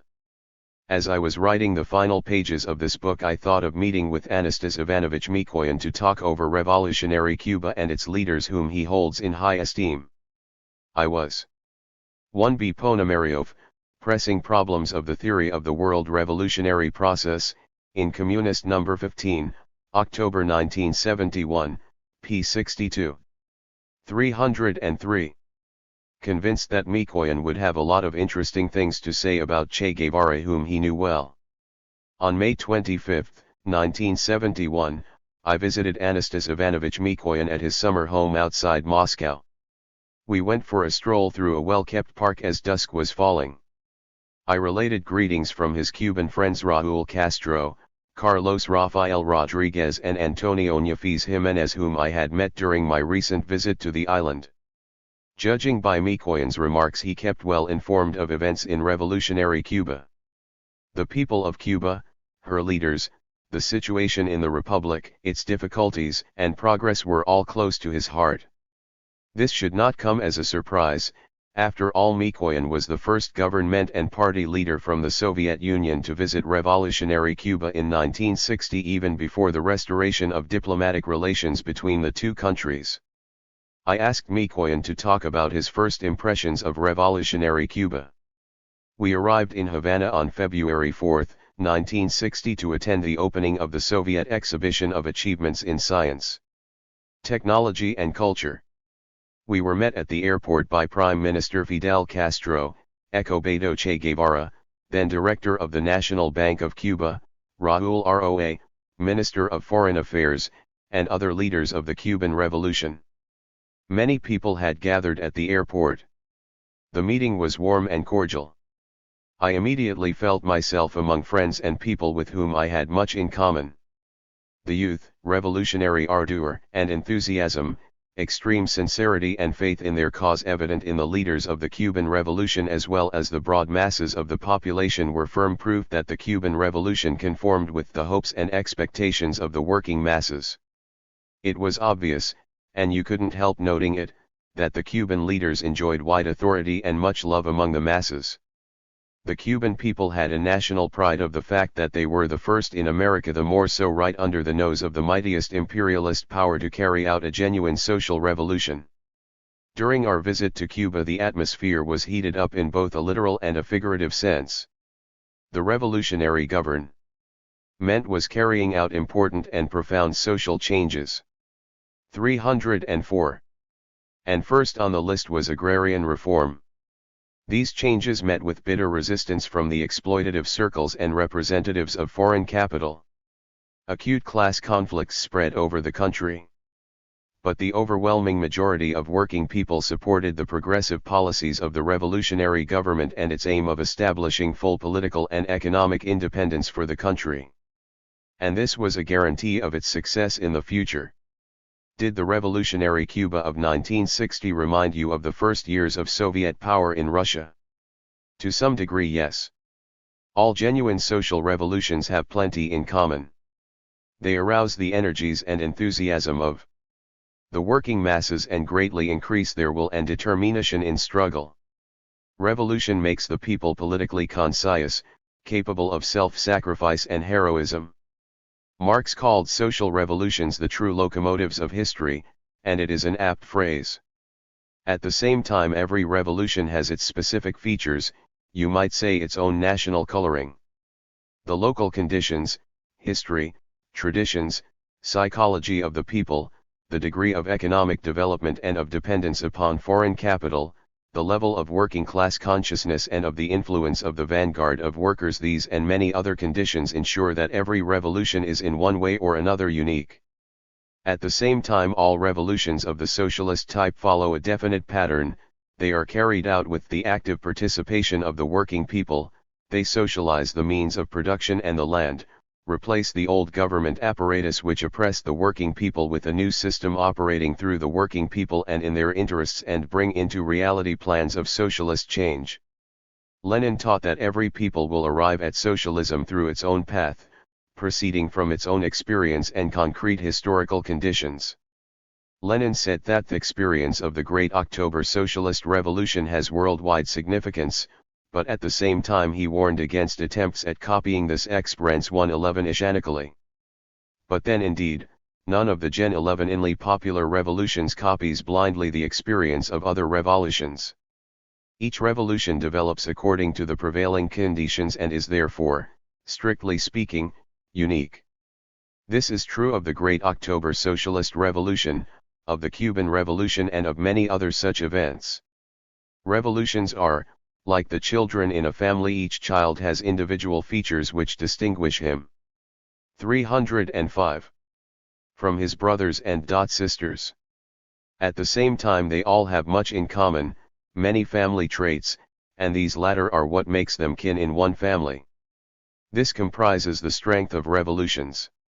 If revolution were to develop in every country according to a predetermined blueprint, it would be comparatively easy for the capitalists to combat it. But history is not only wise but clever, it sometimes offers up revolution in such unique garb that it takes the exploiters some time to make out its true face, and when they do it is already too late to change the course of events, for revolution has already triumphed and become an irreversible process. It also happens that revolution itself needs some time to determine its own identity, to choose the correct path leading to victory and socialism. It happens that in one or another area of the world revolutionary process, revolutionary practice will overtake revolutionary theory. Is this good or bad? Marx said that every step of true movement in reality is more important than dozens of programs. The Cuban Revolution confirms these famous Marxist truths. Of course, you met Che. Would you tell us your recollections of these meetings? What can you say of Che as a human being, a statesman, and a revolutionary? Che Guevara attracted attention even simply by his external appearance. He had an athletic and even elegant figure of sorts, although he was in fact rather stocky. His face was both strong and noble. He had a winning smile. You came away from talks with him with the impression that he was a cultivated, well-read and educated person. But all these traits taken together were not what made Che such an outstanding figure. It wasn't his external appearance or his erudition which stood out most, but rather the fact that he was a revolutionary made of steel, with what I would call inflexible conviction of the rightness of his views. He was selflessly dedicated to the cause of revolution and of the liberation of the working people from oppression, poverty and the other ills of capitalism and imperialism. Che was a revolutionary through and through. His central concern, his happiness, and his highest ideal was total dedication to the revolution. He had an ingrained sense of revolutionary honesty and duty, consequently difficulties and dangers only further attracted him. A fearless man, he was always ready to give up his life for his ideas. At the same time he was averse to all posing, boasting, senseless displays of bravery or 30. Phrase-mongering. His every word, gesture, and action were permeated with candor, modesty and simplicity. You could feel that this intellectual and book lover was no desk revolutionary or ivory tower. Intellectual. He was drawn to struggle, the heat of battle, to challenges. But he was no Don Quixote drawn to battle with windmills and abstract enemies. His foe was very concrete. We know him by the name of imperialism.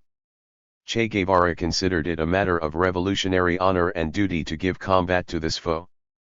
Certainly Che was a romantic, but a revolutionary romantic. We recall Alichin's words, "It goes without saying, we cannot do without romanticism. An excess of it is better than a deficiency." We have always been in sympathy with revolutionary romantics, even when we disagreed with them. I had many conversations and no few arguments with Che. He was impatient, straightforward, uncompromising in struggle and convinced of the miraculous power of revolutionary action. For many of us it is only life's experience, and by that I mean failures as well as successes, which gives us the ability to reason soberly. It is only life which disciplines revolutionary ardor and provides the opportunity to muster the strength necessary to charge back into the fray. The experience of the Great October Socialist Revolution and of building the Soviet state indicates this, and so does the development of the international communist movement. Che Guevara and I talked this over. We agreed on much and held diametrically opposite views on other things. Once I even told him that his name was fitting, since in Armenian Che means no. On hearing this he laughed heartily. It wasn't easy to dissuade Che, but the same can be said of me.